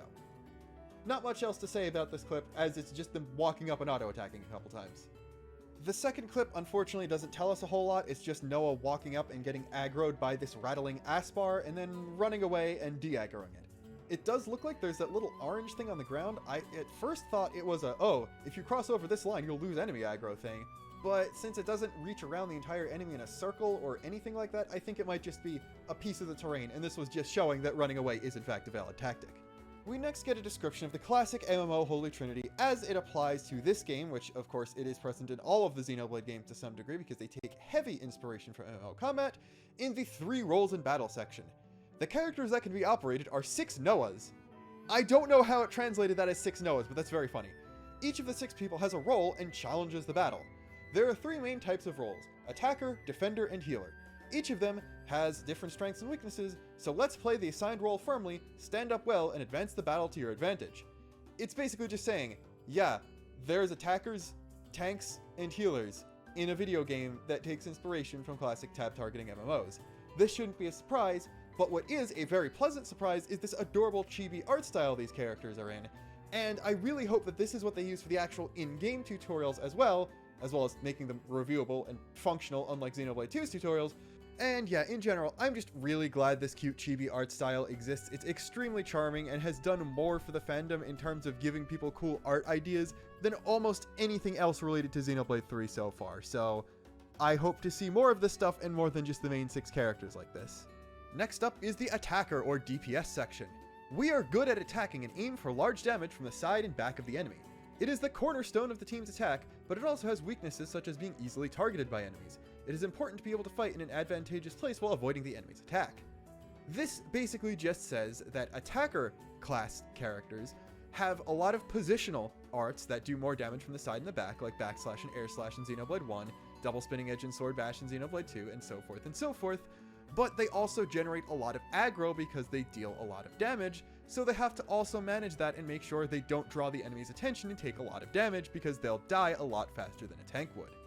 The video for this section is a little interesting for a few different reasons, the first of which is that the UI is not present. It does seem like this little clip has been zoomed in on and isn't the entire screen, so it's possible the UI has just been cropped out, but I would also love it if the ability to turn the UI elements off even in combat was in the game, as this was something X offered a lot of control over, and then 2 and later DE, which did admittedly have some of this, didn't include. The biggest thing combat-wise this shows is that strafing is a lot different in this game compared to anything else in the series. Like in Xenoblade 2, you need to stand still to do auto attacks, good thing, but like in Xenoblade 1, you move a lot faster when walking around in combat. There's no need to use a special for movement or wait until your affinity has increased in order to walk around faster. You seem to move at just your normal field walking speed. And also, you will always face your targeted enemy no matter where you're moving, which lets you get in position for things a lot better. In this specific clip, we see Noah walk up to this crust dip, auto attack once, then walk basically all the way around the enemy, do what I think is a second auto attack, and then use an art. We don't see the purple sparks that show up when Mio very obviously cancels an auto attack in the trailer, so it doesn't look like Noah canceled this art, but we do see a sort of spark come out when the enemy is hit, so I think this was Noah's rear positional. The other interesting thing is that the 2 auto attack animations are different. If this was exactly like Xenoblade 2, Noah would use the first hit in his combo, walk around, his combo getting reset when he stopped auto attacking to move, and then start the combo again from step 1, yet the next auto attack we see him use is different. So it's possible that the 3-hit combo has been removed in favor of several variable auto attack animations like Xenoblade 1 had, but still retaining the needing to stand still to use them like in 2, or there will be several different combo animations overall, and the only thing that makes me think they wouldn't do that would be the need to make the animations for each attack hit at the same time, so no matter which random animation played, you would still have the exact same canceling window, but I'm not entirely sure. It's possible that there's just some criteria we've yet to see that results in canceling the combo, as in the Camille clip we've seen before, Noah runs up to the enemy, does one auto attack with the exact same animation as the first one from the crust dip clip, clearly starts to do a second animation, runs around to the side of the enemy, stops, starts auto attacking again using the same first animation from both this clip and the crust dip one, and then cancels that into an art. While in the crust dip clip, the second auto attack animation that plays before he uses an art appears to be the same second auto attack animation from the Camille clip, So it's possible that there is just something you need to do in order to store your combo, which just gives a better way for you to build up to more powerful art cancels without having to stand still for a long period of time. And it's possible that the dash move we'll see later or something like that allows you to store your combo position so you can stop moving and immediately go into the strongest possible version of an art by canceling it out from the final hit of a combo. Interestingly, the Crustip actually dies at the end of this clip, either from Noah's art or from something one of the other party members did, and we can see it drop 2 small gold orbs as well as one slightly larger purple one when it does so. It seems like this is confirmation that Xenoblade 2's loot system will return, and defeated enemies will physically drop something that you need to go pick up, as opposed to one static treasure chest in Xenoblade 1, or you just getting a pop-up window after a battle ends in Xenoblade X. If you did not play Torna, they already pretty much fixed the entire issue of loot falling in an area you can't access physically, so that's probably a non-issue, and I don't really see any reason to not have it in this way, really, especially since the maximum inventory limit has increased drastically since Xenoblade 1, and in that game there would be a legitimate reason to not pick things up because you just didn't have the inventory room, something that basically was never the case in X or later. Also, yeah, Rotbart is in this clip again. It seems like every time they show him, he gets a little bit closer to the foreground, so probably by developer blog post 3 or 4, we're just going to straight up see the party get completely obliterated by him, and I can't wait to see that. Next up is the Defender or Tank segment. He is good at guarding and avoiding, and while attracting the attention, hate, of the enemy, he takes on all the attack at once, so the point of the attack does not turn to his friends. Attackers and healers who are the key to attack can be easily targeted by enemies using techniques, so get the attention of enemies to protect your allies. Like with the last section, this more or less just describes how a tank works in any sort of game like this. It's the tanky one that should always have the attention of the enemies because they die slower than everyone else. The clip that goes with this shows almost nothing other than the party beating up another couple Aspars, and it's more worrying than anything as we get to see some of Lanz's battle animations and they are incredibly slow, like taking several seconds to use the 2 arts we see him use, and even his auto attack that he uses at the end of the clip is also pretty slow. Granted, that's more of a Rein from Xenoblade 1 speed, but Rein's art animations were nowhere near this long, so Lanz seems like he might be excruciatingly painful to play given how slow his attacks look, so I guess if you like him, you're gonna want to have to put him on a class other than his default.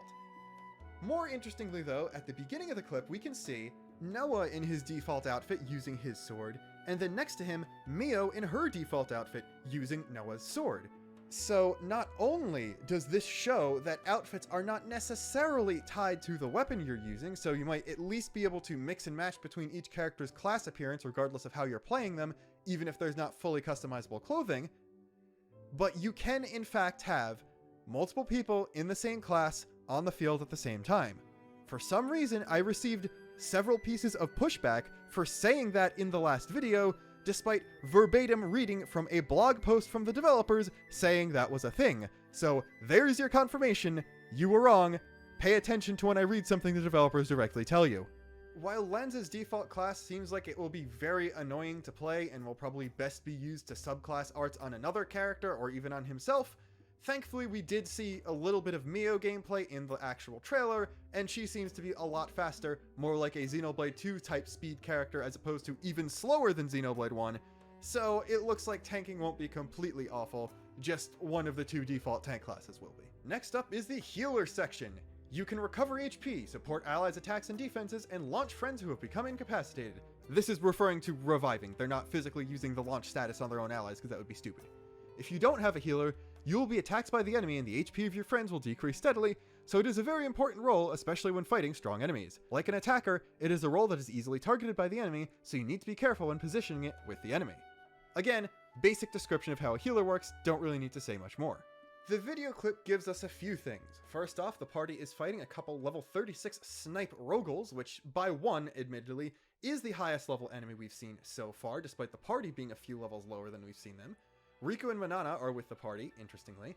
There's this ruin area in the background, and the entire place is very forested, so this seems like it could be an extension of the very Magna Forest-looking area we've seen plenty of times before, but this bears a bigger resemblance to the place where we see Noah and Mio perform an off-seeing together in the first trailer, so I'm guessing this place is a little bit before or a little bit after that. The ruins in the background bear somewhat of a resemblance to either Oriah or the Cliffs of Moratha, so I'm thinking that this is a lot closer to Sword March than we think, which, since this is the highest level enemy we've seen, it looks like by the mid-30s, we will already be getting to Sword March, so the whole big initial goal we're given at the beginning of the game will be met only like a third of the way through it based on maximum levels, and the level progression tends to slow down a bit once you get past the mid-30s in Xenoblade games, so it looks like the whole Sword March quest, Find the Real Enemy, is not going to be the main plot for a particularly long percentage of the game. We also have a completely different battle theme.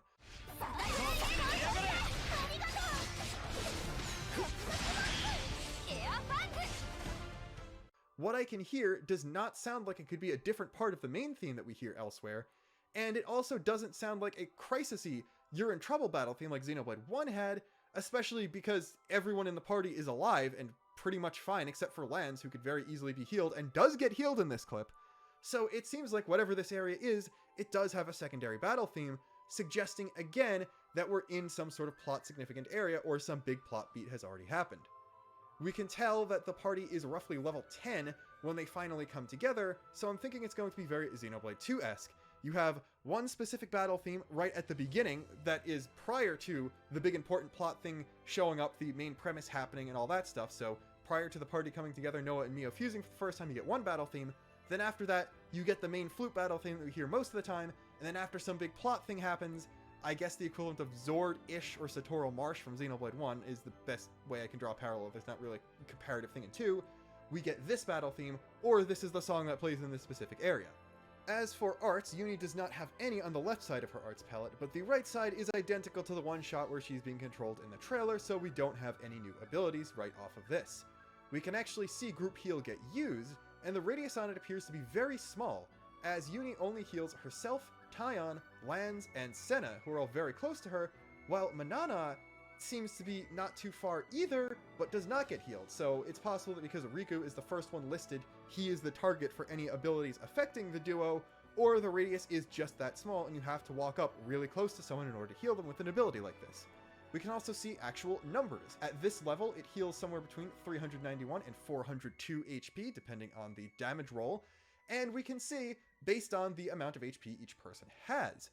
DPS have roughly 1700 to 1800, healers have 1100 to 1200, Mio as a dodge tank has 2252, and Lanz, a face tank, is only half full at 1680.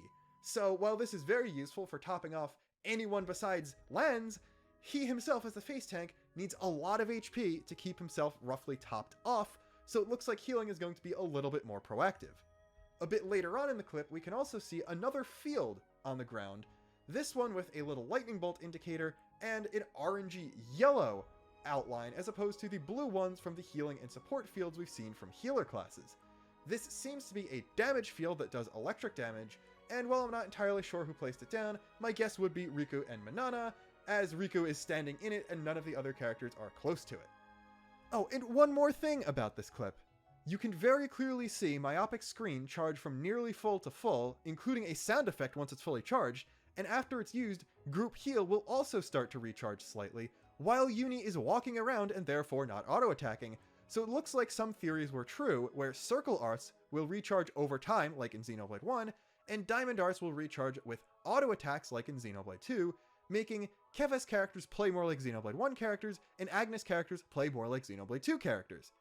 This seems like it would just mean, oh, yes, Xenoblade 2's battle system is faster and more engaging, so just play as Agnes characters the entire time. But we can very clearly see in the Mio clip from the last trailer that successfully canceling an auto attack into an art also recharges other arts, and we can clearly see that canceling is still a thing you can do with Circle Arts based on several clips of Noah, so if we go by that logic, canceling a Circle Art will still provide some recast charge to your other Circle Arts, so playing properly and rhythmically and stuff will still allow you to recharge Circle Arts faster than just sitting around doing nothing waiting for them to come off cooldown. So not only did they find a happy medium between 1 and 2's playstyles, but they also did something to make 1 play a lot better than 1 actually did. We now enter the last subsection in the blog post, Battle Tips that take advantage of your role, which details a few more in-depth mechanics that have to do with specific roles and how they interplay with each other. The first is target line. Earlier, I explained that attackers and healers are more likely to be targeted by enemies. When targeted by an enemy, a line called the target line is connected. The red line is a sign that attackers and healers who are not good at defense are targeted, so be careful. The blue line is a sign that the defender who is good at defense is being aimed at, so let's cooperate with your friends so that the blue line will be connected during battle as much as possible. This is really neat. We had aggro indicators in all the past games except X, but there wasn't any tactile direct indication that someone who shouldn't be targeted was being targeted, and now we have these specific colored lines. It is unfortunately not friendly towards colorblind people, as it doesn't seem like there's any additional way of telling what type of line it is besides the color, so people who can't tell the red from the blue will unfortunately have to look at directly who is being connected to whom, but this is another great quality of life feature that just makes things all the more easier and smoother to play with. Next up is Healer Range Recovery / Rescue. Yunie's technique, Healing Circle, which is a medic gunner, has a powerful effect of drawing a circle around the area where I'm back, and of course, you know what, I'm just gonna stop this stream, because I'm clearly, I mean, I've been watching the content beforehand, but just, I'll do a website-specific stream, and she has a technique called Healing Circle, which once this review ends, so this is gonna become a review stream. And I won't stop the streaming then. A little bit different than the other field abilities we see, as this one is green as opposed to blue, so it looks like yellowy orange is going to be things that damage the enemy, blue is just going to be stat buffs towards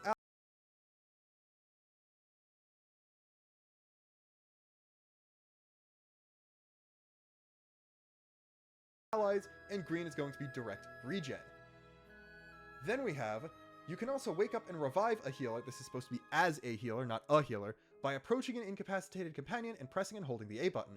Rescue is a special action only for the healer, so you need to be careful not to let the healer become incapacitated first. This is the big thing we weren't sure about before. Only healers can res now, and resing is not tied to the party gauge whatsoever. It's just a role ability that healers all have access to. We can see Yunie revive Lens in this clip, a process that takes roughly 6 seconds from starting to press the A button for him to actually fully raise up and complete his reviving animation, and it seems like he comes back with only 10%-ish of his HP, so it seems like reviving is going to be a time sink and leaves rezzed characters with significantly less HP than it did in the past, so recovering from a death is actually still a big deal, despite the fact that we have 6 characters and no material cost in terms of a gauge for reviving. Also keep in mind, if both of your healers die, you cannot revive for the rest of the fight unless you are still able to make the Yunie, Taion, or Ouroboros and do the Revive All ability. So like I said, a major strat is probably going to be making Yunie and Taion tanks, so if your healers do go down, you can fuse and pick them back up. Next up is Flexible Formation and Create a Gap. God, I love machine translation sometimes. Attackers can do a lot of damage by attacking from the side or behind the enemy. They repeat this so many times in this article, I'm starting to think that not only do you have positional effects on your arts, but there's also just a straight up flat damage bonus applied from a DPS character attacking from the side or behind an enemy. When the enemy is in a pinch, it is necessary to change the formation so the healer can recover while evacuating near the defender to protect it. On the contrary, in the situation where the defender is targeted, the attacker can easily wrap around behind. Depending on the situation, change the position of allies in the 3 rolls and attack while paying attention to everyone's HP. This is basically just talking more about how proper positioning helps you not die better, but it also sort of confirms the whole tank aura thing that I was talking about before, where tanks have that blue circle around them, and if you stand in it, you get some sort of extra defense. It slightly implies that if a healer has low HP, they can stand in it and heal themselves, but I think that's more so they'll take less further damage so they can heal themselves back up better. There's even a little diagram of the Keves trio using their chibi icons that shows Noah attacking the enemy from the side, while Lens holds the aggro and Yunie stands in his defense aura to heal him properly. Keep in mind, we have yet to see single target abilities like Xenoblade 1 and X had yet, so if everything is either a placed field on the ground or an AoE around the caster, it would make sense for a healer to stand around in a tank's aura, because if all of their heals are AoE based on them, they're going to need to stand near the healer since they can't cast something on them at range. The last 2 things are both things that we were easily able to guess from the trailer, but both are extremely exciting to see officially confirmed. First up is Quick Move. During battle, you can temporarily deliver a sword and move a certain distance at high speed. This is called a Quick Move. As I mentioned earlier, it is important to move flexibly according to the enemy in order to change the formation. Make good use of quick move to get around quickly. This is that dash ability that we've seen people use in the trailer, where their weapon goes away and they move in a certain direction a certain distance at higher speed. It looks like this is mainly a tool for DPS positioning properly, but if you're playing a healer and get clipped by a big attack, it might also allow you to either move into the range of another character's heals, move into a defensive field or a tank aura or something like that, and get cool bonuses like that.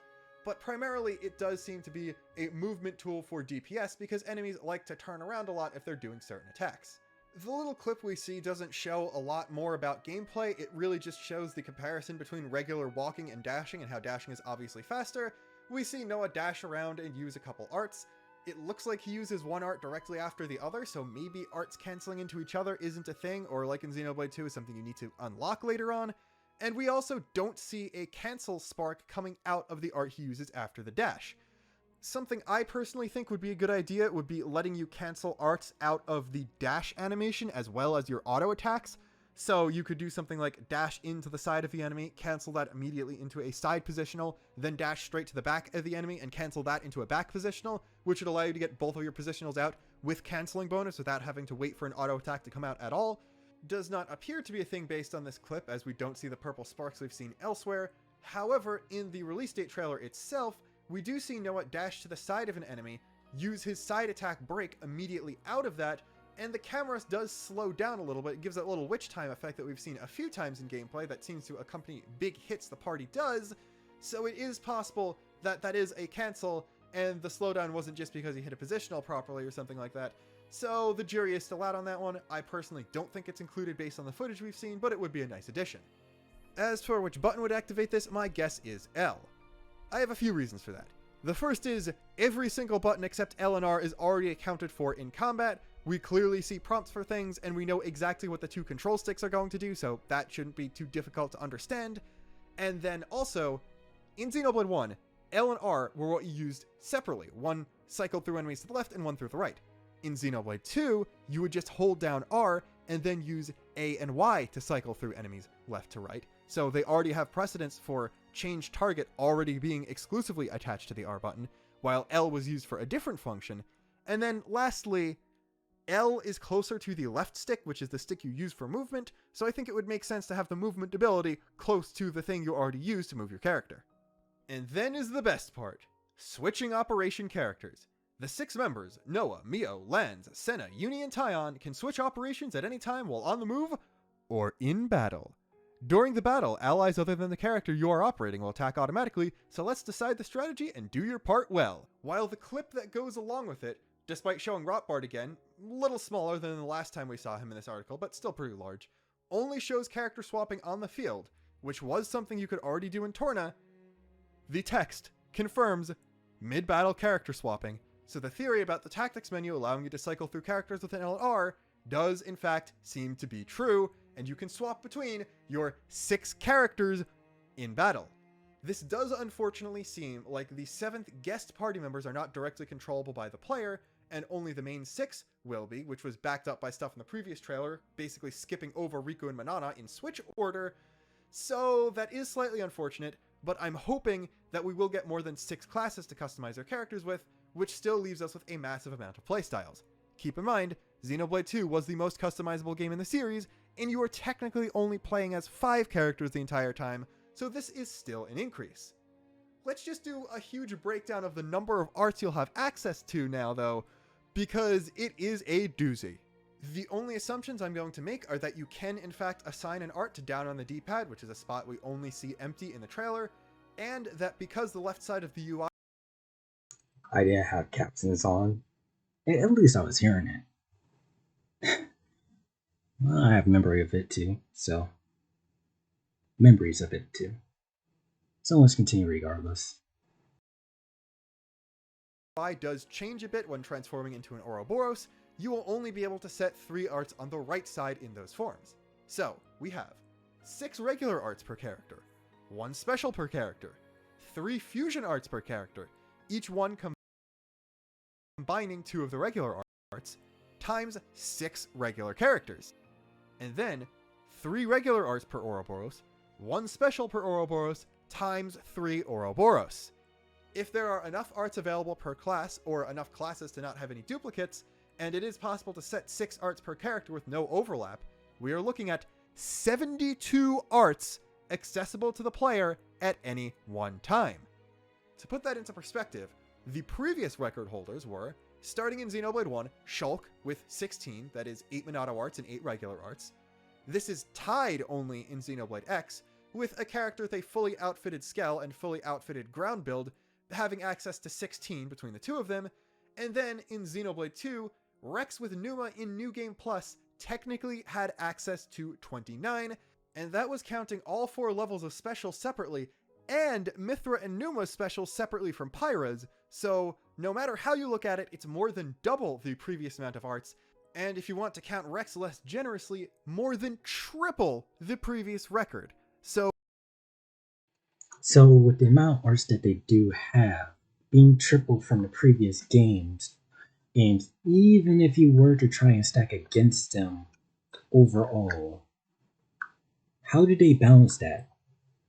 Do they actually put in more special abilities with the arts, with the environment of the world in the games, with their realities? Or do they actually try to just have it in battle? I guess that would just have to be something I find out. If they ended up changing the formulas of the games in any way, see what they did. Not really sure, but I think let's continue on with captions.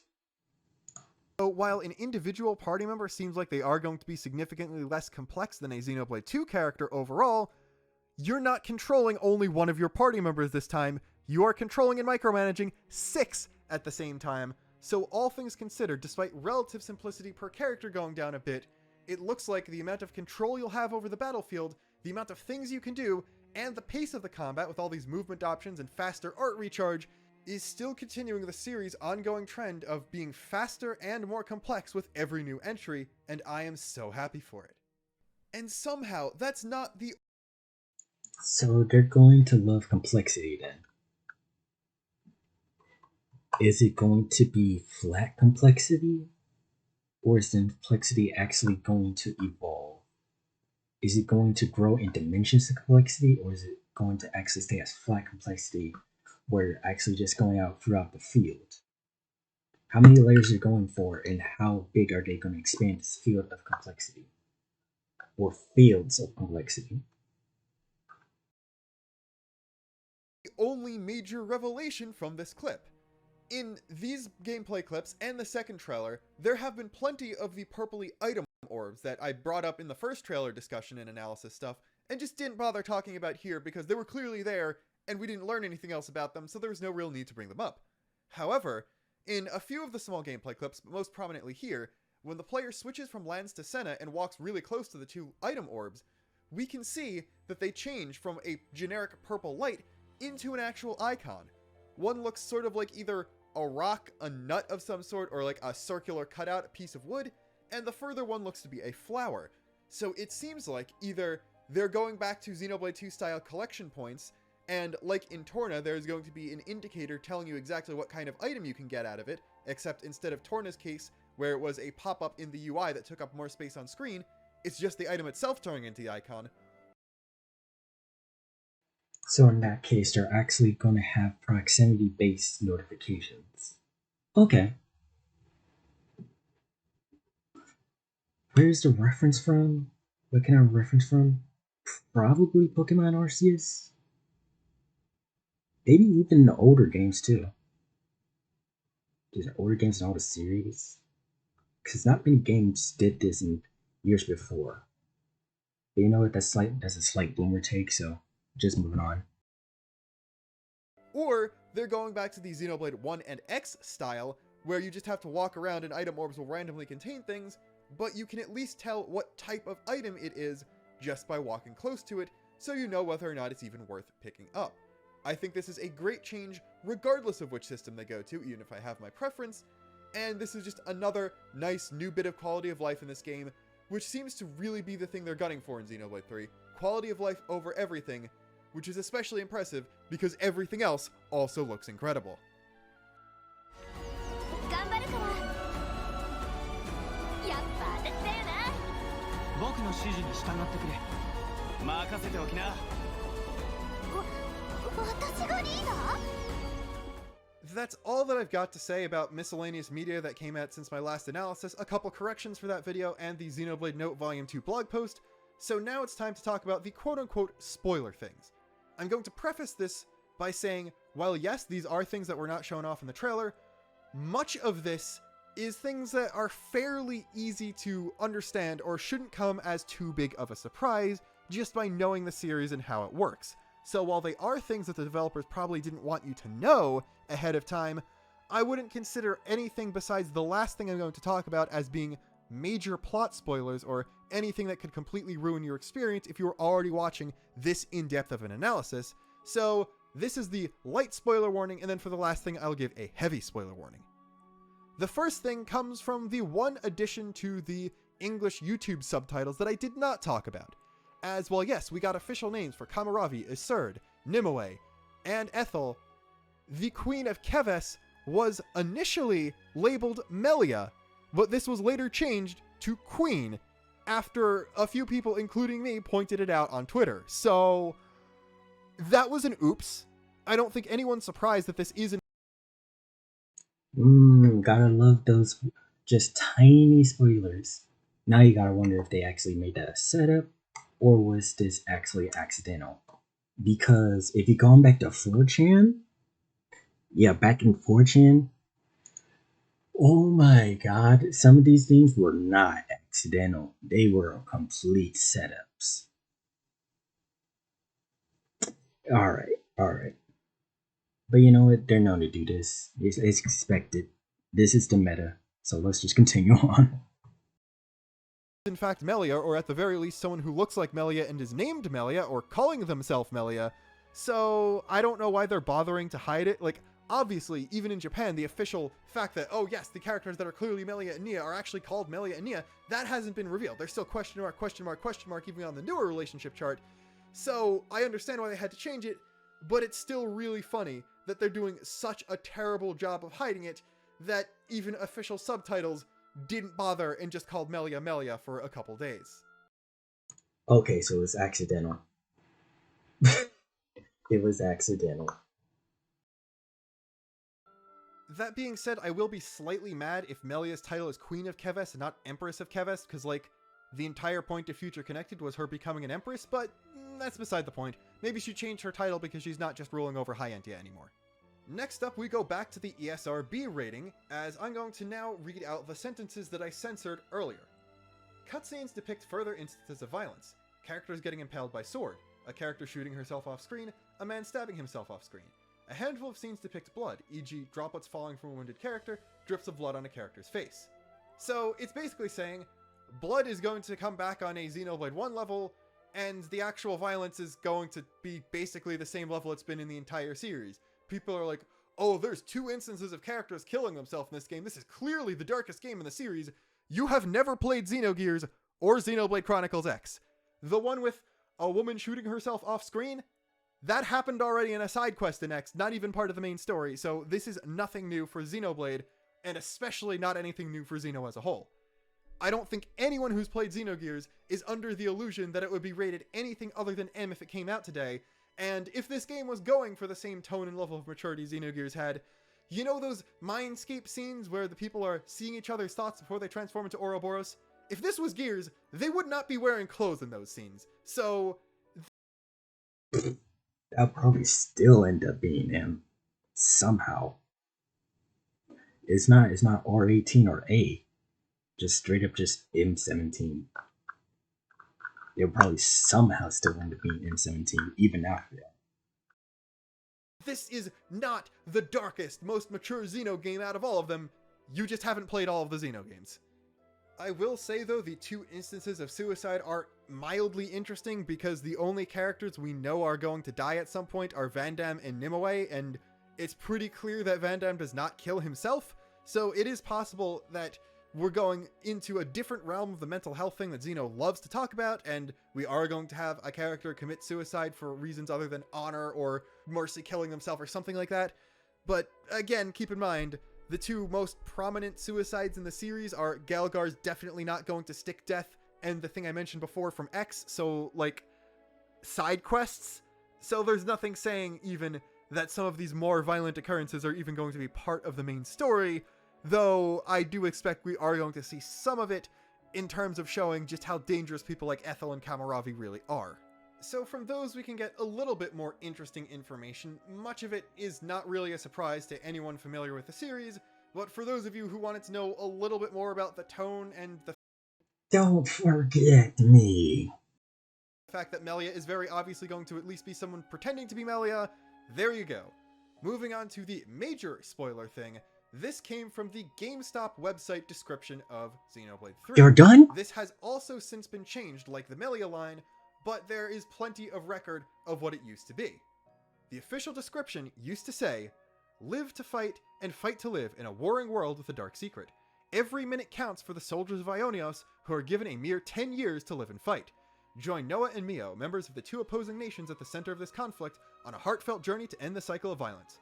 A group of 6 characters from these nations join together to awaken the colonies of Ionios to the underlying threat both nations face. Traverse massive, fantastical sci-fi landscapes as you expose the true enemy pulling the strings behind the conflicts." Alright, that's kind of a big deal. In part. Yes, there is the 10 years thing, and believe me, we are going to talk about the 10 years thing, but everything else in this passage is something you should have been able to tell just by observing the trailer and other pre-release information. The nations are being led by who seem to be Melia and Nia. Of course, there is going to be a reason why they're fighting and they're not just angry at each other and starting a war. Of course there's going to be a secret behind the war, that's probably the reason it exists. Yes, Van Damme tells you there's a real enemy. This is obviously what the party is doing because he said the real enemy's in Sword March and they're going to Sword March. None of this is a surprise besides the explicit confirmation that the soldiers' lives are in fact on a time limit and what that time limit actually is. Since that's the only interesting thing about that, let's talk about it. It says every minute counts for the soldiers of Ionios. This is a bit of a clarification on something that we were trying to grapple with basically ever since the first clock limited lifetime theories came out with the first trailer. Exactly what people have their lifetimes limited? It seems like it's soldiers, and only the soldiers of Agnes and Keves. So this is probably limited to, as I alluded to earlier, the tattoos giving you access to summon a blade. This sort of makes sense given how core crystals worked in Xenoblade 2. The life of the blade was tied to the life of the driver, so clearly there's some weird lifespan sustaining thing there, and if everyone has the blade implanted directly into them, then yeah, it would make sense that it would draw on their life force in some way as well, and I just think it would be kind of weird for everyone's lifespans to be limited. What we don't know is how this interacts with the lifespans of all the longer-lived races from both Xenoblade 1 and 2. So, Machina, Hyantia, Napon to some degree, although we never see any Napon soldiers, Blades, and then Indoline if they even still exist. Clearly everyone who gets the tattoo is put on the same 10-year ticking clock, but how exactly does this work? We know that Lanz and Uni are both 18, the same age as Noah, despite looking a lot older than an 18-year-old even half Hyantia and Machina should look like. So are people's lifespans equalized and people are just placed into the prime of their life when they get the tattoo? Are Machina and Hyantia, who never get the tattoo and become soldiers, limited to a normal human-like lifespan? Or do they live longer like they always did in the previous universe? That I'm not sure about. We still don't know exactly how time works in Ionios, and despite the clear indication of the scene of the worlds merging being shown in a flashback with a living young Noah, we don't know if that's Noah directly being present for that, or having some sort of vision, so we don't know how much time has passed since the ending of Xenoblade 1 and 2, so we're not really sure exactly who should still be alive in the first place. There's also the fact that there is an explicit time cap being listed at 10 years, as not only does some translation of the Noah-Ethel relationship on the chart suggest that Noah was a child soldier, suggesting that he's already been fighting for a long time and should have used up a lot of his 10 years already, but also that Mio is a year older than the rest of the main cast, and as such should be closer to dying than everyone else, which is bizarrely enough backed up by the whole tattoo thing I talked about before. Mio has no red on her tattoo, while everyone else does. So it seems like if your tattoo goes gray, you don't have as much time left as someone who has red. This would also mean that Valdi and the blonde Offseer that we see have the most time left out of everyone, and Valdi looks pretty young, so that's not too big of a surprise, although honestly I do still think you can steal other people's lifespans, and you're not directly limited to explicitly 10 years after you get the tattoo, you just die no matter what. I think you can kill people and steal some, if not all, of their remaining time. The only weird thing about that is when we see Ethel, her tattoo is completely gray like Mio's, despite her clearly being an extremely competent soldier who is obviously capable of taking out plenty of people and therefore stealing their lifespans, so maybe she lets her subordinates take before she does. Or there really is just a hard cap and she is running out of time, possibly trying to stop the party before she inevitably dies. It also does seem like this whole cap on your life is not necessarily public knowledge, as Ethel is a major public figure beloved by people outside the military, and you'd think they'd talk about people being like, oh no, she's gonna die soon. Her tattoo is gray. That means she doesn't have a lot of time left. What are we gonna do if Agnes attacks us after she dies? They're just like, yeah, Ethel's pretty cool and stuff. So that seems interesting. We might not even have all of the party members know to begin with, which is really messed up if they signed up to become soldiers not knowing that their lifespan would have a hard cap of 10 years put on it, because that's a lot of drama. So this is very interesting. I think we're going to need a little bit more context to properly determine the full ramifications of it. And I do think we're going to get at least one more trailer before the game actually comes out. And besides Golden Week happening, we might be getting a Xenoblade Note blog post every single week in Japanese to dissect, which means free content for me, so I'll take it. So there is a lot to look forward to about Xenoblade Chronicles 3. I've talked for too much already, so until next time, this is Luxon, signing off.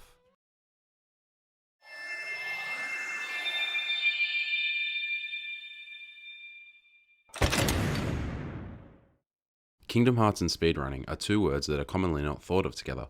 Kingdom Hearts speedrunning, okay. Well, this is going to take a bit.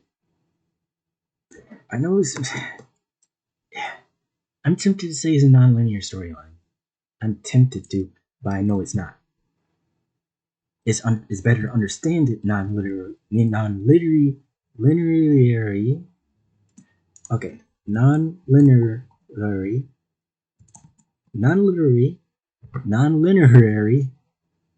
Yeah, it's better to understand it non-linearly than it is to understand it with a linear timeline than it is to understand it linear with a linear timeline. Kingdom Hearts 1 is already easy to understand as linear and linear, but you have to understand it as non-linear with a linear timeline. You just have to. It goes into different realities, such as unreality, reality, and then just going into people's hearts, in which it's just non-linear in the first place. I'm just like, and then you're going to keep her speedrunning, which, what do they do knowing that this game is going to become non-linear, but linear in terms of the walkthrough? They share a fascinating history with one another, which has brought many iconic moments to this incredible game. Today I'll be delving into Kingdom Hearts' Final Mix's history, piecing together what made the game what it is today. What are the speedrunners going to do? What are the speedrunners going to do with that? Are they going to play by miracles? Are they going to turn it all into instinct? Are they going to play with probabilities? I'm not sure. But let's continue. And who were the... There is so much...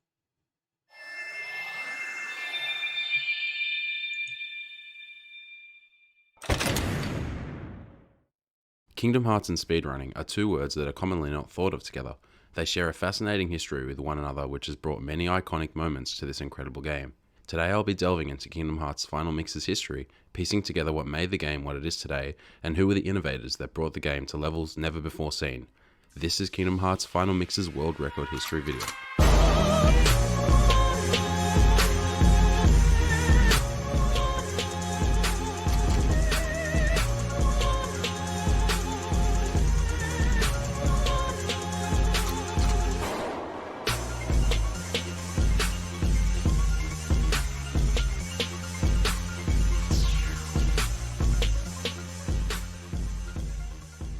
After this stream ends. Most people know the basic premise of Kingdom Hearts, But to summarize quickly, it's an action JRPG made by Squaresoft, aka Square Enix, which is a universe where both Final Fantasy and Disney properties coexist in the same space. The game was a massive success for a new series, selling over 450,000 copies in North America on its opening week in November of 2002. But the question you may be asking is, where did it all start? To be able to answer that question, we have to take a journey back a long way, precisely 3 months after the release of the Japanese port in 2002.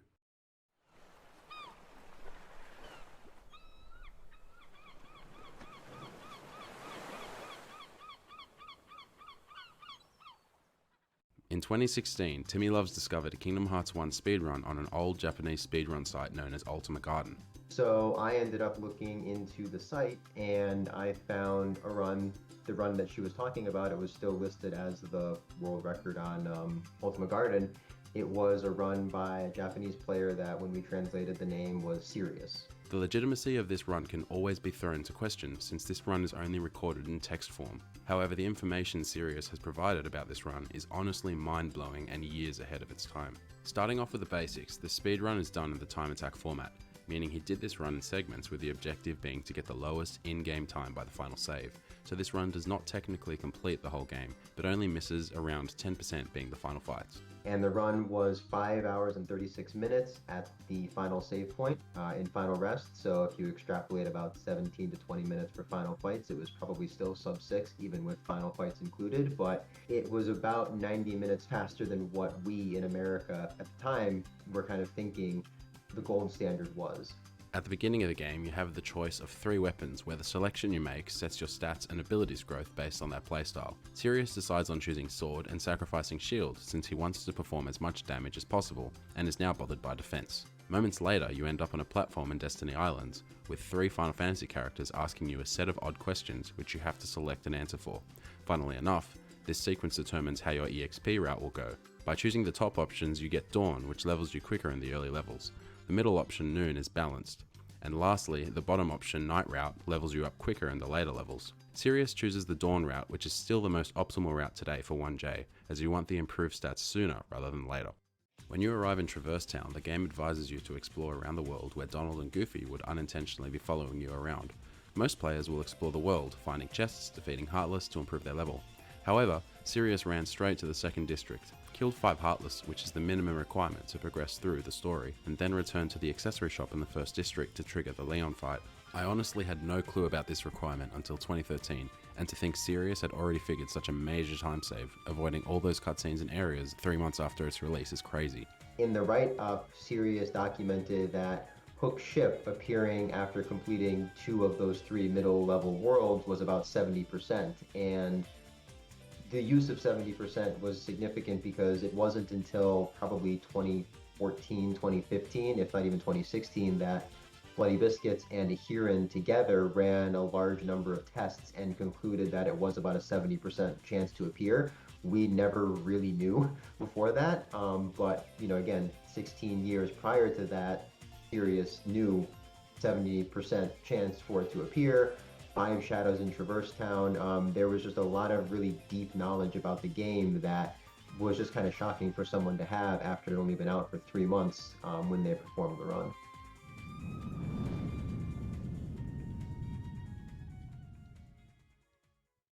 This is where the real meat of the history begins, as this is the earliest single segment full game run I could find of KHFM. There were runners playing the original port on English, similar to this time, but I want to keep the run focused purely on the Final Mix port.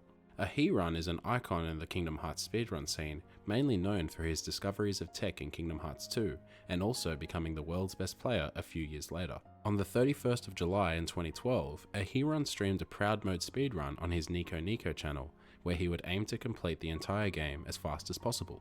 It is quite common to see Japanese runners playing on the harder difficulty modes, with only one Japanese runner ever playing on beginner mode 8 years later. The reason why the run is so long is due to the fact that all PS2 ports of KH1 do not have skippable cutscenes and consume several hours of the total time. After completing a world, the player is required to fly to the next desired location in a rocket ship known as the Gummy Ship. These Gummy missions take a total of 14 minutes to complete. This would normally take longer, however the speedrun is routed to prioritize speed over defense. Ahiron edits his gummy in a very unique and slow way by removing 17 armor pieces from his gummy to reduce weight, which increases the speed of the gummy. After arriving in Agrabah, Ahiron proceeds to skip the first bandit fight, which some don't know is optional. He then goes to the desert to save Aladdin and uses Simba to help clear the waves. This strategy is used for several years. After returning from the desert, Ahiron does a trick known as Bandit Skip. Essentially, Bandit Skip is a trick where we examine the keyhole and unlock the required door without needing to fight the bandits. Skipping further ahead to Halloween Town, there is another trick that applies the same metric known as Tomb Skip. This trick skips fighting 2 white knights on top of the tomb before examining. After completing mid-game, Ahiron decides to do his third and final gummy edit, which has him add Flare G, acquired from Neverland, which increases the gummy speed. Similar to the last gummy menu, Ahiron adds another 6 purple armor pieces and 3 green armor pieces to increase his HP even more, which continues to slow down the speed of the gummy. I don't really feel it's necessary to cover many other points in this run, since this run is done on Proud mode and has a different approach in terms of routing and how to do boss fights. Regardless of some of the mishaps that happened, this run is very commendable and historic for being the first speedrun of Kingdom Hearts Final Mix. Whilst editing the video together, Dessa discovered a run on YouTube which was uploaded on August 13th of 2008 by a user who goes by the name Daniel Albuquerque. Within this video is the first chapter of a segmented run of the Final Mix port, which technically means this is the first speedrun of Final Mix done on video. With this run being segmented, this does not compare to Ahiron's speedrun, as Daniel had the chance to possibly retry segments to execute to a more preferred liking.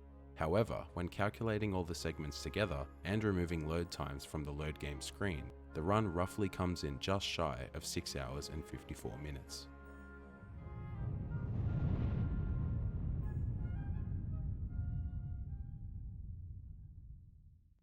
On the 14th of March 2013, Square Enix released Kingdom Hearts HD 1.5 Remix, which is a remaster collection of Kingdom Hearts Final Mix, RE Chain of Memories, and a cinematic telling of Kingdom Hearts 358/2 Days. This remaster has improved graphics, a remastered soundtrack, improved camera controls, and lastly this game has skippable cutscenes, excluding 2, which are the opening cutscene and Hollow Bastion keyhole cutscene. With speedrunning on a rapid surge of growth and popularity, this game released at a key moment for many nostalgic gamers who wanted to get competitive with their favourite JRPG. Teal Game Master was the first person to attempt running this game in a single segment, achieving a low 4-hour time 10 days after its release. After a few hours of Teal Game Master achieving a massive improvement on his first run, bringing the world record down by almost 20 minutes, a new competitor would arrive and absolutely smash the current world record by almost another additional 20 minutes, and his name is Tojimaru. Tojimaru was a well-credited runner of the PS2 English port, with several runs under his belt. He was able to apply his knowledge from the PS2 port over to the new HD remaster, which allowed him to push the time down by such a significant margin. Toji decides on choosing Sword and sacrificing Staff, having his priority be on strength and defense. He also decides on Dawn Route to get more experience early on. This run is the debutante of the now famous Toji Hop, which is a trick discovered by Toji himself, saving several seconds on movement by jumping up to a higher platform on Destiny Islands using a Keyblade swing. After defeating Guard Armor, Toji does his second menu in the game, which is equipping EXP Necklace for Brave Warrior. This will increase Sora's strength, however he makes the mistake of not re-equipping EXP Necklace on one of the party members, which will reduce the experience he gains throughout the game. Similar to Ahiron, Toji was not aware you can highlight the whole gummy and delete the ship, then add back in the cockpit and engine. So instead he proceeds to remove the majority of the armor pieces to reduce weight and increase speed. This method is still much faster than the default gummy which TGM uses. When Toji arrives at Deep Jungle, he takes a different approach in terms of movement.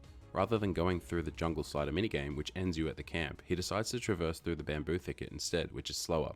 However, runners may not know about quitting out of Jungle Slider at this point in time. In terms of combat, ground combos are the priority with some blizzards used in Power Wilds. After completing early game, Toji heads to Leon in the Secret Waterway and traverses through the alleyway rather than the hotel, which saves 5 seconds on movement.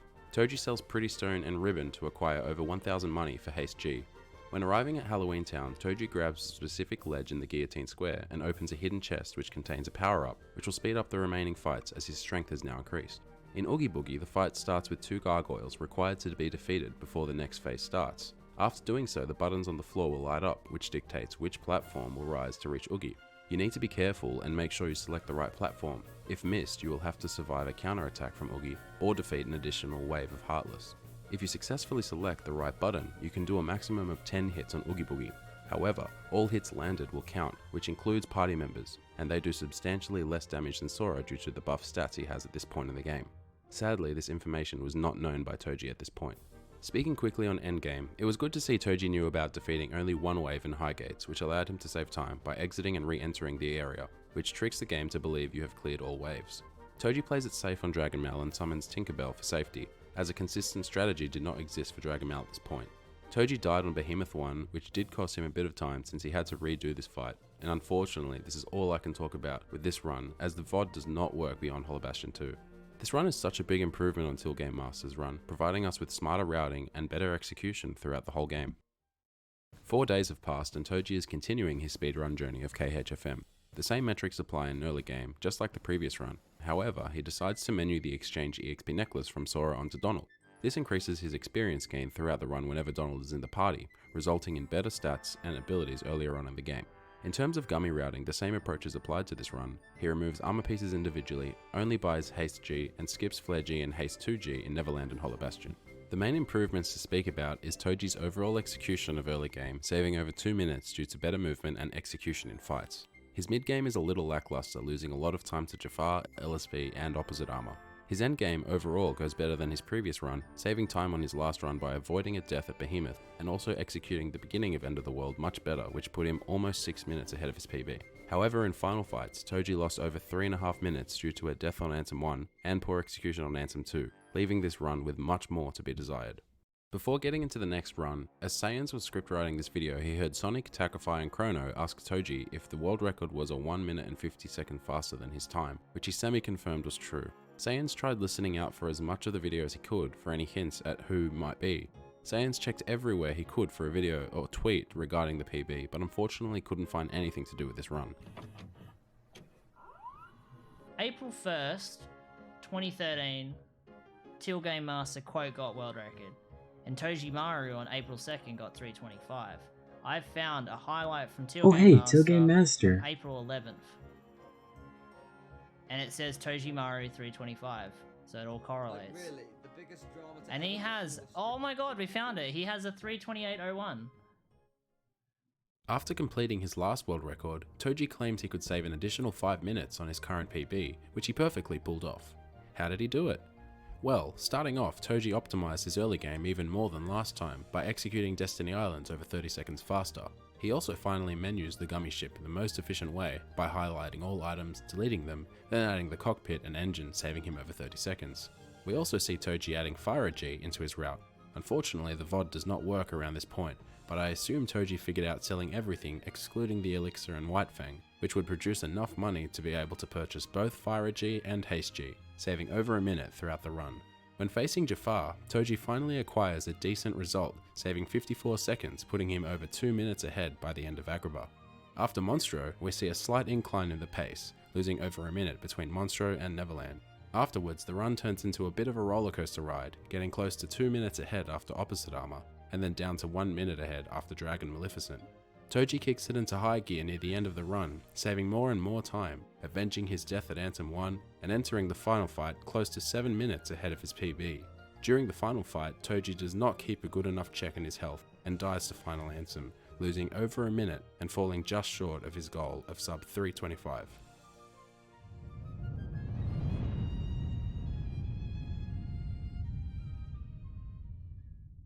Whilst the rivalry between Toji and TGM was going ahead, a runner who would in future cement himself as one of the greatest runners of the Kingdom Hearts franchise surprises everyone by taking over KH 1.5, and his name was Cyberman65. Cyberman is a well-known YouTuber who specializes in playthroughs with well-executed gameplay as his emphasis. He has been involved in the speedrun scene for a few months, mainly running the PS2 ports of KH1, and would later go on to dominate many games within the series. Cyber came out swinging, starting the run with a 20-second lead over Toji after Destiny Islands. He would continue this trend throughout the remainder of early game, creating a 30-second lead by the end of Deep Jungle.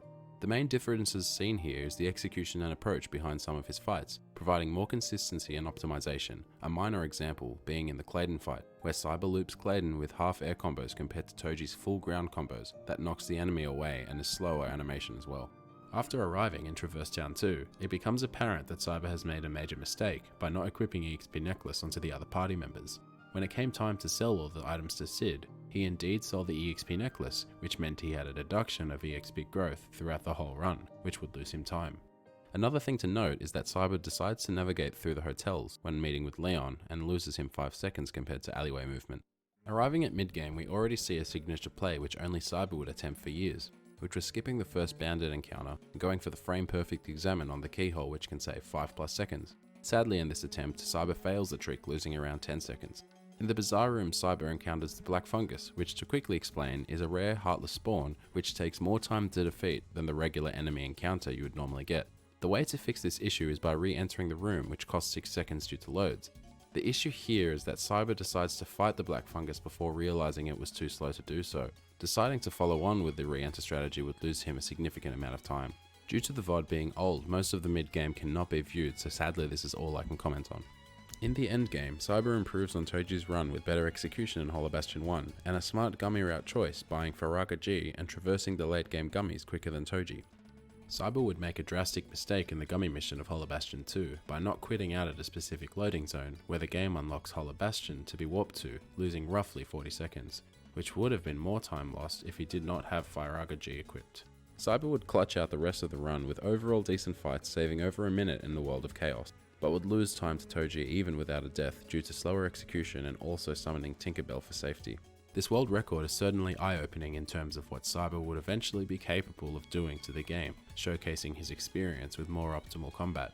Sadly, some of the routing decisions came to bite him, being much more underleveled than Toji by the end of the game, and missing out on time save by doing opposite armor at the wrong point in the game, as well as not quitting out of the HB2 gummy earlier. Either later that same night or earlier the following day, Cyber would try again at improving his time, clearly correcting on some previous mistakes made and saving close to 3 minutes. This run was unfortunately not archived, so I cannot go into detail on this run and what specifically Cyber did to improve on his last run. To keep on the train of back-to-back world records, Cyberman would come out swinging yet again, bringing the world record time down by an additional 4 minutes, which unfortunately cannot speak much on due to Twitch having a horrible issue with older VODs, and only an hour of footage was able to be viewed. Do not worry, however, as this is the last run with this issue. During that 1 hour, most of what I saw from Cyber's earlier run did apply here, except his skill set with the game improved due to finishing another run prior, which is increasing his experience with the game. The only major mistake I noticed was in Behemoth 1 segment, where Cyber had issues with clearing the wave of Heartless that spawned on the high gates of Hollow Bastion, costing him over a minute.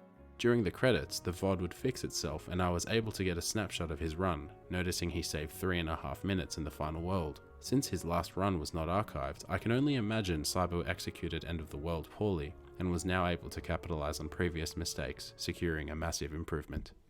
A month has passed and Cyber is continuing his dominance of KHFM, seeking to bring his time closer and closer to the sub 310 mark. During this run, Cyber had improved on his previous route, leaving through TT1 at the world exit door rather than the accessory shop, saving over 10 seconds due to faster movement and skipping 2 loading zones. He would however still have odd routing decisions, specifically in Traverse Town.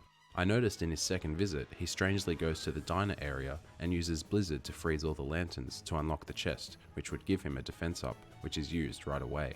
I also noticed Cyber switched off EXP Necklace right after Guard Armor, and never bothered to equip it again, even though he avoided selling it in Traverse Town 2. And lastly, Cyber still decides on fighting opposite armor early, which we discussed before will lose him time due to being a lower level. After bleeding some minor time in Agrabah, Cyber produces 40 seconds of time save between both of the Jafars, clearly capitalizing on previous errors made. He would add to his collection of time save, producing close to 1.5 minutes saved on the lock, shock and barrel split alone. I wish I could go into detail why exactly this happened, but without the previous VOD, it's hard to explain why.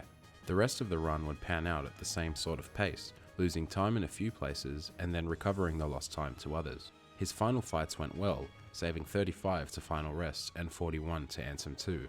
He would then lose 1 minute and 5 seconds due to taking a very defensive approach in Ansem 3, flying away and waiting for Ansem to stop his laser and sword attacks, wasting a lot of time waiting around for an opening. With a 2-minute improvement, it seemed like Cyber's execution was showing true dominance in the competitive standings of the game. However, routing still played a decent downside for Cyber, still not making the adjustments to his route to secure further time save in the game. Following on from his previous run, Cyber would make some adjustments to his route to secure another world record, lowering his time down an additional minute. The main differences Cyber made was skipping the lanterns in District 1 of Traverse Town and fighting opposite armor later in the game, which should have saved him a decent amount of time. But due to getting bad luck with the Requiems near the bell tower, he ended up only saving a few seconds overall.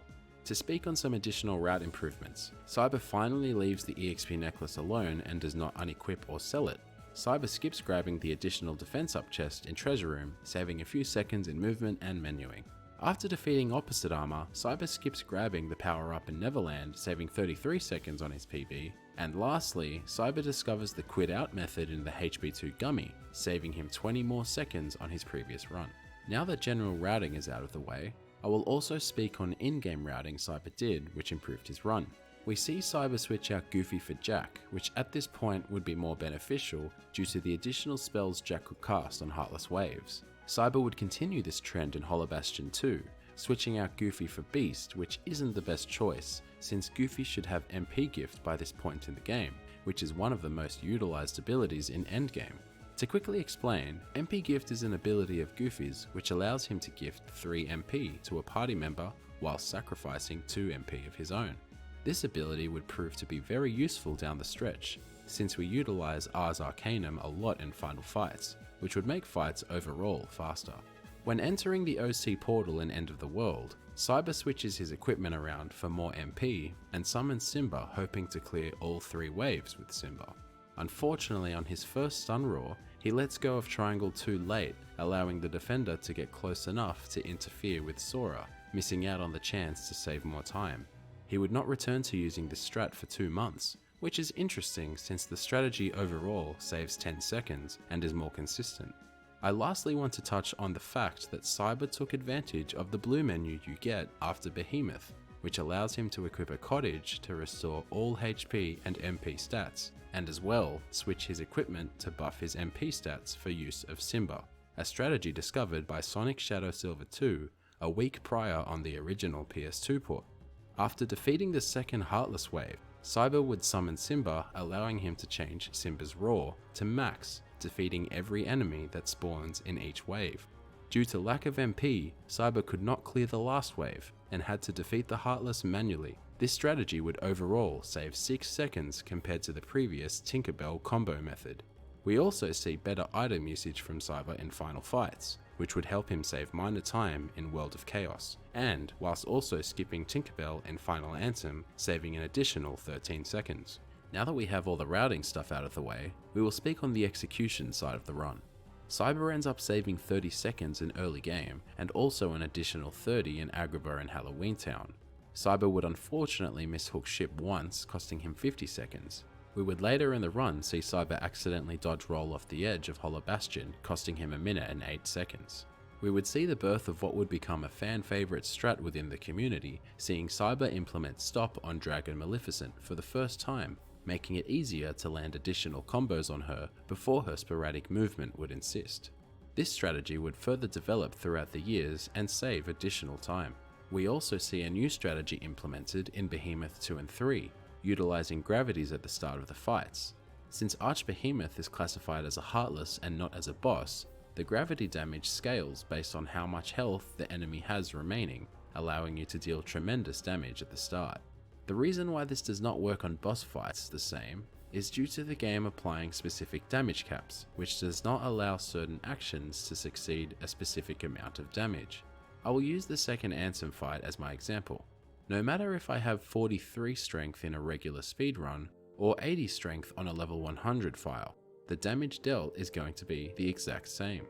The reason this is implemented is to help balance the game and avoid players from excessively grinding for a higher level to cheese all boss fights in the game. Some of this logic was not heavily considered in the speedrun until years later. His next mistake would come at Chernobog, losing him 1 minute and 35 seconds due to a death at Chernobog's wall. He would return swinging at Anthem 2, saving 20 seconds due to better execution, and also saves 1 minute and 24 seconds at Anthem 3 due to fighting Anthem more aggressively. With a solid World of Chaos, Cyber was on pace to get a 312, even with all the mistakes made.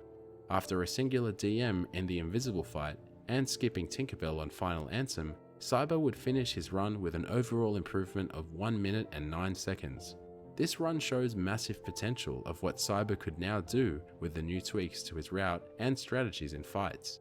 He would be capable of getting a run below 310, however needed to work on his execution in some fights, and hopefully achieve a deathless run. Following on from the last run, Cyber would aim to correct his previous mistakes and hopefully achieve a sub 310, which he unfortunately falls 18 seconds short of. Let's go over what happened. Cyber would end up saving even more time on his early game, pursuing to further optimize his play in the first act.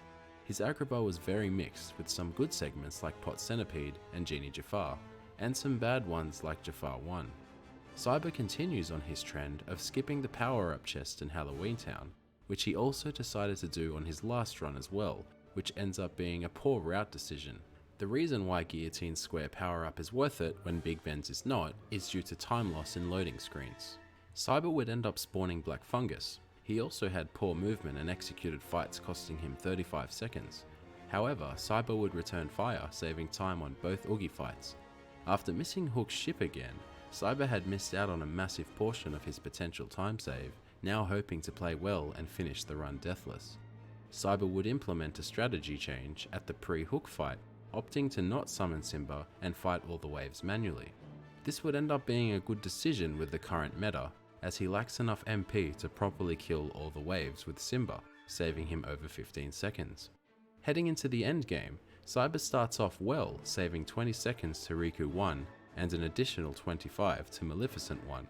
During the Dragon Maleficent fight, Cyber would improve upon his new strategy of using Stop by skipping the summon of Tinkerbell, both saving time on the summoning animation and saving MP for more stops, which allowed Cyber to defeat the boss quicker. Cyber would have a very good Hollow Bastion too, saving an additional 30 seconds due to a better executed Lift fight and Behemoth fight. His End of the World would be very shaky. He decides against using the Simba strat this time, which is slower. However, this would not affect the run since his last PB failed to execute the Simba strat correctly. He would also go deathless in Chernobog without using Tinkerbell, saving an overall time of 53 seconds. Cyber would change his strategy in Final Rest, opting to summon Simba right at the start of the fight, which would prove to be crucial as he wasted an entire Simba roar since Dark Balls can disappear for periods of time, making them immune to Simba's roar.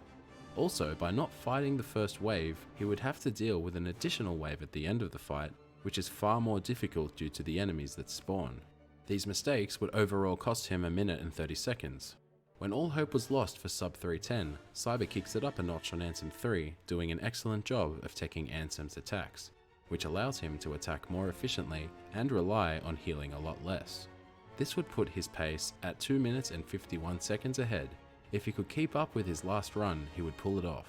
The luck would sadly run out as Cyber had a very slow World of Chaos due to poor execution on both Artillery and the Invisible Core, falling 17 seconds short of the goal. On the 6th of June 2013, Cyber would achieve the first ever sub 310 speedrun of Kingdom Hearts Final Mix. Cyber would come out strong, saving 52 seconds in his early game, an additional 20 in Agrabah even with the 3-cycle Jafar 1, and lastly, a bonus 15 seconds in Parasite Cage 2. By the halfway mark, Cyber was already 1.5 minutes ahead, looking to clear his goal of sub 310 with ease. He would finally get Hook's ship on the first try, saving back 50 seconds now, putting him 2.5 minutes ahead. Dragon Maleficent would be Cyber's first detriment, losing 32 seconds due to returning to an older strategy of using Tinkerbell, which loses a lot of time due to the summoning animation and also having less MP for the fight.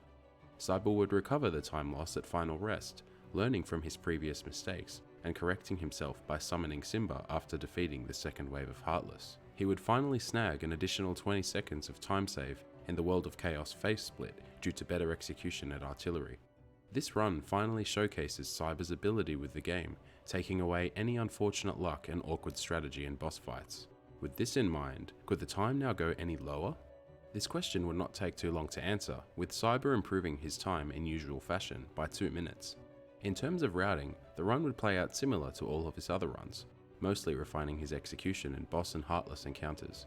The only route change I noticed is Cyber swapping EXP Necklace for Amiga Arts and moving EXP Necklace to Goofy, which would provide better stats for Sora going into End of the World. The improvements compared to his PB are Pot Centipede, Oogie 1 and 2, Dragon Maleficent, Behemoth, and lastly Anthems 2 and 4. But the more important detail to note is most other segments in the game all went really well, saving Cyber smaller chunks of time somewhere in the range of 5 to 10 seconds. When putting these segments into perspective, you can start to see how Cyber improved by such a large amount. Cyber would take a few weeks off Kingdom Hearts Final Mix, returning on the 11th of July hoping to de-rust and pick up where he left off. But no one really expected a back-to-back world record from Cyber right after a few weeks off the game. His early game started out very poorly, losing over 40 seconds. He would not recover this time loss until Halloween Town, where he successfully got 2 cycle on Oogie 1, with the inclusion of Dice Reflect saving 15 seconds. After getting Hook Ship first try, Cyber would complete Neverland in excellent fashion, saving 29 seconds. He would tie his opposite armor to the second, however decided to edit his gummy after TT3 rather than Neverland, causing the discrepancy in the splits. Cyber would continue to improve at his new stop strategy on Dragon Maleficent, saving 6 seconds on his last run. Even with the missed blitz on Riku 2, which caused a DM, Cyber would end up saving 14 seconds. His end of the world goes very smoothly, clearing Heartless with relative ease, only having a minor amount of DMs from Invisibles. This would save him a combined time of 40 seconds. Before entering through the final door, Cyber refines his items to better suit final fights. A new strat would be implemented on the heart of the World of Chaos. Cyber would apply the same metric from Behemoth 2 over to the heart, doing several gravities before committing to combos, saving him 7 seconds on his PB and securing sub 304. A month and a half would pass and Cyber's world record was still undefeated. Cyber would return to Kingdom Hearts Final Mix Beginner, aiming to get his time closer to the ever-desiring sub 3 hours. His run started out strong, gaining a nice time save at Leon by implementing half air combos in the fight, as the damage between a finisher and a regular hit was not much different. Therefore, it would benefit Cyber to do half combos on Leon to prevent knockback and Leon retaliating as much. After completing early game and returning back to Traverse Town, Cyber would replicate the same mistake he made last run, selling his White Fang for money. Maybe White Fang wasn't well routed at this point, but the equipment is very crucial in the beginner run, making fights quicker when equipped, compared to other equipment on offer in the mid game. By the halfway mark, Cyber would lose a 26-second lead on his current PB, and look to be on promising pace. During LSB, he would luckily spawn White Mushrooms, which at this point in time was better for the runner as you didn't have to fight the 5 White Knights and 4 ghosts that spawn in the room. This spawn would save Cyber 13 seconds. After watching Cyber's LSB, I am convinced it is one of the luckiest and fastest fights I've ever seen, clocking in at 9 seconds exactly. What is more amazing is Cyber does this fight without any use of magic. The 3 kids stayed very close together when Sora was attacking, allowing the finisher to hit all 3 kids and evenly distribute damage. A fight of this magnitude was not at all common at this time, until magic was developed into the fight, which allowed for better consistency and optimizing. Continuing on his flow of amazing execution, Cyber would have a very fast Anti-Sora fight, looping Anti-Sora consistently with 5 total hits, allowing for maximum damage per cycle. He would also go on to have a very good Bell Tower and opposite armor fight, saving an additional 18 seconds, now putting him 1 minute and 47 seconds ahead of his PB going into the endgame. With a mostly smooth Hollow Bastion 1 and 2, Cyber entered the final world 2 minutes ahead of his PB, looking like he might possibly sub 303 and 302. The potential would meet its demise in the OC portal, where Cyber would revert back to Simba strats since it was faster. The air soldiers approached Sora much faster than normal, which made getting a 3-tick Simba roar impossible.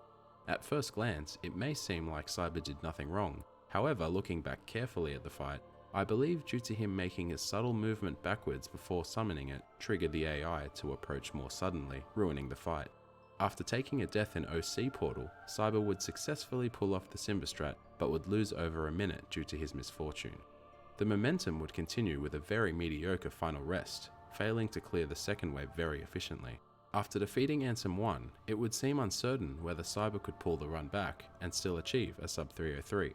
But in the next segment, something amazing happened, which would become a massive talking piece in the later years of speedrunning Kingdom Hearts Final Mix. After successfully defeating Darkseid 3 with a quick kill, it was time for Ansem 2. Cyber starts the fight out as per normal, comboing between the Guardian being in front and behind, keeping a nice loop going. As Cyber comes closer to clearing Ansem's orange bar of health, something abstract happens. he flinches Ansem from behind, which caused him to retaliate with a backward slide and charge. But as this action happened, Cyber flinched Ansem 3 more times. Without realizing, Cyber would continue comboing Ansem and land his combo in the perfect time window to gain an additional flinch on Ansem, which would prevent him from retaliating with his desperation move, and instead with a regular attack. Since Cyber did not use any Ars Arcanums at the beginning of the fight, he was able to quickly dish out enough damage in time to prevent reaching the next retaliation of Ansem's, and defeating him without any DM, which would be the first ever DM skip of Ansem 2 in a world record run. This strat would not develop into something consistent for a few years, and was always just considered a very lucky and coincidental thing to happen for a runner, which had the potential of saving the runner a tremendous amount of time. The momentum would continue on to Ansem 3, improving on his last run's mistakes and saving back another 20 seconds. After defeating the World of Chaos face, Cyber would finally pull off his first DM-less Invisibles fight on a world record run, saving another 11 seconds and achieving a 3:03:02, putting him 3 seconds shy of sub 3:02. When looking back at the additional 1:06 Cyber lost to OC Portal, it clearly shows that sub 3 is becoming more of a reality. But would Cyber be the one to pull off this amazing feat on his next attempt? 3 days after the release of the English port of Kingdom Hearts 1.5 HD Remix, Cyber would try once again to achieve the impossible and make history by achieving the first ever sub 3 time. This run would fall just 2 seconds short of the goal, crushing the hearts of many who were so eager to see this goal achieved. This run is sadly lost to time. The run was uploaded to YouTube and was possible to view for a few years. However, the video has spontaneously become unavailable to watch. I have given this info to Cyber himself, who has quoted he cannot find this video on his account anymore, so it must have been deleted or removed due to copyright. It's very sad to see one of the most iconic runs be lost to time, but I at least have a description of the video to read back to you. I'm really happy on how this run went, but I just missed the sub 3 hours mark by 2 seconds. Had some close calls in this as well. Some bosses could have went a little better, like Clayton, Lock, Shock and Barrel, and Riku too, but I can't complain about that since I got white mushrooms in Halloween Town, no black fungus, and having Hook's ship show up on the first run. Hopefully I will get under 3 hours. From this run I can save 2 to 3 more minutes at most, unless a new strat or big skip is found. It's really vague to me, I don't remember too much of it anymore. Of course it's very hard to speak on this run since Saiyans has not rewatched it in 7 years, but it's truly incredible how close Cyber got to the infamous sub 3, and the fact that he believes he could save an additional 3 minutes is insane to consider. He truly showed to have the most potential, but would he be the person to make history? On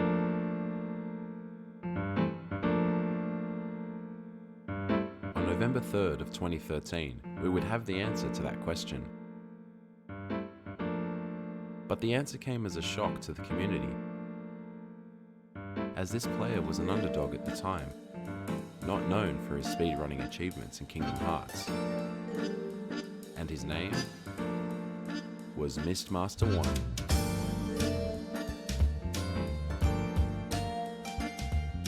Mist would make history, achieving the first ever sub 3 hour time with a 2:59:49. And what's more intriguing is that this is the first world record to be achieved on the English version of the game, and will also be the final world record using this route. To quickly cover off some points, the English port released on the 12th of September and brought with it some changes to the Japanese port. The controls were swapped to the original English port from the PS2, which was cross for attack and circle for jump. The text was also timed to be roughly a minute slower than the Japanese port, as well as some other small time saves which would be noticed on this port that I'll explain later in the video. The first thing that's noticed is that Mist chooses the night route instead of the dawn route, which allows for quicker level ups when at higher levels. By choosing night route, you actually finish the game at a higher level than dawn. The next bit of value to know is a route change in Deep Jungle. After defeating Sabor, Mist would jump off the treehouse and land in the jungle slider area. He would then enter the minigame and exit out, which would spawn him at the tent. This movement saves 7 seconds over Cyber's route. After completing a very efficient early game, Mist would sell every item in his stock to Sid, excluding White Fang and the Elixir, which is a wise routing move giving him over 1250 money, allowing him to purchase the Fire G and Haste G.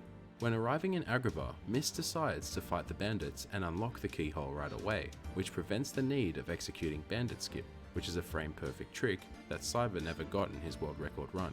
After saving Aladdin, Mist would alter the menu done previously by Cyber. He would equip White Fang over EXP Necklace, giving Sora more damage, and would give EXP Necklace to Goofy, as he will be in the party throughout the entirety of the game, still reaping the benefits of the EXP boost. Mist would also unequip Jackpot and equip Critical Plus on Aladdin, which would help with later fights, increasing Aladdin's chances of critting attacks. The next improvement to showcase is in the Pot Centipede fight. After defeating Pot Centipede, Mist would scurry to the plaza. Why would this matter, you might ask? Well, Square developed the game to have different cutscene triggers based on what room you're in after completing the fight. The room transitions are turned off during the Pot Centipede fight, so you're actually able to access an area closer to the desert, which saves 8 seconds in movement and loads. The rest of Mist's Agrabah would not go so well, getting a 3-cycle Jafar 1 as well as losing 15 seconds to Jafar 2. The reason he lost so much time to Jafar 2 was moving at the start of the fight, causing Genie Jafar to hide away in the lava. In doing this, his hitbox is no longer active, meaning no extra blizzard damage can be dealt. It also affects Iago's position, making it more awkward and difficult to output damage efficiently. The next route improvement I was able to find was in Halloween Town. Mist would grab the power-up in the Guillotine Square, which was something Cyber last grabbed in his 3:13:58 run. Although, Mist spends extra time grabbing the chest and equipping the power-up. Mist would go on to have some overall mediocre heartless encounters, and would unfortunately spawn Black Fungus, losing him some more time. After failing Dice Reflect on Oogie, Mist was starting to lose a lot of time to his earlier lead. However, Mist had an excellent Oogie mana, saving 31 seconds on his last PB, due to his last run falling off the mana twice. After completing Halloween Town, Mist would menu some more growth abilities to Sora and his party members, which would become a more common menu runners would start doing. Mist successfully got Hook's ship on the first attempt, putting him on pace to achieve a sub 301, being 1 minute ahead after Anti-Sora. His run would continue to progress, staying with the same pace as his PB, not losing any major time. He would see his next big time save in Dragon Maul. Mist would use several MP items throughout the fight to replenish MP, so he could cast more stops on Dragon Maleficent, allowing him to have less issues throughout the fight. Mist would go on to save an additional 15 seconds in Riku 2, executing the fight quite smoothly with only one DM happening right at the end. When Sora turns into a shadow, Mist makes a route mistake, heading to the front door to the high tower, losing him 7 seconds. What would later become Mist's signature playstyle, he continues to dominate his late game, saving 17 seconds on Behemoth 1 and 12 on Behemoth 2. It's also worth noting Mist was lucky enough to get the Amiga Arts drop after defeating Arch Behemoth. This item has a 10% chance of spawning, and was considered a good item to have at your disposal, as it increases your HP, strength, and defense by 1. Chernobog lost Mist time due to an invisible DMing and a bad pattern from Chernobog. After defeating Behemoth 3, Mist would also equip Oathkeeper and Ray of Light as Cyber did. However, due to choosing Night Route at the start of the run, Mist was a higher level by this point, unlocking an additional MP increase, allowing him to summon Simba after the second wave, and would have enough charge to defeat every other wave in the fight. This would roughly save Mist an additional 30 seconds over Dawn Route's final rest. At this point, it became a sudden realization that Mist was on pace to achieve a sub 3-hour time. All he had to do was keep up with his previous run and not lose more than 17 seconds. After defeating both Ansem 1 and 2, this run became a real nail-biter, losing 14 seconds over the last 3 segments, making the cutoff for sub 3 very thin. Mist went on a tear, having very smooth World of Chaos fights, leaving the scariest fight left to decide it all. Mist would unfortunately have an invisible DM, losing him some time and putting questions around if the sub 3 had died then and there. At this point, Mist was on edge, taking anxious breaths, hoping that this would be the moment he would make history. This run was phenomenal. To have a runner who only has 5 weeks of experience running the game, going all the way from 3.5 hours to the first ever sub 3 is something that cannot be ignored. This was a massive feat to achieve, breaking the barrier open for a new champion to rest on top of the throne.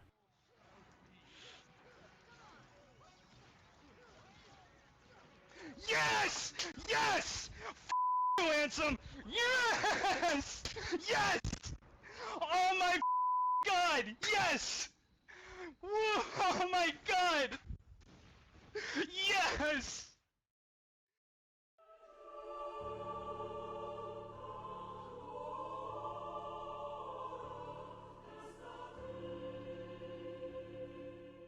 After achieving an amazing feat, Biss would take some time off KHFM and return to his origin speed game, Majora's Mask, aiming to improve his 100% time. On December 15th, 2013, Faye, formerly known as Silvergoo, would reveal a new route which became the sole route used for this category for the remaining years to come, known as Staff Route.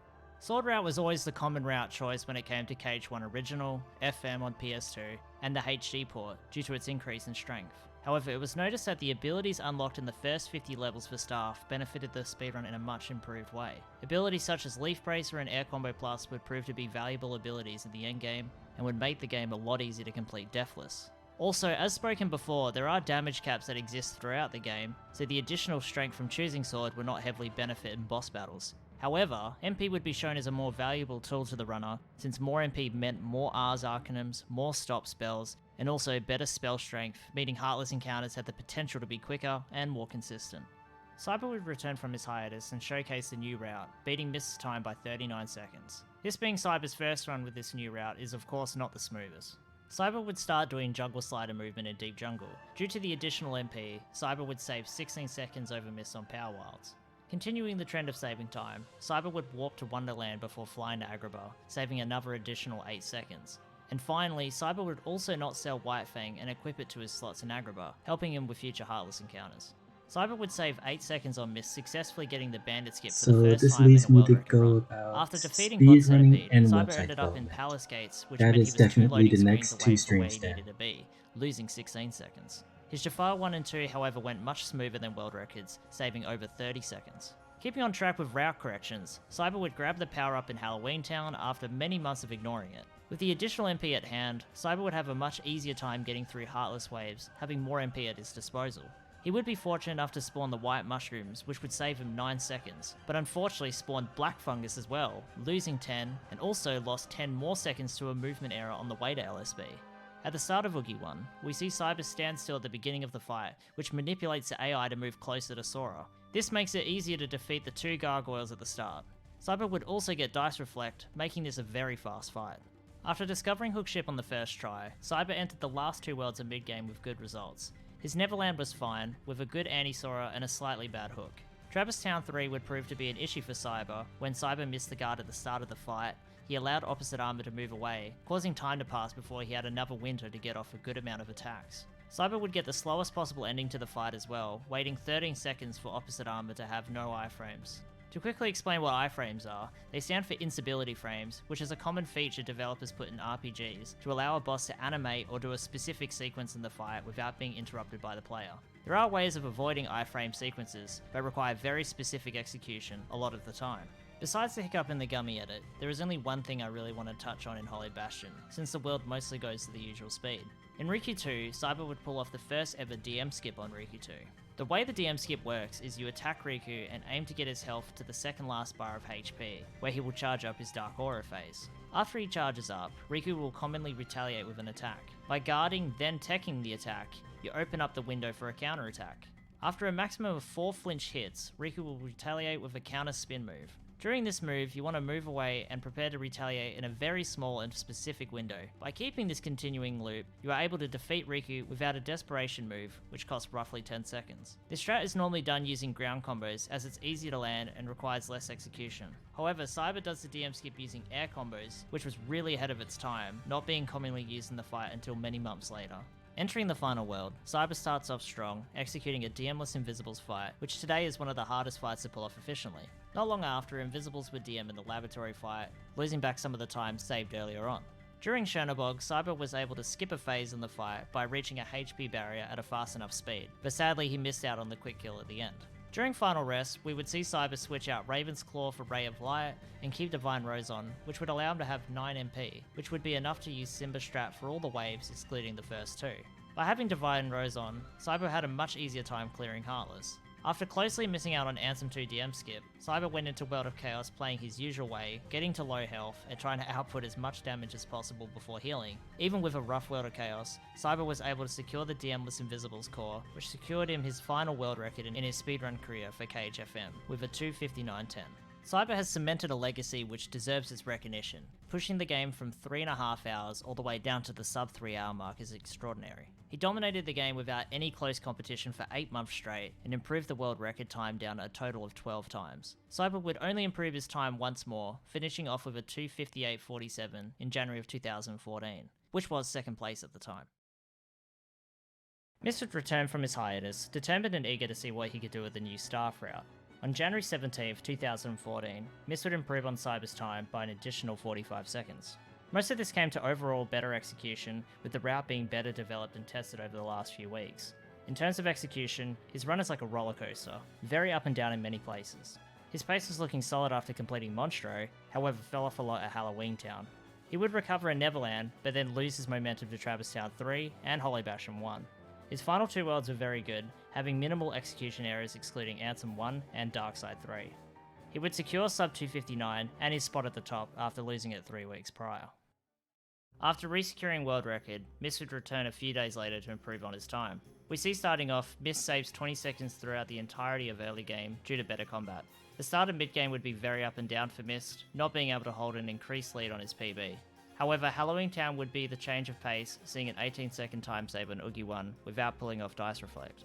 Hollow Basham 1 would prove to be the best world of this run, with Mist going on a tear, getting 3 back-to-back golds on Maleficent, Dragon Maleficent, and Riki 2.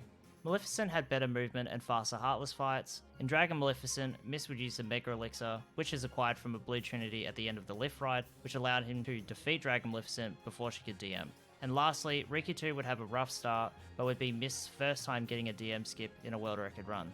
By the time Mist reached the final world of the run, he was teetering on the possibility of sub 2:57, but needed some better upcoming segments to clear his goal. His Behemoth 2 would go to an average pace, having a singular invisible DM. In the Chernobog segment, things would take a turn for the worse, as Mist entered the Halloween Town portal accidentally, losing 8 seconds, and would also leave the lab portal accidentally when landing from an air combo, costing him an additional 6 seconds. After losing 22 seconds throughout the entire Chernobog segment, Mist would need to have stable final fights and Ansem 2 DM skip to secure sub 2:57. Starting with final rest, Mist would clear the invisibles very efficiently, having much of the enemy stay bunched together, getting multi-hits with his combos. This best segment would save Mist 13 seconds. Ansem 1 would be a successful segment for Mist, doing an amazing job at controlling Ansem's movement at the top of the beach, where he could be wedged against the ledge and the stadium barrier. This allows for more efficient damage output. Ansem 2 would be a big deciding factor on sub 2:57's reality. Mist would fortunately flinch Ansem at the precise time to open the window for a DM skip to happen. With stable damage output and a scary submission at the end, Mist would successfully DM skip Ansem 2, having an incredible start to final fights. His World of Chaos went very well, clearing through artillery in the core rooms at good pace. The only red flag spotted was the Invisible Core, where Mist only did 2 gravities and did not rely on Goofy's MP gift. Due to how slow this game loads, commonly Ars Arcanum can take a period of time to load into fights, and unfortunately it did happen here. Even with the mistake in the Invisible Core, Mist only lost 3 seconds to his PB and would successfully clutch sub 2:57, quoting he was done with beginner mode any percent. That is a solid time. I am done with this category. On the 9th of February, Mist and Mysora decided to do a beginner mode any percent race just for fun, with no real intention of Mist aiming to get a world record, considering he hasn't played the game for 3 weeks. But lo and behold, Mist would miraculously improve his time by 6 seconds. The only new development showcased in this run is a new strategy used on the face fight, where the player landed on the face and uses Ars Arcanum, which was a very high risk and low reward strategy at the time. During the research of the world record history video, I discovered this tweet from Mist which shows he got a 2:56.20 roughly a week after his last PB. The following day, Mist would try again at improving his time, hoping to remove the 1 minute 30 second mistake that happened at the end of his last run. The early game started off poorly, falling 30 seconds behind his PB due to rougher execution on fights. His Agrippa went smoothly, avoiding Black Fungus spawn and defeating Pot Centipede in the correct room. This run would have a world's first where Mist was able to die in the Carpet Escape segment, which instead of resetting the segment, takes you to the cutscene which triggers after escaping the cave, saving 8 seconds. This method was used in harder difficulties, but was always theorized to not be possible on beginner due to the buff defense stats. Mist's LSB would also be another solid segment for him, getting the best spawns possible, with the white mushrooms in Graveyard and no Black Fungus in Moonlight Hill. Hookship was acquired on the first try, and Mist would also have a smooth Neverland, saving 15 seconds on his PB. Mist went into Opposite Armor with potential of breaking ahead of his PB, since he had 30 seconds to save in the segment. Sadly, he would miss out on half the time saved due to missing the quick kill at the end of the fight. Hollow Bastion proved to be a rollercoaster of a world, starting off with a best segment on Riku 1 saving 9 seconds, then 12 seconds lost to Maleficent, and lastly recovered 22 seconds to Riku 2, getting a DM-less fight, which I presume did not happen on the last run. Mist Hollow Bastion 2 went incredible, achieving a ridiculous best segment which was unrivaled for a very long time. He was now 31 seconds ahead of his PB entering the final world. Mist started off strong, getting DM-less invisibles. After a smooth Angel Stars, Mist was able to keep up with his excellent segment in his PB and hold his 30-second lead. His amazing execution would continue in Chernobog, getting a very fast and DM-less lab fight, which gave him issues in his last run. With another best segment down, Mist was now over a minute ahead. Mist performed a segment which was arguably as good as his Behemoth 1, beating his best segment by 12 seconds, now putting him over a minute and a half ahead. After successfully quick killing Darkside 3, he was now clawing closer to 2 minutes ahead. He would miss out on DM-less Ansem 2, but entered World of Chaos still ahead by 1 minute and 42 seconds. Mist completed the rest of the run in standard fashion, only showing some rough results on the face fight. This run was an amazing improvement for Mist, and a great showcase of how amazing his ability is to clutch to run out when the pressure is on. With this amazing run complete, Mist was still not satisfied to leave it there, as he was already 40 seconds behind his PB in the first hour of the run, showing clear signs he had improvements left in him to go. During a race with his soon-to-be arch-rival Biscuit047, Mist would improve his time down by an additional 19 seconds. Mist started this run much better than last time, recovering some of the time he had lost in the last run, finishing early game 25 seconds ahead. Mist was projecting to have his best ever Agrabah, but fell short in the final fight, where Iago was able to slip away from Sora's reach due to a whiffed hit at the end of the fight, losing Mist 20 seconds. He would return fire on the next segment, achieving a best split on Parasite Cage 1, saving back 7 seconds. Even without White Mushroom spawn, Mist was able to best segment his LSB by a few milliseconds, and kept up the momentum successfully, getting Dice Reflect and 2-cycle on Oogie 1, now putting him 47 seconds ahead of his PB. During the Oogie fight, Biz makes a very peculiar claim that he was able to skip the ghost from spawning in the second graveyard fight, which would eventually become a strat we will still use today. I will cover this strat when it becomes relevant in a later world record. In Opposite Armor, Mist would reclaim the extra time save he had missed out on in his last run, saving an extra 14 seconds, which now put him 54 seconds ahead of his PB. He had a great start to his endgame, getting an amazing Riku 1 split. He would replicate this execution in the following Riku fight, where he best segmented after pulling off a DM-less fight with air combos to go with it. After this point, his run would take a bit of a nosedive. Due to playing so well in his last run, it would be hard to maintain a similar speed, progressively losing time the deeper he goes into endgame. Although he missed out on Ansem 2 DM skip, Mist would finish this run with an 18-second improvement, saving 50% of the time that was lost on the last run to early game, which was the main dilemma with the last run. Biscuit047 would join the KHFM scene, with his eyes set on becoming the best player in the world.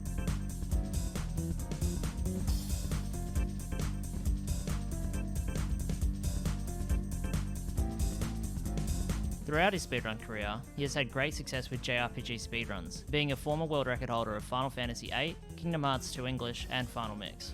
On April 3rd, 2014, Biz would start a run hoping to close the gap between himself and world record. To quickly skim past the early game, Biz was entering mid-game 5 seconds ahead of his PB and 22 seconds behind Mist. It would not take Biz very long to overtake Mist, where Biz would achieve the first ever 1 cycle in Jafar 1. How exactly Biz achieved this was by adjusting the way you do the beginning of the fight. Instead of dodging his laser, then comboing him into the center, instead you do half an air combo to a blizzard. By doing this, Jafar's AI will retaliate by summoning his bubble, which allows you to get additional hits off during his flee. There is a small window where you have the chance to stun Jafar whilst in his bubble. If you successfully stun him at the right time, he will stay on the platform where he started, you are able to get the hits off quick enough to kill him before he disappears. Following Jafar 1 cycle, Biz would get the quick kill on Genie Jafar, which saved him 21 seconds and put him ahead of Mist by 8. The last thing to add about this amazing Agrabah is that Biz successfully dies in the carpet escape, but dies a fire pillar earlier than what Mist does. This is the first time someone has died this early in a world record run, and it would save him an additional 2 seconds on Mist. The rest of his mid-game went decently, with his standout segments being Oogie 1, Opposite Armor, and Hook, with a new strategy being implemented in the pre-Hook fight, which uses Simba to clear the first 2 waves of the fight instead of manually attempting to attack the enemies, helping Biz save 16 seconds.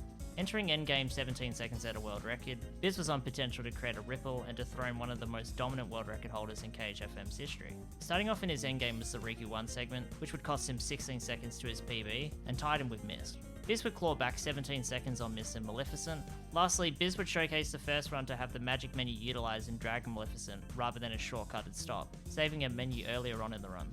Biz started off with a great Behemoth 2, successfully getting DMless Invisibles. His final rest was very shaky, losing 14 seconds and dropping the lead on Mist to a 15-second deficit. Biz's Ansem 1 was also a little shaky, dropping his lead on Mist down to now 7 seconds. Biz would miss out on Ansem 2 DM skip, but save time back on Mist with a faster overall fight, making the lead 13 seconds.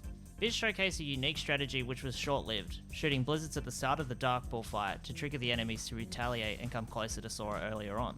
This strategy would prove to be very inconsistent compared to later discovered methods. Biz would take the safer route in the face fight, opting to combo and dodge lasers, which cost him 3 seconds to miss. Biz would successfully get DMless on the Invisible Core and go on to secure his first ever world record in KHFM Beginner, achieving the first ever 253 and also being the second person to dethrone Mist, who had a clear dominance over the game for the last 4 months. This run is quite incredible. It's not very often a runner can bring his personal time down so far and also clutch out world record at the same time. It requires containing a lot of nerves, and I want to showcase how significant this world record was, as this created one of the greatest rivalries in Kingdom Hearts speedrunning history, which inspired many runners to get involved in the game today. With Biz now holding the top spot, Mist had his eyes set on returning to number 1 in the world, but knew that it would not be easy. What would then ensue is one of the greatest chapters in the game's history, where 2 amazing players would compete to further one-up each other, pushing the time down as their skills grew. But who would end up triumphant in this clash?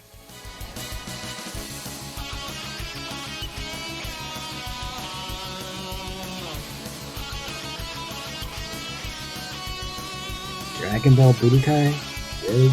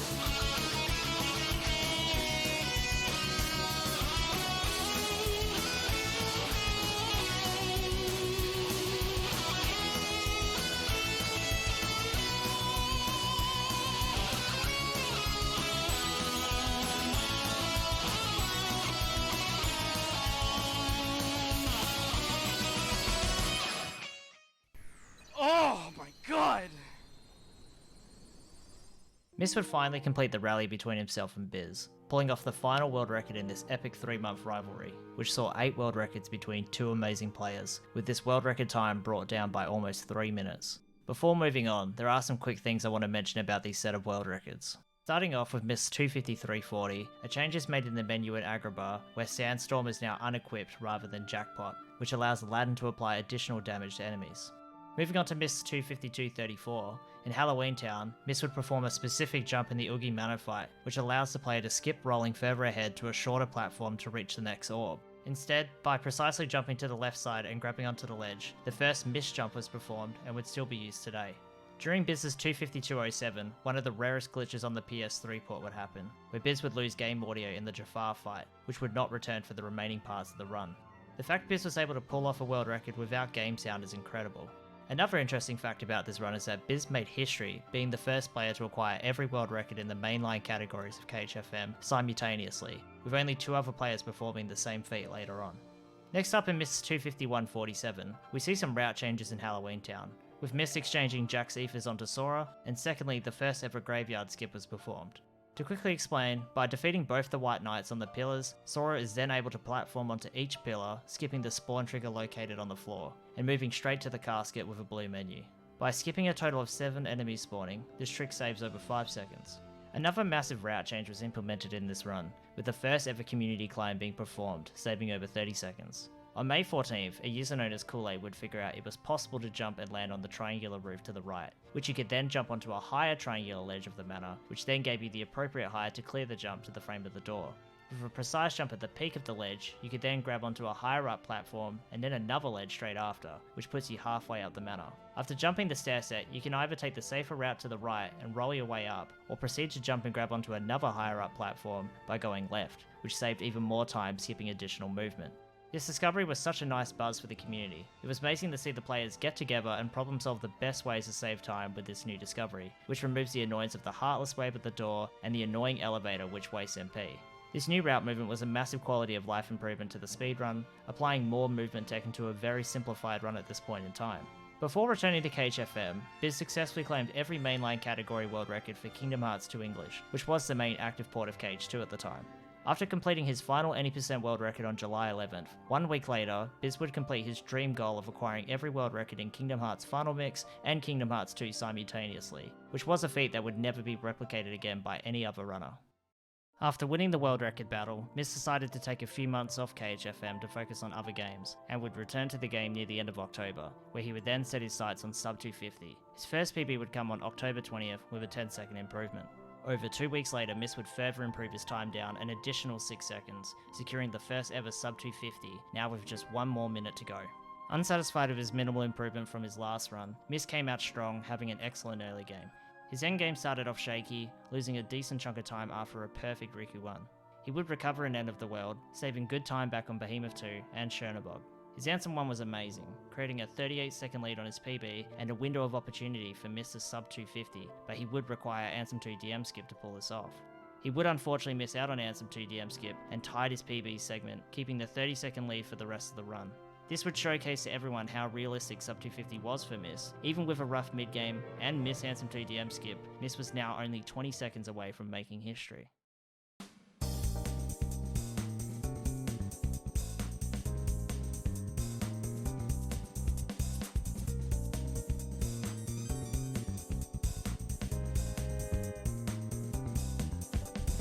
After the completion of the first Kingdom Hearts speedrun marathon, Miss would continue on his journey for sub 250, hoping to secure his dream goal before the end of the year.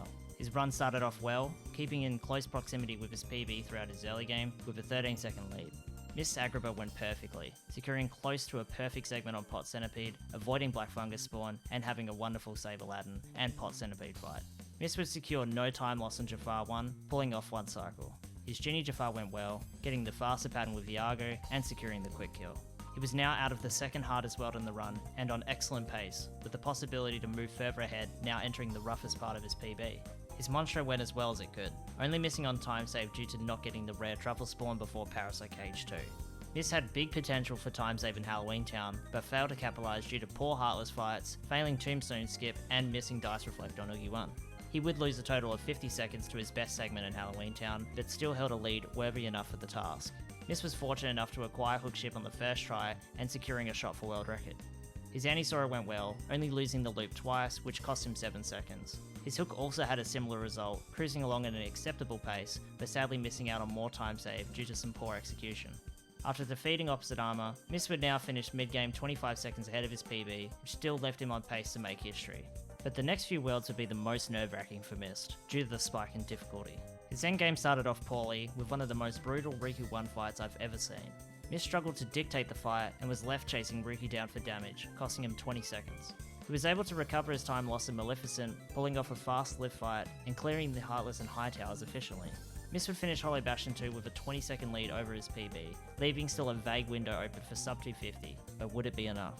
The first and arguably most difficult fight went perfectly, preventing all Invisibles from DMing. The rest of the segment went to its usual nature, securing Miss the best segment and a 52-second lead, which, as quoted by Miss, had a sub 249 potential if the rest of the run went perfectly. Chernobog went smoothly, with his only mistake being a DM by an Invisible in the lab portal. Final Rest was very clutch, barely pulling off quick kill on Behemoth 3 in time. Miss still held his 55-second lead entering final fights. In Ansem 1, there are 2 openings Ansem can choose to do. One is he moves towards you and has his Guardian attempt to attack you, or option 2, Ansem throws discs. At this point in history, runners preferred the first option, as it was easier to control and dictate Ansem's movements in the fight. Mist sadly got the diss phase, and missed the deflection, making it difficult to chase down and dish out efficient damage on Ansem. Whilst chasing Ansem down, Mist pushed Ansem into areas of the arena which does not favour the player, due to the awkward slopes and heights. This would cost Mist 23 seconds, and cut his lead down almost in half. Luckily, Mist had 24 seconds worth of time save in the next segment due to missing DM skip in his last PB. But sadly, Mist would once again miss out on DM skip, but still saved 5 seconds. His World of Chaos started poorly, with a rough Ansem 3 and artillery, adding pressure which was already overflowing at this point. His nerves were showing in the phase fight, falling off twice and almost losing the run. Entering the Portal of Darkness, Mist was begging for a DM-less Invisibles, as this fight could turn any run around. On November 8th, 2014, history would be made before us, witnessing a runner who has time and time again proven why he stands at the top, making history not once, but now twice. This is Mistmaster 1, completing Kingdom Hearts Final Mix in 2 hours, 49 minutes, and 36 seconds. 1.5? You have made a fool of me for the last time, because we got 249.36! Yes! You! Yes! This would be the closing act of the second chapter, ending the Staff Knight route, with only one runner ever achieving the sub 250 with this route. This chapter in history is what inspired many runners to give the game a try, feeling inspired watching two iconic runners trade world records back and forth over 2014, setting incredible feats in the process. But just as Mist would finally settle on his accomplishments, a new route would be not far away, which would change the game into what it's known as today.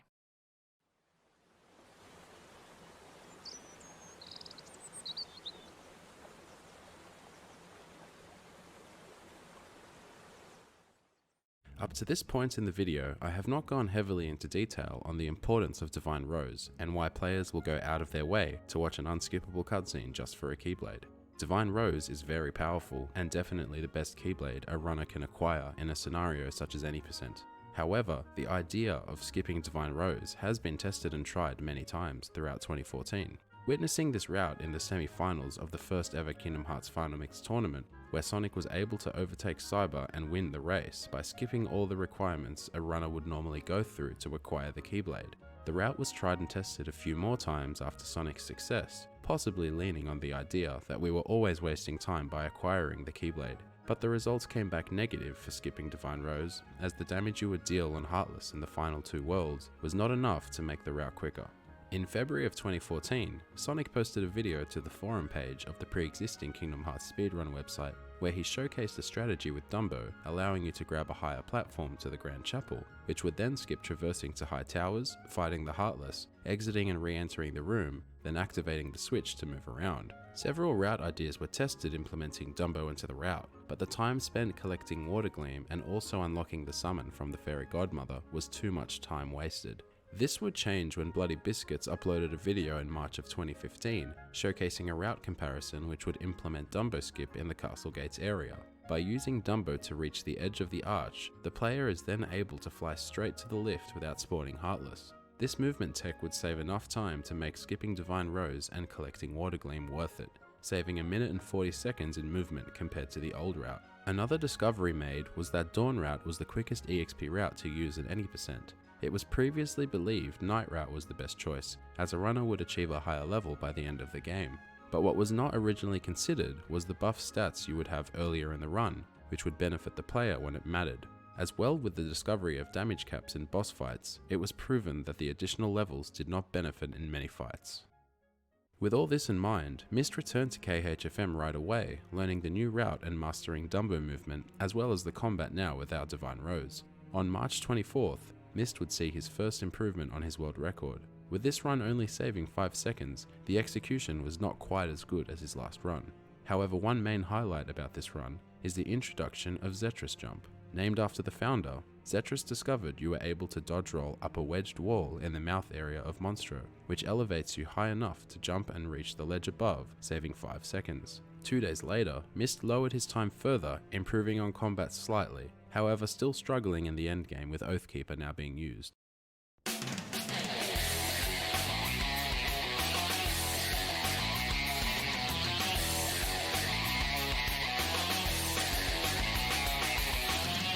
Just 4 days later, Myst would have a run which would near replicate the execution once seen in his first sub 250 run, now with the new route adapted.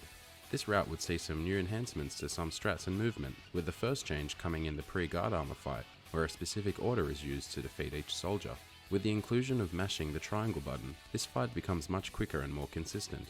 The next change would be in the Hippo Lagoon, where Myst would skip traversing through the area by instead climbing up the vine to the Swinging Vines area, starting a minigame, then exiting right away, which would spawn Sora at the end of the minigame, exactly where the runner needs to be to progress to the next area.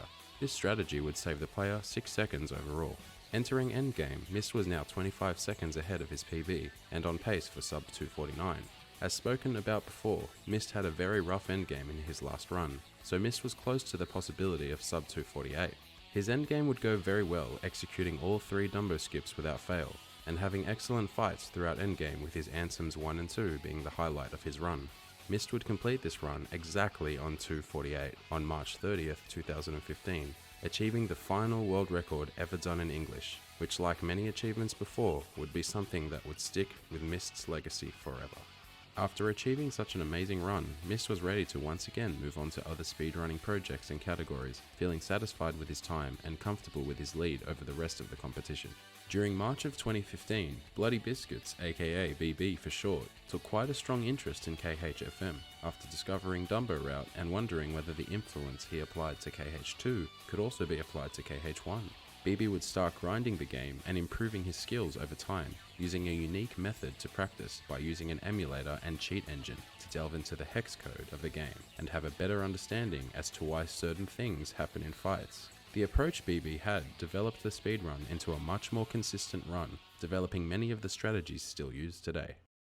All of BB's efforts would pay off on June 9th, where Myst would finally be dethroned from his 12-month reign of the game, with BB achieving a 247.47. The main point to speak of is that the new world record finally returns to the Japanese port of the game. Ironically, when the English port was released, no one bothered to test and figure out the difference in speed, playing on Japanese versus English. This would all change in 2015, where runners got curious and started testing the older port to discover that it saves 1 minute due to faster text scroll. However, with the new 1 minute advantage and preferable controls, many top level runners invested in a Japanese copy, and all further runs were then done in Japanese. 2 weeks later, BB would lower his time down 20 seconds, primarily improving on execution errors shown on the last run, such as Riku 2 DM skip.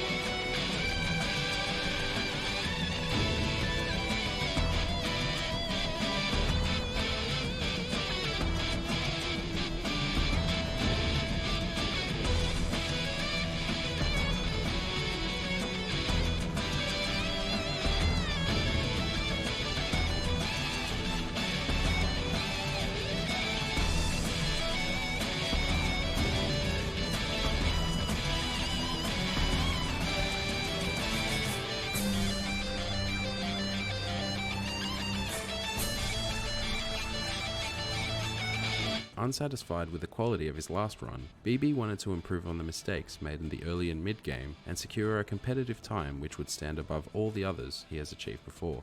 BB would achieve this goal on March 27th, finishing his KHFM legacy with an incredible run. Although not perfect, BB would save 20 seconds over his previously rough early and mid game.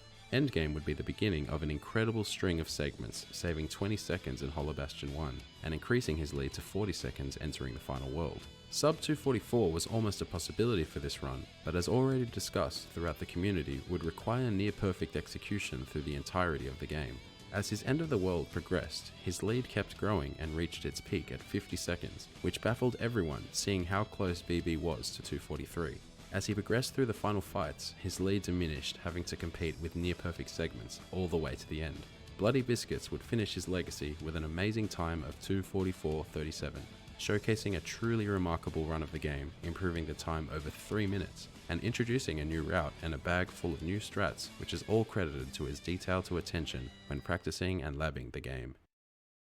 On October 27th, 2016, it was announced that Kingdom Hearts HD 1.5 plus 2.5 Remix would be releasing on the 9th of March 2017 in Japan, and the 28th of March everywhere else in the world. With the game only 2 days away, a familiar face would return to bestow his legacy as the best player on the PS3 port.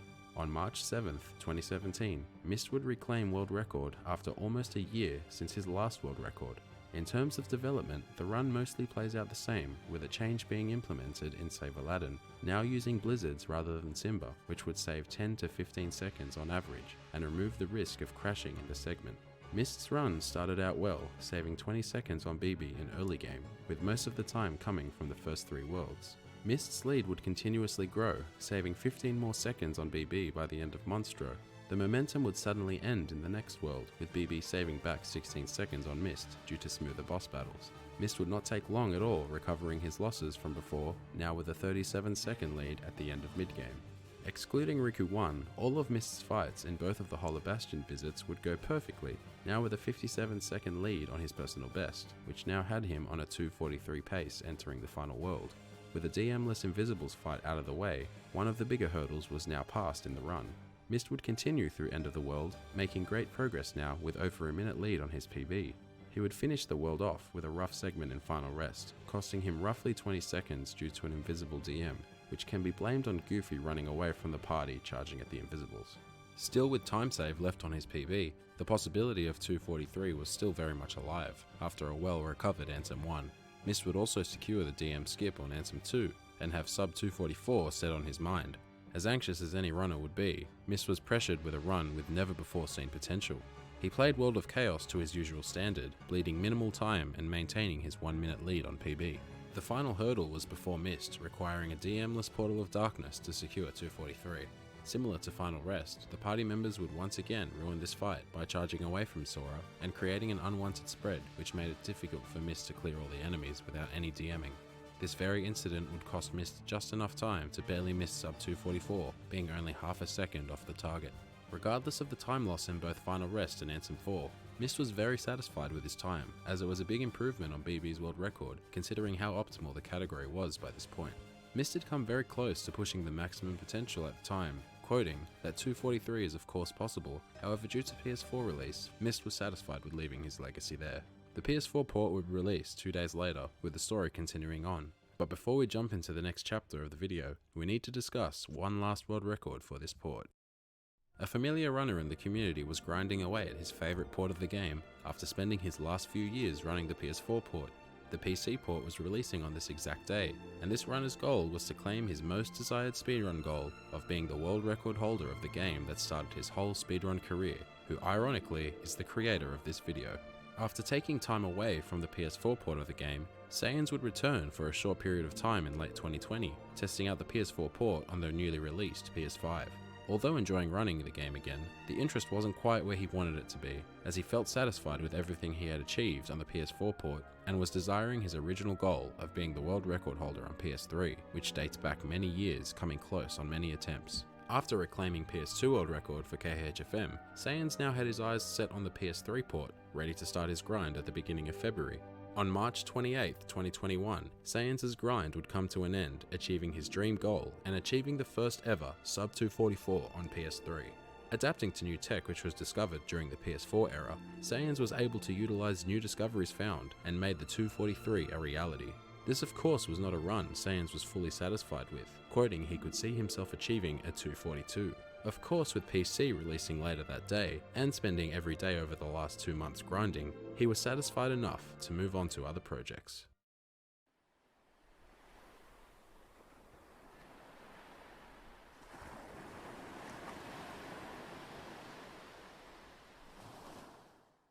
Now going back 5 years, we arrive at the release of the PS4 port of the Kingdom Hearts HD 1.5 plus 2.5 Remix. This port was an upgrade on the former PS3 port, making plenty of quality of life improvements to the game. Better graphics, faster loads, plenty of bug fixes, and the biggest change being double the frame rate, with the game now constantly running at 60 frames per second.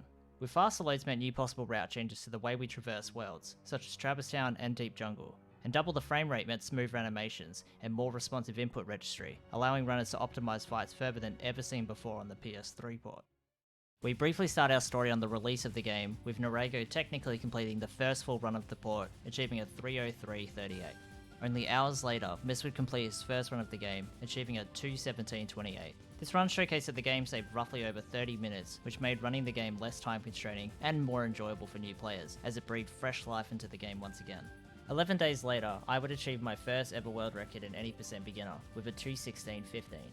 Majority of the improvement on world record came in early game, saving 1 minute and 6 seconds due to better execution. This run would also showcase how the improved loads could be utilised in the route. On PS3, a player would enter Traverse Town, head to Leon in the Secret Waterway, return to Sid the Accessory Shop, then advance to Merlin's house. This new route was heavily inspired from the English route of the PS3 port, which I have not delved into yet, as no world records were further achieved on English past Miss 248. But to briefly cover the new route, a user known as Korzak uploaded a video in January of 2016, showcasing himself clipping through the gates of the Secret Waterway, which usually can only be broken with a Red Trinity, which is unlocked after completing early game. By completing guard armor, then proceeding to do the clip, talking to Leon, then afterwards entering Merlin's house before leaving, this skips a lot of unnecessary movement between areas, and allows the player to save warp specifically to and from the checkpoints of the second visit. Being that this clip was exclusive to the English port only, what is then done instead is heading to Leon, then Merlin's, then save warp into the accessory shop, then back to Merlin's to complete all the checkpoints of the second visit, saving roughly 12 seconds. Mist would come back swinging 2 days later, with a 5-second improvement on myself. Almost breaking 2 barriers in one run, Mist would push his time down further, coming close to sub 2:15, falling only 2 seconds short. On April 24th, Mist would conduct a race with some community members, aiming to get some good practice in by forcing himself to play through the whole game without resetting. Similar to his run where he raced Mysora, I imagine he was not expecting to achieve such a major improvement, securing a time of a 2:14:25, and feeling satisfied with his overall time and ready to move on to all worlds. One change to speak on quickly is the use of save warping in Deep Jungle, to reach the swinging vines area quicker, saving 4 seconds. Mist was stating a clear dominance on the new port, with only one runner opposing him so far. This would all change on September 4th, 2017, when the world record holder of Kingdom Hearts 2 English would triumphantly acquire his first world record in KHFM, beating Mist by 19 seconds. And his name was Ninten. Comparing the two, we see Ninten already saving time on Mist by 15 seconds in the early game. In the mid-game, Mist would save back 15 seconds in Agrabah, however, Ninten would save back 10 seconds on Mist by successfully pulling off Chamber 3 skip. To quickly explain, Chamber 3 skip is a unique jump performed in Chamber 2, which allows the player to skip traversing through the bottom area of Chamber 2 and as well as Chamber 3. This is done by precisely timing a Keyblade swing to push you up the edge of the door frame, then jumping at a very tight angle, which if performed correctly, just barely allows you to grab the ledge of the higher pathway, allowing you to skip the chambers explained earlier. This movement saves roughly 7 seconds. Ninten would continue his momentum in Halloween Town, saving another 20 seconds on Mist, now with a 30-second lead at the halfway mark. Jumping further ahead, Ninten's lead would continue to grow, seeing a 50-second lead on Mist entering the final world. Ninten's end of the world would go smooth enough to keep a 47-second lead on world record heading into Homecoming. Mist's final fights would go a little smoother than Ninten's, but it would not stop Ninten from securing his first world record in KH1, with an incredible improvement on his PB and etching himself into the history of the game. Ninten would improve his time once more, achieving the first ever sub 2:14, mainly improving in final fights, which was the main rough patch of his last run. The King of KH1 would return in early December, eyeing the new competition off. Mist would quickly reclaim world record on December 6, 2017. The run played out very similar to Ninten's, edging the world record due to better final fights. During the research of the video, I discovered that Mist improved his time an additional 7 seconds later that same night. Due to the improvement being so small and sudden, I imagine Mist either forgot or was not interested in highlighting this run. All of this would be due to the run Mist acquired on the very next day, achieving his third world record improvement in 2 days, bringing his time down by 30 seconds, thanks to one of his best ever endgames, saving all of his time in final fights. Being only 7 seconds short of sub 2:13, Mist was persisting on this goal and hoping to acquire it before the end of the year. On December 21st, Mist's goal would be achieved with a 2:12:58. Mist saved a massive portion of time throughout early and mid-game, creating a 46-second lead entering the final world. But as spoken just before, Mist was competing against one of his best ever final fights, and would unfortunately bleed time in Anseps 1 and 3. Ansem 1 would move into an awkward corner of the arena, and in Ansem 3, Miss failed to take a lot of his attacks, needing to waste more time healing. I would return to KHFM in July, setting my eyes on world record and successfully achieving my goal on August 8th with a 2:12.48. I don't believe it is necessary to talk about this particular run in great detail, other than a few portions of the run. Firstly, I would like to point out a new strategy being used in the Trickmaster fight, which consisted of the use of precise air hits instead of using the chair. This new strat made the fight a lot faster and more consistent. The second change would be the movement in Traverse Town 4. Instead of activating a Red Trinity and traversing through the alleyway, instead I head back to the accessories shop and warp to Merlin's house, then ask Merlin to send me to the secret waterway, which saves 3 seconds. The new world record I set would spark Mist to return from his 8-month hiatus, feeling reinvigorated and eager to see how low he could push the game down. This 2-month grind would see the highest volume of world records from any player in history, achieving 12 world records in total.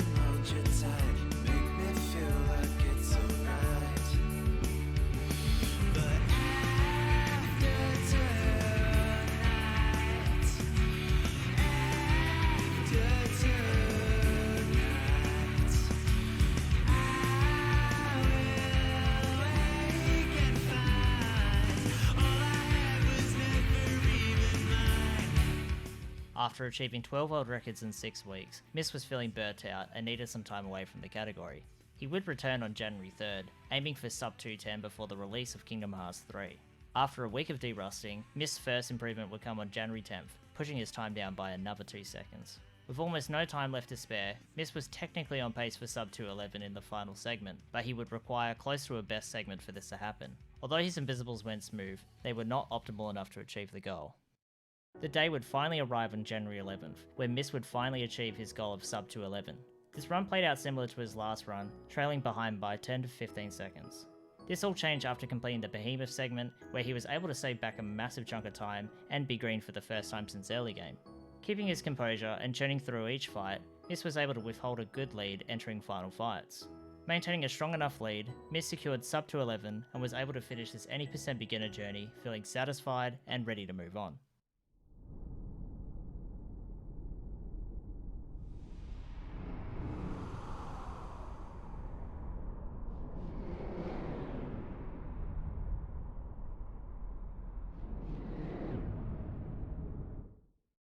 With Mist now done with beginner mode, the question was out there as to who the next player would be to take over from Mist and continue pushing the game down. At the time, there were many runners who had massive potential with the game, but one player stood out from the rest, showcasing ridiculous consistency and optimization never seen before, and his name was Templeton. If we quickly return to October 9th, 2018, Templeton completed his last run of the year, achieving a time of a 2:11.13. This was the run that showcased to the community Templeton's potential, and how close he was at overtaking Mist, falling short of world record by only 6 seconds. Spending the first few months working on alternative categories, Templeton would return to beginner mode in May, quickly achieving a 2:11.02 on May 2nd, and only 2 days later would Templeton be crowned as the top runner, achieving his first world record with this run. Right away we would see Templeton's incredible ability at optimizing small intricacies in the game, creating a 40-second lead on world record by the end of Deep Jungle, which is quite insane considering how simple the execution is in early game. Progressing further ahead, we arrive at the midway mark of the game, being Monstro, and Templeton would achieve the first ever sub 1 Monstro, which is a feat which would not be matched for a long time. With this achievement in mind, Templeton was now 1 minute and 17 seconds out of world record.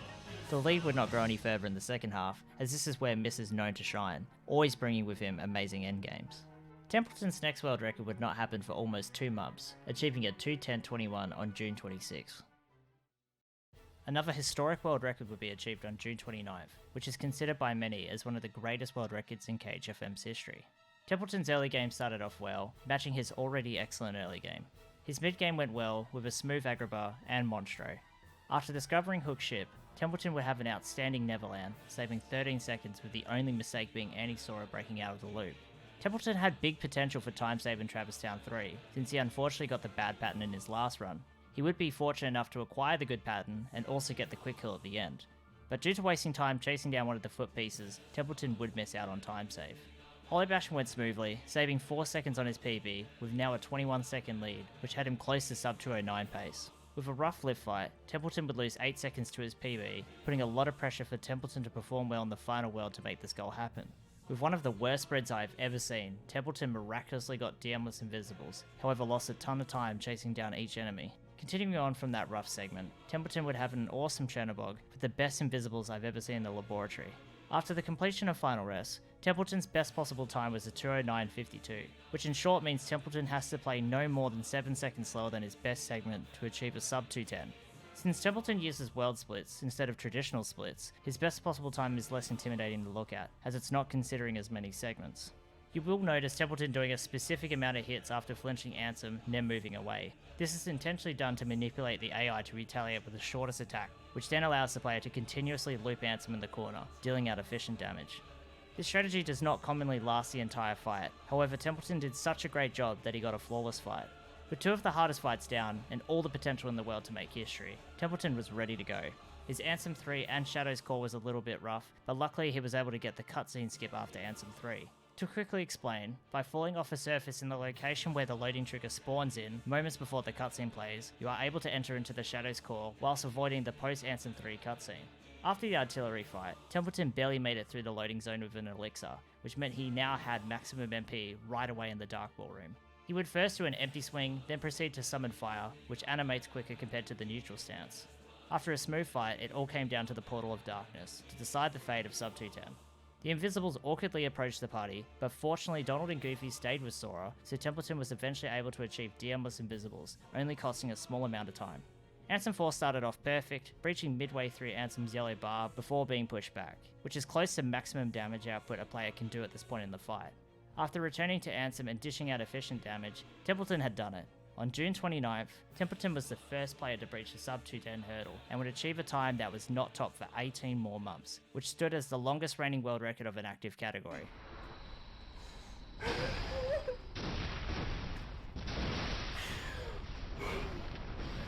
27-second PB. Oh my god. 18 months would pass since Templeton's incredible 209 run, before a new face would etch himself at the top of the leaderboards, going by the name of Violin. When speaking earlier about a group of runners who all had great potential to go on and be the new face of the game, Violin was one of those contenders, who would improve his time by over 6 minutes after the departure of Mist, showcasing rapid improvement and great potential. When returning to 80% beginner in June, Violin had his eyes set on sub 210 over the coming months. He would improve his time down 5 more times before achieving the second ever sub 210, falling short of world record by 3 seconds. The PlayStation 5 would release on November 12, which brought with it backwards compatibility for all PS4 titles. This would benefit the KHFM speedrun, as the console had improved hardware, which improved the loads by a decent amount of time, being roughly quoted as 30 seconds to a minute faster. After it was decided that PS5 would stay merged with PS4, Violin saw no further reason to continue on slower hardware, and continued his grind on the new console, achieving his first world record on November 13th of a 209.46, which was still an incredible run, regardless of the new hardware benefits. Starting the second week of 2021, Violin would improve his time down by 20 seconds, mostly improving his time save in endgame, specifically in Behemoth and Ansem 3. Although happy with the improvement, Violin's eyes were set on sub 209. With 208 in his sights, Violin would continuously grind every day after his PB, finally breaking through on January 12 with the first ever 208. Violin's gameplay improved on all ends, seeing good time save in the mid game with Monstro and Neverland being his standout worlds. His endgame went great, excluding Behemoth and Chernobog. He would go on to have an amazing set of final fights and clutch out the final world record on the sport with a 208.52. On March 30th, 2021, Kingdom Hearts would finally arrive on the PC, exclusively on the Epic Games Store. This was an exciting time for the community, as the release of the PS5 console disencouraged people from wanting to go for a competitive time in the game, as acquiring the console was very difficult and costly. With the PC port now released, Detonator was able to make the community a load remover, which is a component attached to a player's timer, which will pause the timer whenever it detects a load. This meant that all players were able to compete on an even playing field, regardless of how good or bad their hardware was. Another interesting fact about this port is it's built off the previously made Xbox port. The Xbox port was technically the fastest port before PC's release, as it allows you to skip the opening cutscene, saving 3 minutes and 15 seconds. However, the Xbox port was not very popular, as many players did not own the console, as well the game suffered with controller dead zone issues. Another weird anomaly about this port is one of the early cutscenes in Wonderland is now unskippable, which loses a few seconds to the PS4 port. The first set of world records did not have a loadless timer, so I'll quickly show on screen the world records that were achieved on the first week of the game's release.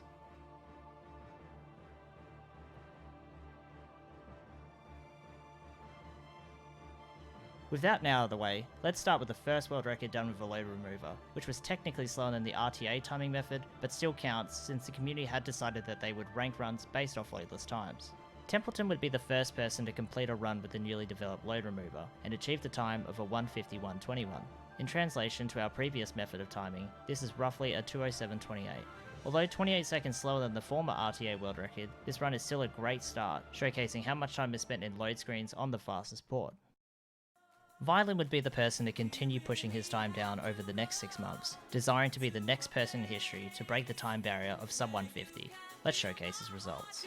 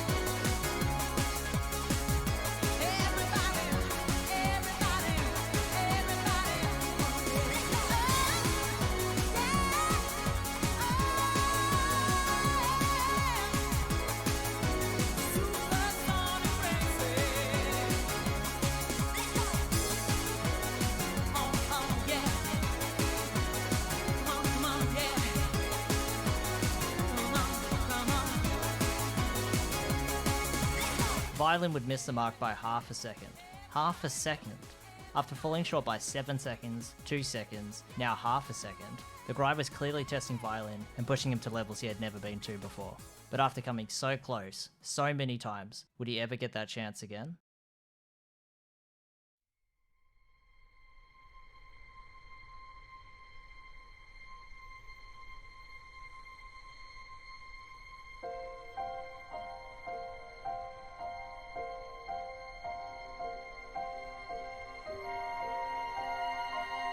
Looking back over the last 10 years, we have seen a community come together and transform this game into what it is today. From humble beginnings to now a fully developed speed game, the many great innovators who came before have created a wonderful story I have greatly enjoyed telling. We arrive at the grand finale, the last world record I'll be speaking about, which goes down as one of the greatest runs ever performed, which resembles barriers broken similar to Myst Sub 3 and Templeton's Sub 210.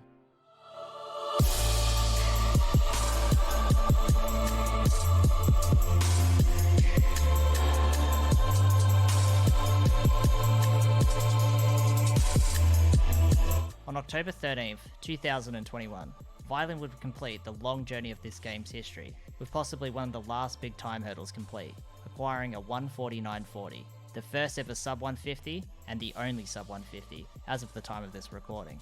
All credit to Violin for not giving up on his goal, regardless of how close he came in his last set of PBs, proving if you persist and stay positive, it will all work out.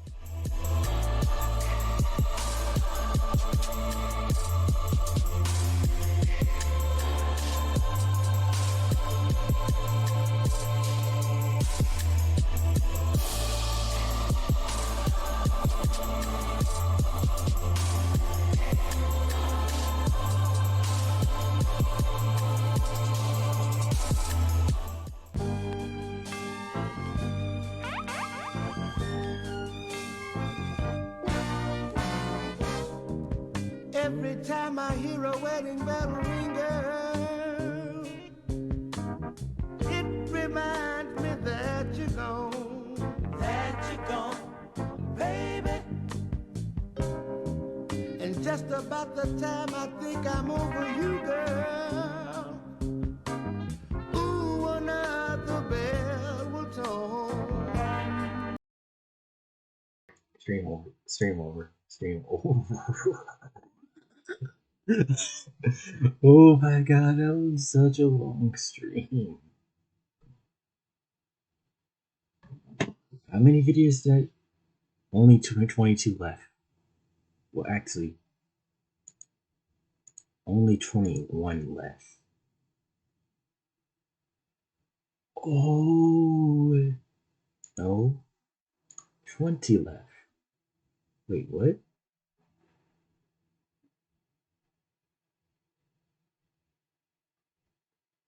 Yeah, just 20 left.